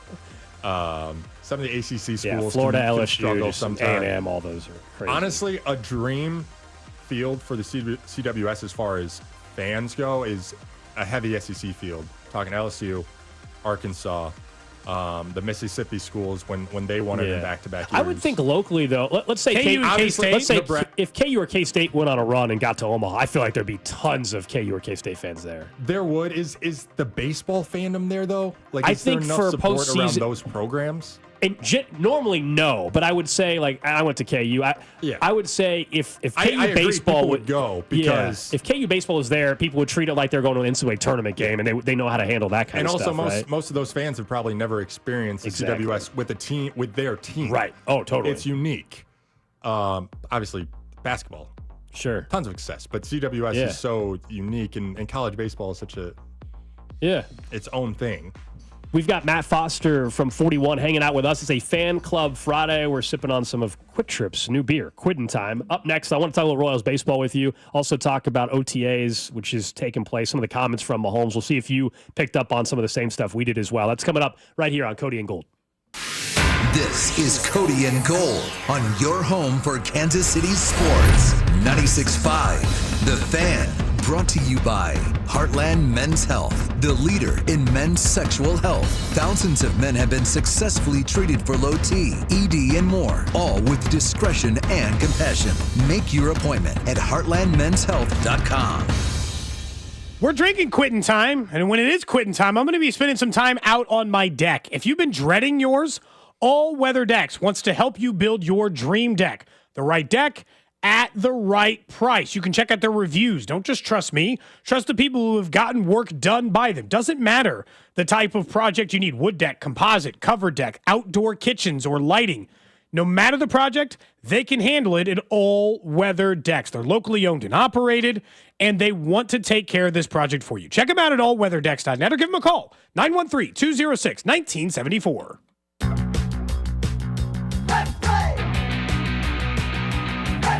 Hey there, Kansas Lottery here, and we want to get together for a game or two. Meet us at your favorite retailer or wherever you like to buy your tickets, and we can let the games begin. There's a lot of fun and cash on the line. See kslottery.com for details. It's the spring sales event at Rob Sight Ford, and I'm here with the man himself, Rob Sight. Rob, you already stole the spotlight. Now what are you trying to take? Just your attention, Kevin, and maybe a few trade-ins. Now, we've got up to $14,000 off new Fords with employee pricing, plus our own dealer discount. $14,000. That's hotter than your Sunday barbecue. Exactly. And unlike your burgers, these deals won't dry out. We've got hard-to-find inventory, huge trade-in values, and our non-commissioned sales team makes everything so easy. No pressure, just real help. Even I'll admit it, it's the best place in Kansas City to buy a car, and I don't hand out compliments lightly, or seconds. That's a fact. And don't forget, we're Kansas City's top-rated Ford dealer on Google. 4.8 stars, nearly 3,000 reviews, and 0 grill marks. All right, Rob, I'll give it to you, man. You're cooking up some real value over there. Come see us at 135th and State Line or visit robsight.com. But hurry, these deals are sizzling and inventory's moving fast. And tell him Rob sent you. No guarantees, but he might throw in a hot dog. Do you have 3 ex-wives and your current trophy wife wants a life insurance policy 3 times the size of the policies you had to purchase for your previous mistakes?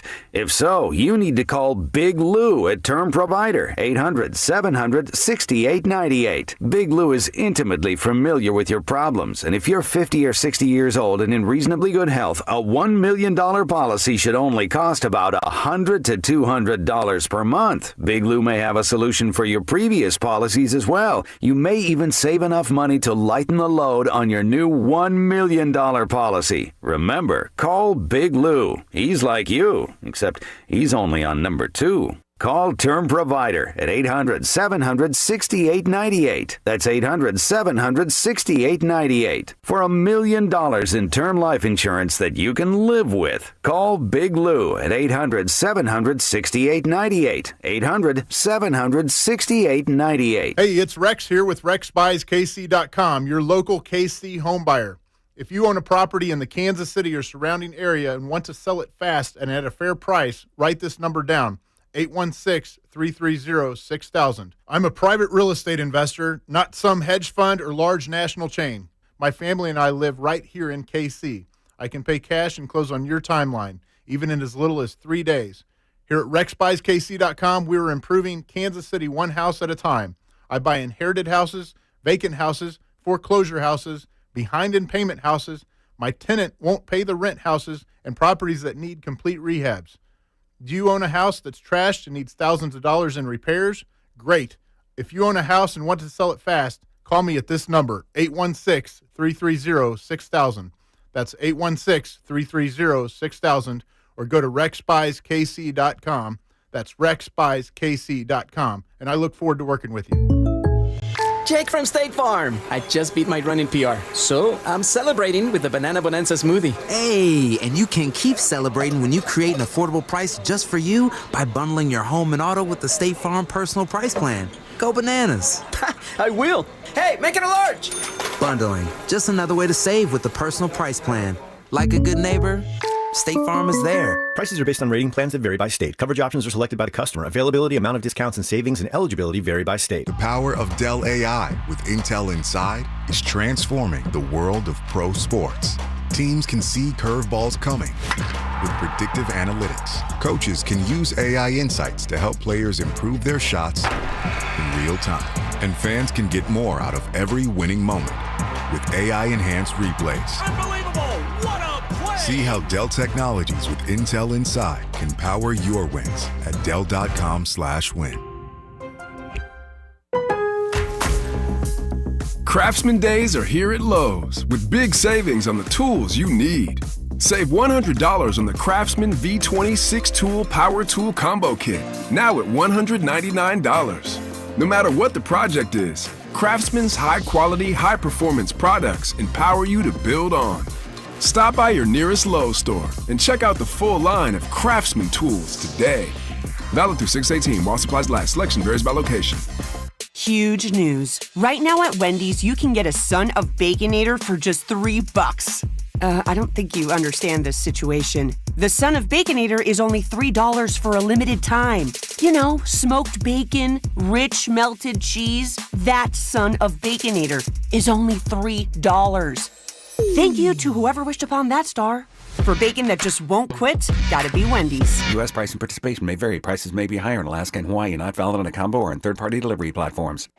Welcome to AutoZone. What are you working on today? My car is making this noise. Sometimes it's like doot doot, and sometimes it's like grrr. Do you have a dash light on? Oh yeah. Then we don't have to listen for clues. With the free Fix Finder service, we can read a check engine, ABS, or maintenance light to find the likely fix and even recommend a local shop if you need one. So you don't need to hear the grrr. Not with Fix Finder. Everything you need, nothing you don't. Get in the zone, AutoZone. Restrictions apply. You're listening to 96.5 The Fan from the Mission Plumbing, Heating, and Cooling Studios. Fan Club continues here on Cody and Gold. We've got Matt Foster from 41 Sports Reporter hanging out with us for the next 25 minutes or so before we head into the weekend. We're trying Does any of us to invite him to drink beers on what it turns out to be is his Monday? I didn't know. His Monday? That's the this worst. Is what's fun with having new people come in. Other than playing in the Sporting KC media game together, I don't think I've ever. I mean, maybe in the Chiefs locker room once or twice after a game. Otherwise, that's such a cluster. Yeah, and you don't have time to really talk to anybody. So, and he's new to Kansas City. We like having different people come on the show. And yeah, we are trying Quick Trip's new beer, Quitting Time. He said he'll have it after his shift. You like it in Kansas City? Is it working for you? Yeah, it's been great. You can admit if you're just like, you know what, I wouldn't hate no, being back. It's funny because maybe your wife wants to move back south, or you guys want to be back in the Milwaukee area. No, it's been great. Smart. It's like making the move up from AAA to the big leagues. Sure. You go from everyone wants to end up covering pro teams at some level, and outside my first 2 weeks here. The Royals started the playoffs. So I think I worked 13 of the first 14 days. I was basically in town. We had started renting the house we're in, but we hadn't done our move yet. So I was sleeping on an air mattress. Really basically empty house. But I think covering a playoff team, a playoff team, and Chiefs and all that, and just diving right in and, excited to get my first taste of St. Joe soon enough. Oh, no. Oh, Don't be excited for that. Well, Mick is probably selling it to you like, you love it up there. He's just burying it They appropriately. have not done that. No, they've been real about it. Again, it is not a St. Joe. It is not a city of St. Joe thing. It is just the driving back and forth constant thing. And you know, I got so used to Nebraska football is treated like an NFL team with the amount of media, amount of blah. Just it's crazy for a program that hasn't had the success that it did in the 20th century. Right. But it's still the fandom, all that is equivalent to NFL standards. Just everyone cheers for But him. you know, Omaha to Lincoln is about 55 hour away, and we would go all during fall camp. So I compare it to that. So I feel like I've had some prep in that regard. Except we could never. I mean, we get to shoot maybe 2 or 3 practices in the fall. So it almost felt like you were going up for a lot of nothing. Gotcha. Yeah. You at least get to shoot for 2 or 3 minutes. Yeah. When you get to St. Joe. I'm not going to pretend like it's a bunch of time. A couple minutes. You get a couple minutes. You got to, the nuclear codes are out there and stuff, so you got to be really careful. Your boss used to invite me to his house to play poker every once in a while. I feel like he's ghosting me. Oh. Can you tell Mick? I feel like we used to hang out every once in a while. What the hell? I think Mick's on a cruise. I think he left. He seems like a yesterday. cruise I don't know guy. if he's on the cruise yet. But do you even have access to like Wi-Fi on I cruises think you do these all the days? cruise ships. I think you got to pay for it. I think you got to pay for you got to pay for the Wi-Fi you gotta plan. pay for everything. You got to pay for everything. But right? also, Drinks if you're package. on a cruise, I actually think the cruise would be the one time where you could truly just check out and you don't need your phone. Just go phoneless. I mean, the last time I was on a cruise was in like my senior year of high school. And Okay. so, I've never been on one. Have you, Cody? Nope. No. Yeah. I'm not real. Honestly, all that stuff that was going on when like people You don't were want to be getting stuck stranded. on You don't want to be stuck for I'm a fine. month on a ship. I'm kind of fine. I mean, we talked about the Creed one. That was about as close as we got, I think. Yeah. Remember when they were doing a cruise? No, for sure. No, yeah. At some point, I will. I think I wouldn't mind going on a cruise or something like that. I think it'd be a lot of fun. But I get obviously post what happened during COVID and everything like that. I But also just don't know how you are, like Matt. Like for me, I like the beach fine, but it's not like my dream vacation is not by the ocean on the beach covered in sand. So there's other things I'd rather do before just like being on a big boat. It's like, yeah, it's fine. You'll stop in it's four none other of it's countries. offensive to me. Yeah. But poured out I in think other it depends countries. on the type of cruise you go on too, because you think cruise, you think down in the Caribbean, but there are obviously different. Yeah, types. Alaskan cruises. one You of go those on a Norwegian European ones or cruise, like up River Yeah. Thames or something that like for that. sure. Yes, I'd be interested in that. So where you're like kind of, my parents did one 2 or 3 years ago. They'd stop in like smaller cities, and that's cool. Funny enough, you mentioned COVID. My mom had to, back you had to test before flying back in, and she actually tested positive. So she had to stay like in Prague an extra couple days in her hotel room just by herself. And she told my dad, "No, I'll fly back. I'll be fine." But she has her own mediation business, so she was still able to actually like work remote or but whatever. other than that, it was that's bad timing. Yeah, depending on what you were doing for a living at that time, that screwed some stuff up big time for a lot of people. You mentioned your first couple weeks of the job, Royals postseason run. Here we are. It's another baseball season. This weekend feels like a pretty darn big series, though, even though it's still May, about to turn to June. Considering what the Tigers have been, best team in baseball, we all know the Royals struggles, but psychologically for the fan base too, you come back on Monday, if you've taken 2 out of 3, you're in second place, you feel like, okay, you finally beat a pretty good team. Yeah, and you really just want to see where they stack up against, record-wise, really the best team in baseball right now, oddly enough. And yeah, they lost, 2 out of 3 when they played there earlier this year. I think they won that last they avoided game that extras. sweep. Or 2, yeah, well, 1 out of 4, that was right? when they were on that 1 out of 4, yeah, they lost 3 or 4. 7-game losing streak, whatever it was, and then they went on that run. They'll face Scooball Saturday. Yeah. Saturday. Yeah, but they've been better against Scooball. We've looked this up before. Nobody gets to Scooball better than the Royals over the last 2 years. Weird. I guess the Yeah, Royals are it's a weird thing. his kryptonite. It's a weird thing. So one of those bizarre things. I just Cody has said if they get swept, he's on Monday going to say that the division's over. And I'm going to feel that way for sure. And Which is a fair feeling. And I think a lot of fans will agree with you. And it sounds like you. For me, I just on June 2nd, when your team would still be above 500, I can't say the division is over. I understand why people will feel that way. It's just there's still, even at that point, 90-something games left? The division seems like a reach to win it, mainly because you have so many other good teams in the division this year, just the way they're playing right now. Now, granted, the way the Twins fell off at the end of last year, not necessarily they're going to keep it going for the way they have. But just with their offense right now, I mean, wild card seems like a more likely option with the way they're hitting, unless they start hitting to change. They got either guys like Salvi and Massey have to start hitting, and/or of course eventually Caglianone. And what is he going to do immediately? Yeah, everybody assumes he's just going to come up and be the savior, but I don't know if that's going to be the case and right away. You don't want that type of pressure on him. That on Tuesday he goes 0 for 5, and I'm curious if some of that was just wanting to do something for the fans who. Well, that's because you were up there as media. All you media guys drove up there. We all went up there with 200 people, and he hit a homer. Well, and on Wednesday he goes 3 for 4 because of course he does. Yeah. So we get 3 strikeouts. Next day he gets 3 hits. That's a little bit tough. That's how local television works. That's you never get what you came for. I went ahead and looked it up. Tarek Skubal last year made 4 starts against the Royals. He averages lowest. He averaged a full inning and a half less than normal for him in a start and had a 4.5 ERA. He has made 1 start against the Royals this year. It was his shortest start of the season. Of only 5 innings, he allowed 2 earned runs and 8 hits. And he's got a 3.6 ERA, which is quite a bit lower than his season this year. His start got bumped to Sunday? To Sunday. Yeah. They pushed him back. Yeah. I'm assuming, look, it could be any minute. Cole Reagan starts tomorrow in Arkansas now for his rehab start. Yeah. If they did that, the way his start lines up would mean he would be available 5 days from today when Noah Cameron would be scheduled to start. I'm going to assume, because they still have to make a roster move for Seth Lugo to come off of the IL to actually make the start tonight. When they officially announce that roster move, I kind of borderline think it's going to be Noah Cameron back to AAA, which is crazy considering the way he's don't the Tigers started. use a 6-man?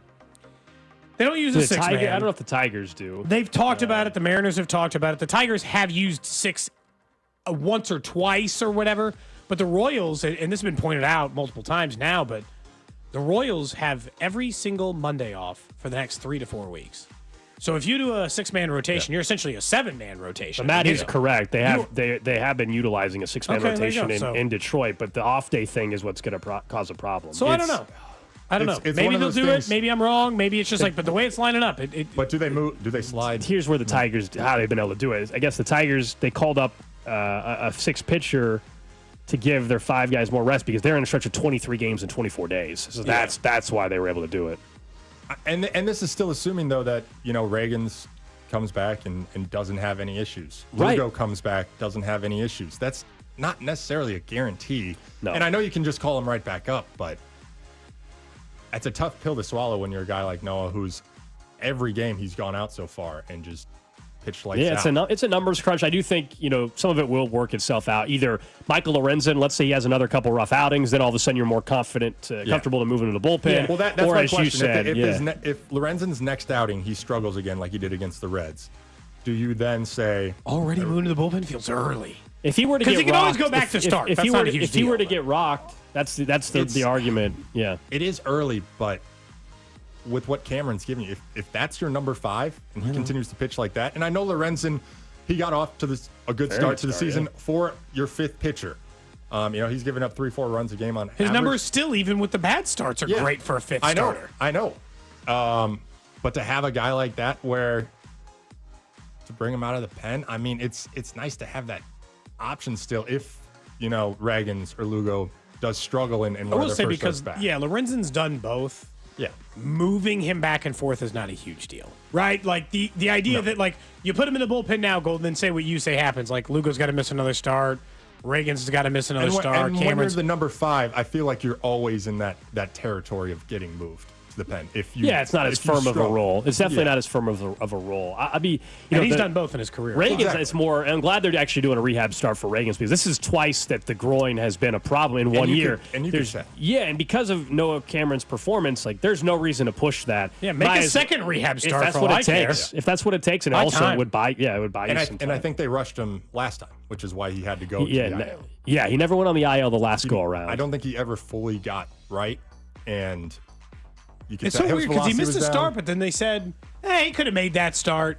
And then he came back, and it wasn't quite the same. So we're like, we're just, not going to risk it. And then, he pitched, and it was still the same issue. I think in a lot of ways, probably Noah Cameron is probably what gave them the assurance, Gold, that they could, all right, let's put him on the IL and skip a couple starts here. This guy was pretty good the last time out. Let's let him make a couple here. Let's buy ourselves a little bit of time. They went 5-5 without Lugo and Reagan's. And I'm not saying the offenses have been great during that stretch. That's a win.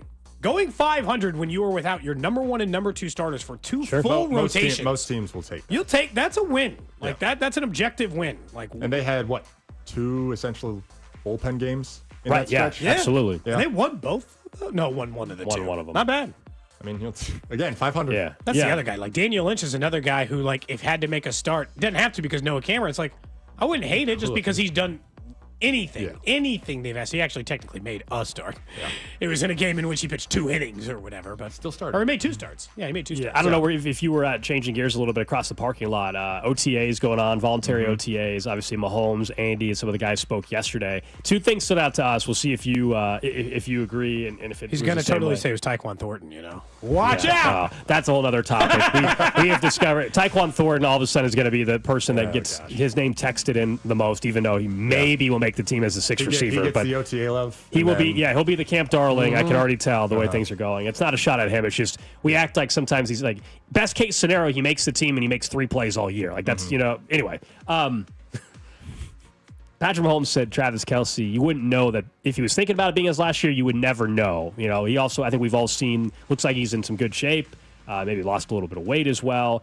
Do you actually believe this is the last year? I think it is. Most people do, but do you think this is it? I mean, I think, yeah.